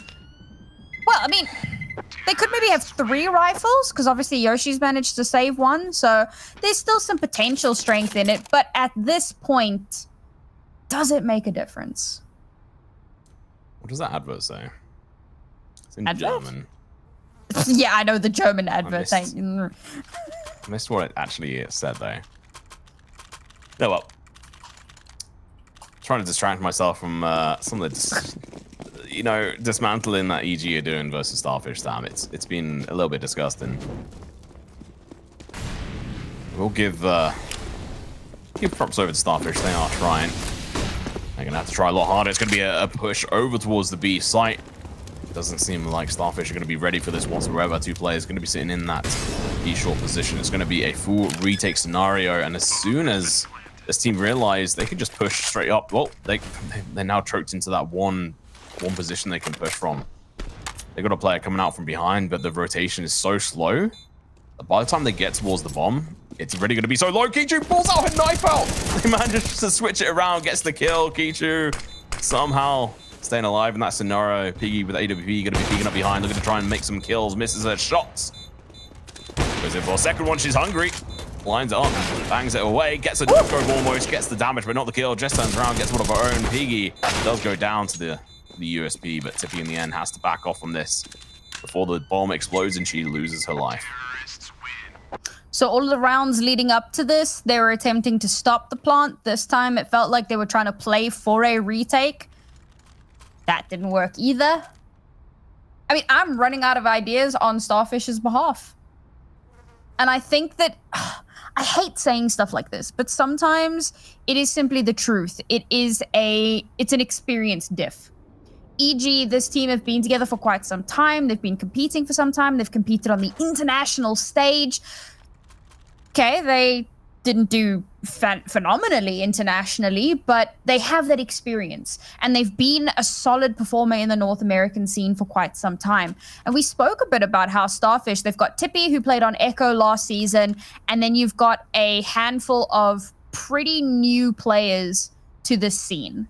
So not only are they new as a team, but they're new to the scene as well. There's so much for a team like this to learn. And I think that that's probably the biggest thing for them in this matchup, is to just kind of come out the other side and go, right, what have we learned from this? What can we take away from this? Because it is, right? It's just, it's a diff. I agree. Let's move on though. Kichu didn't manage to find a kill last round. So does Tippy. The two usual contenders here, Sam. Rest of their teammates gonna have to kind of wake up a little bit. Although Moistened has done a little bit better. Iggy's gonna be in a good position to try and take down one of the hard hitters right away, but the flash is gonna be coming through, but Milky is playing the anti-flash position. Worked out fantastically, gets the kill. The denial, Tippy finds one, but taken down from 3 different angles, I think. Actually, that was just 2, but still, one hell of a trade-off. Garden is searching for an answer over towards B, and she has found it. Says, yeah, that rotation worked out fantastically, guys. Come on over. The water's warm. Now the reverse situation's coming through. Garden to line herself up. Moisten peeks around the corner, loses her head. Yoshi just made some steps. It's going to be expected from Garden. She lines up the shots. Can't quite get the kill. Does some initial damage. The information is big. 2v3. This is one of the closest rounds we've had from Starfish in quite a while, which, you know, is quite depressing in its own right, but it's an opportunity. Are they going to be able to grab hold of it and charge forward? That's going to be the real question. Nate comes out, Yoshi goes down, Mickey's going to be the last one left alive. Oh, Licious is just on fire, 17-3. She's saying, yeah, you know how you did really well, Milky, on that last map? This is how you actually do it. She has 1 less kill than the entirety of Starfish. No, I lie. 3. But still, that's insane. She's just... Wow. And this is why, of course, I say never do maths on stream. But I managed to correct it, so that's cool. Yeah, this is... Dominant feels like an understatement at this point. It's a bit of a wash. Multi-kill. Yoshi-like. Do you know what this felt like? This felt like, you know, like when you're having an argument with someone online and you'll be like, oh, meet me in the McDonald's parking lot at 6 a.m. or whatever. And then like everyone rocks up and it's like, oh, it's a rumble. That's that's kind of what that felt like. I don't know, that's just a ZA thing. No, we had that as well. We had it in my school. We had this. I went to like a public school, and there was a rather posh school down the road. Yeah, we were rivals. We had that usual same banter between us.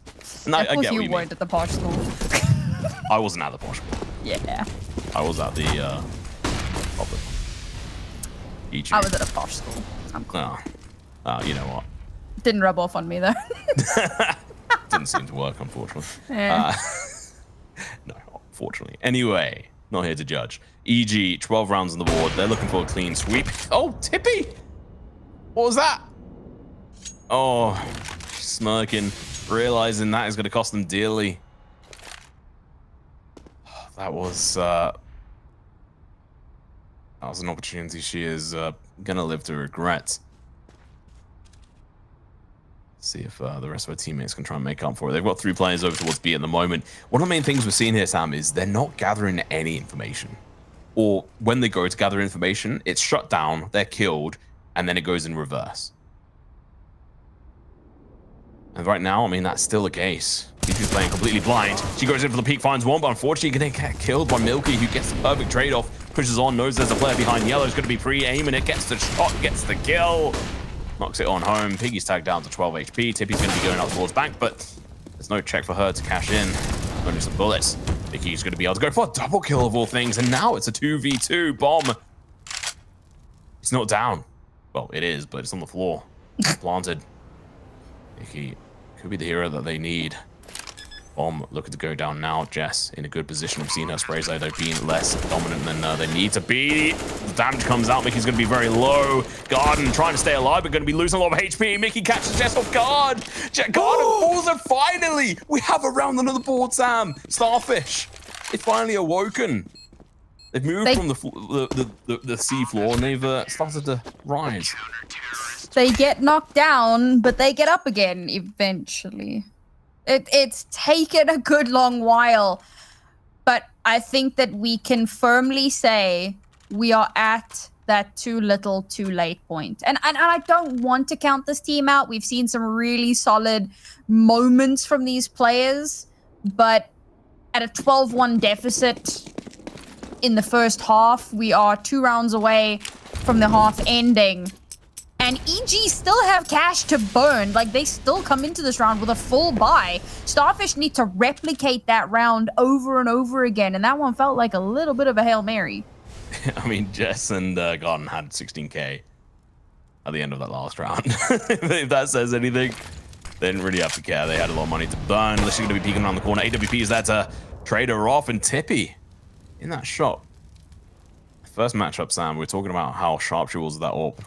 Even if it was against her own teammates. And this game, she's been a little bit lackluster. I have to be honest. Moissan's going to be in a crucial position to find a kill. She finds one, but the trade's going to be coming back and forth. Garden in towards that monster position. Gets a kill. 2v3. She's finding her pace. Is it too late though? Is Sam's prediction right?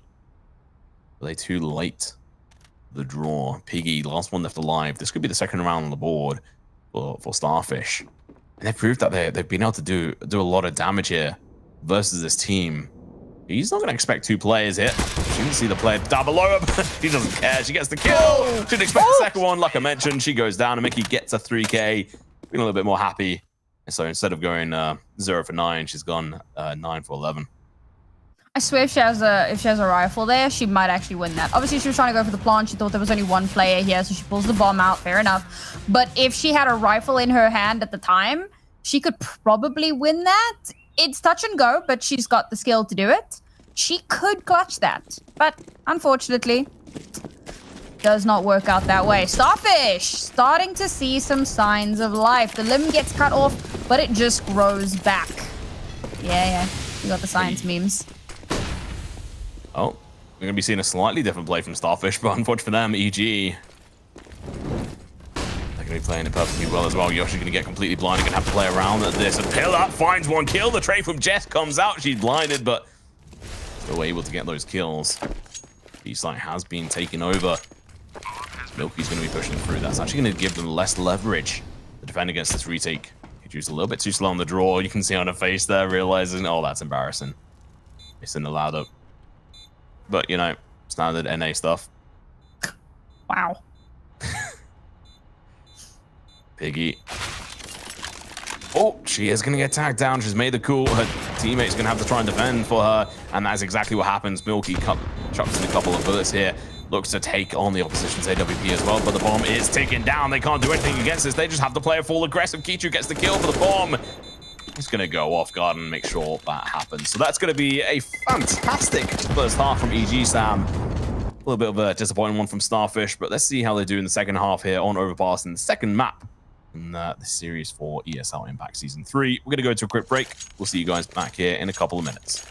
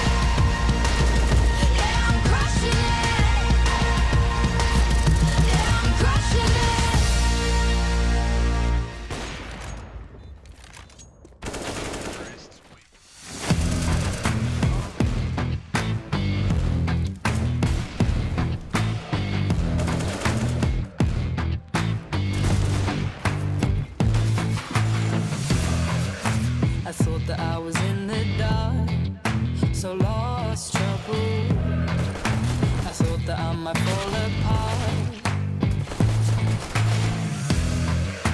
And even though I'm just a fool, I'm so blue, yeah. I know that I can make it through. I'll keep on fighting.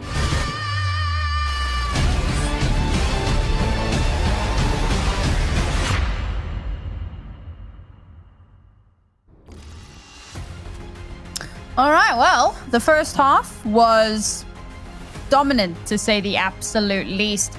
Starfish did manage to get themselves a few rounds towards the end there, but with EG's scoreline going into the second half, I don't know, man. 13 rounds for EG. All they need is 3 to bring it home.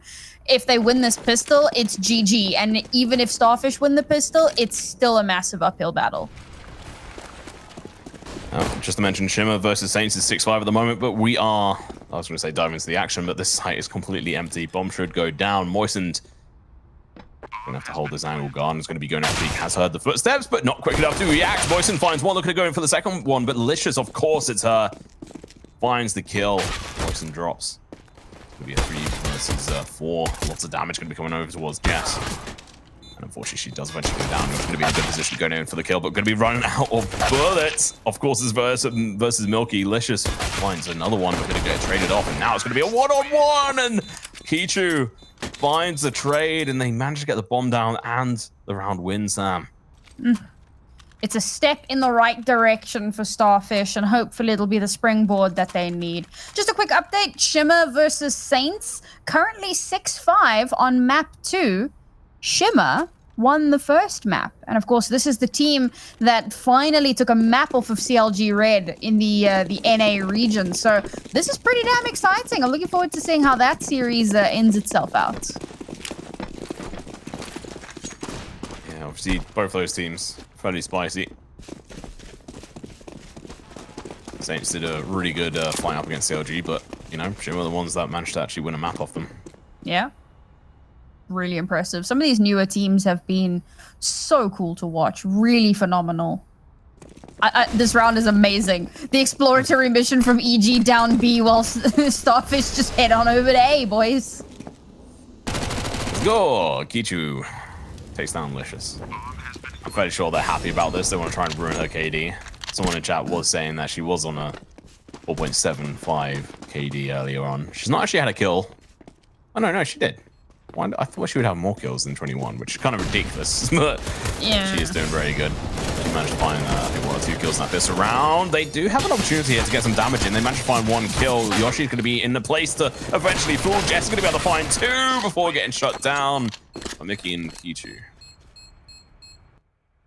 Some decent damage into the force there. So it's going to have a little bit of a knock-on effect, obviously, on the, you know, what would have been their bonus. But it was that same kind of Mac 10 round that we'd seen. Bearing in mind, this is the second T-sided pistol that Starfish won. They managed to do it in the first map as well. So coming onto the second map here, they're doing it again. They do that kind of Tech 9 round. And then into the next round, they have what normally looks like the second round, where you have your 3 rifles and your 2 Mac 10s. And it did not work out previously. So maybe things change. Garden, she's coming in with the famous Licious, trying to get some of the action, unable to. Kichu stays alive, but for how long? Molotov goes down. The teammate's going to be behind her as well. Tippy looking to go into the backstab. She's going to be able to do a lot of damage just in time. Saves her teammate, or at least helps to. Licious goes down. Jess does get a trade-off. Yoshi on site.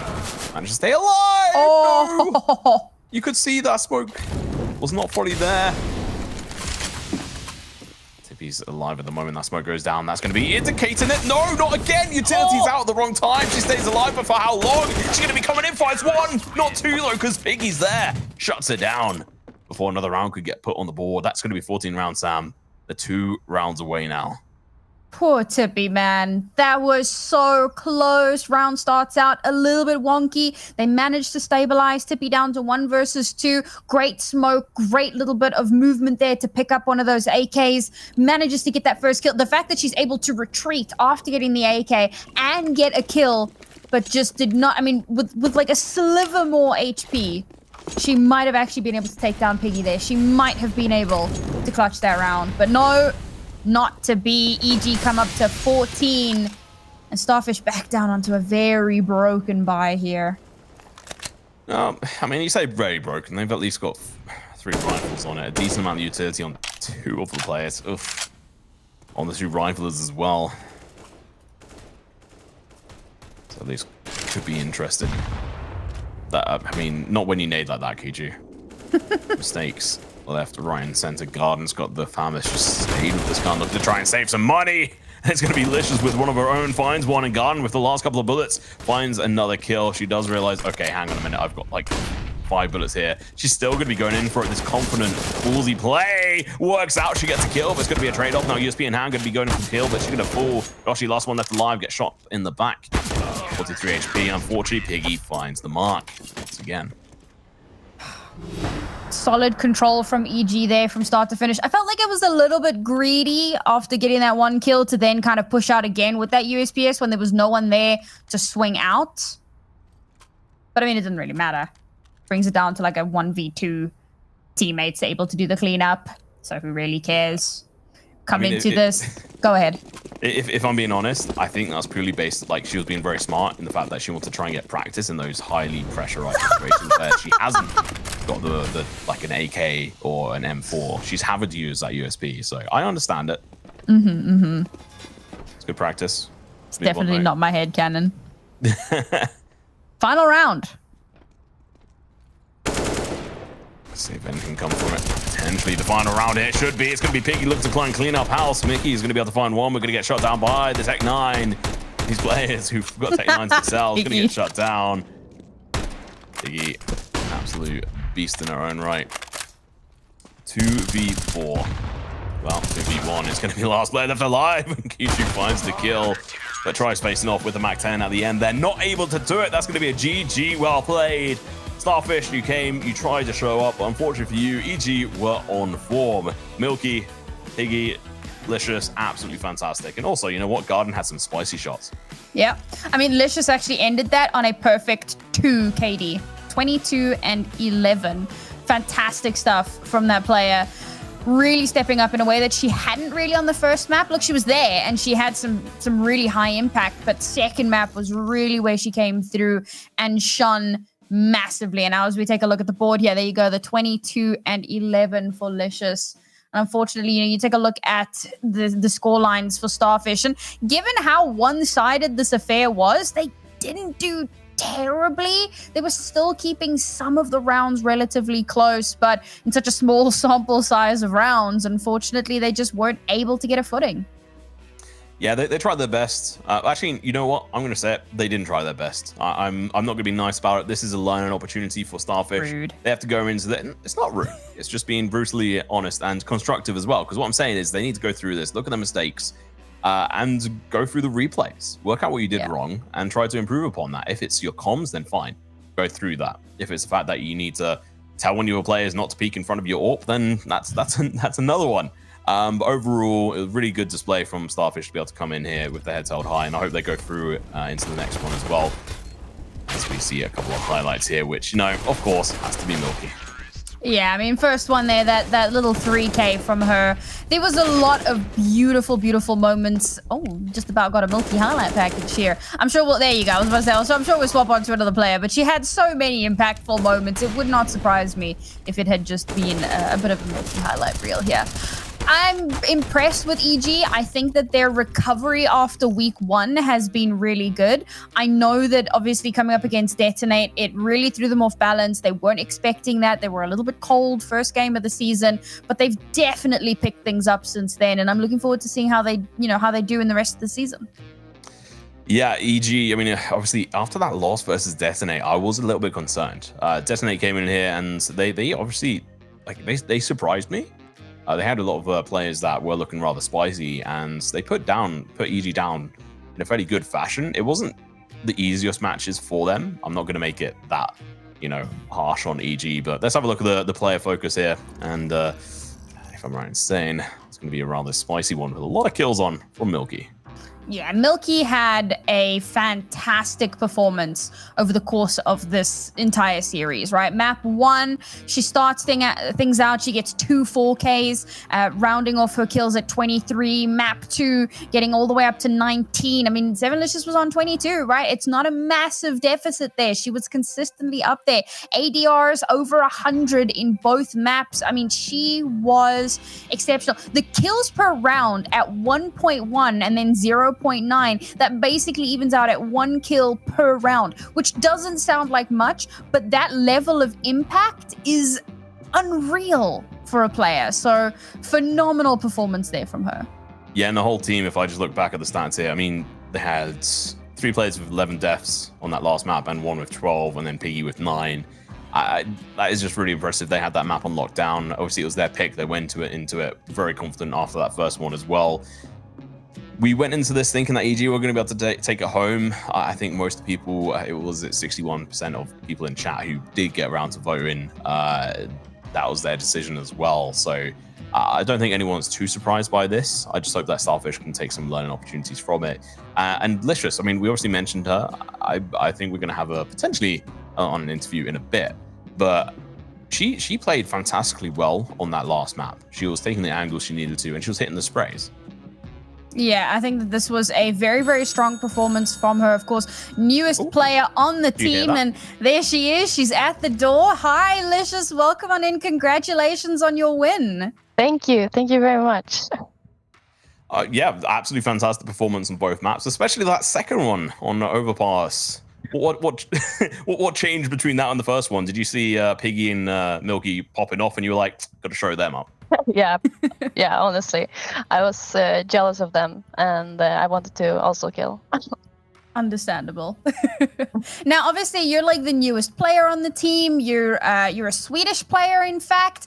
We had a few questions. I'm gonna throw a 2 in 1 here. Sorry, Tom. The one has been, what has been like your onboarding been like with the team, right? Like getting to grips with the players, getting to know them, getting the feel for the team, etc. And are you currently in Sweden, or have you moved over to the US? So I felt like even from the beginning, I felt like we were really like liking each other, really like fitting to each other, like gameplay. Like I felt like I fit very well in a team, and all the girls are super, super nice, and we just like fit well personally and game-wise. So that's like perfect. And I'm currently playing for Sweden, so it's not the best thing, but I'm gonna move to Seattle in April. Amazing. That's going to be a big move, and honestly, I mean, I mean, big cultural difference, and you're going to go from having obviously very low ping of like 5 ping to your local servers. I'm always jealous of you guys over here, and over in Seattle, it's obviously going to be quite different. But you'll be obviously around the team a lot more, which is going to be fantastic. Yeah.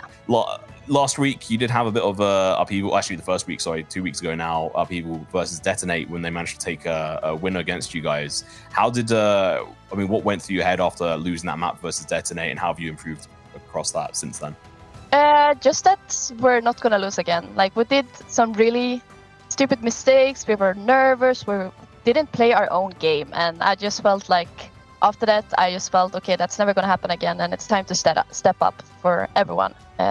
So that's just like gave me more motivation to just grind harder and get better. And that's really exciting because that's something everyone can look forward to next week. The epic rematch against Detonate. I think that's going to be a good matchup. I'm looking forward to it. Are you looking forward to it? Are you guys feeling nervous, or are you feeling more confident now in the second time around? I'm feeling super confident and excited. It's just, we just want to play our own game, and it's going to work out well. We know that we can do it, and we will. Awesome. And I mean, one of the last few questions we'll ask, but what do you have any sort of takeaway or feedback for Starfish after that series? They seemed really fun. We were vibing in warm-up. They were super fun. We were like boosting each other. It was really fun. It was nice playing with versus them. I don't know what to say. Like I feel like I don't know. I don't want. No worries. It was a difficult question, so I respect that response. And any last questions from you, Sam? Just any shout outs, obviously, as the newest player here in the North American region. Anyone that you just want to be like, yo, you're amazing and thank you so much to? my whole team, obviously, but also a big extra for our IGL today, Kiara. She did some amazing calls, so hard out for her. Hell yeah. Awesome. Well, you know what? Thank you very much for joining us. It's been an absolute blast. And yeah, you dominated on that second map. At one point, someone in chat was saying that you had 4.75 KD or something ridiculous. It was absolutely nuts. We were like, yeah, she's definitely motivated to beat Piggy's, Milky, sorry's KD from the previous game. But yeah, very well done. But thank you very much for joining us. And I look forward to that rematch next week. Yeah, thank you. See you in a bit. Oh, there you go, Sam. She's absolutely lovely. She really is. There's something about Swedish people. I love Swedish people. Some of the nicest people in the world. So, yeah. You're just you're trying to butter up our production team. Absolutely. Let's have a look at the standings after today's spicy set of matches, Sam. How about you walk us through these? Right, so Evil Geniuses now getting their second win. They'll go up to 3-1, and they'll be we'll see Detonate tomorrow to see if they're going to be at the 3-0 or a 2-1. It could go either way, but of course they'll get their rematch soon. Starfish at a 1-2, and Factor Ruby unfortunately have not been able to pick up a win. Shimmer and Saints is still ongoing, so we don't have the update on that just yet. But of course CLG Red at a 2-0. I don't think that comes as too much of a surprise, and unfortunately Byte trailing behind. But of course, we are still, we're basically at the halfway mark in the season now. So there's still a little bit of time for teams to start getting things together, but it is getting to that do or die, last chance saloon scenario. Yeah, it's going to be rather brutal for them to be able to get too much in. Byte is going against CLG tomorrow, which I'll be casting with Hedger. So it's going to be a rather brutal one. But let's have a look at the top 5 plays of today. We've had a lot of spicy ones. I know South America did as well. So let's have a run through them. This is one of the favorite plays of people's situation. Anyway, Yeah. I lost my I was like, where are you going with this? I have no idea. First up, Anna X with a 3K versus Endgame here on Ancient. Fantastic little spray down. And she was a huge, part of the success of this team today. She had phenomenal stat lines. I was taking a look at it a little bit earlier. She was outstanding. It's going to be Cammy's 2v1. She gets a no-scope to a P250. Absolutely beautiful. And brutal as well versus Low Flicks. Brutiful? I think we can coin that. Next up, Milky. We saw this a couple times, saw it in the highlights as well, but a nice little pistol 3K here on Overpass that helped secure them a pretty damn important round for themselves, and of course helped springboard them one of many of her multi-kills. And we saw the Flicks dying in the previous highlight. This time around, she comes through with a massive 4K AWP barrage of bullets. It's going to be USP as well. You know what? I'll take that. 2 It's kills still a for barrage AWP. of bullets, so yeah, fair enough. Nice performance here. I mean, LaFlix had some disgusting shots in that series, and she's somebody that stood out to me last season 1 as well. So good to see that she just kind of continues along with such a strong performance. Finally, of course, our number 1 player, it has to be Milky with a 3K spray down in mid, followed up after that lurk with a 4th. The ace denied, but I think it's clear to see she was a standout performer today. Yeah, pretty much every player on their team. The only player I'd really say was having a bad day was Jess. Yeah. There's something that just wasn't lining up for her, and one of those things was, her shots, to be quite brutally honest. So she needs to go warm up a little bit for next time, which, obviously next week is going to be the rematch, so you have to get in form for that one versus Detonate. But for now, Sam, do you have any last thoughts before you get ready to go off to sleep and then go for a nice 6-hour drive?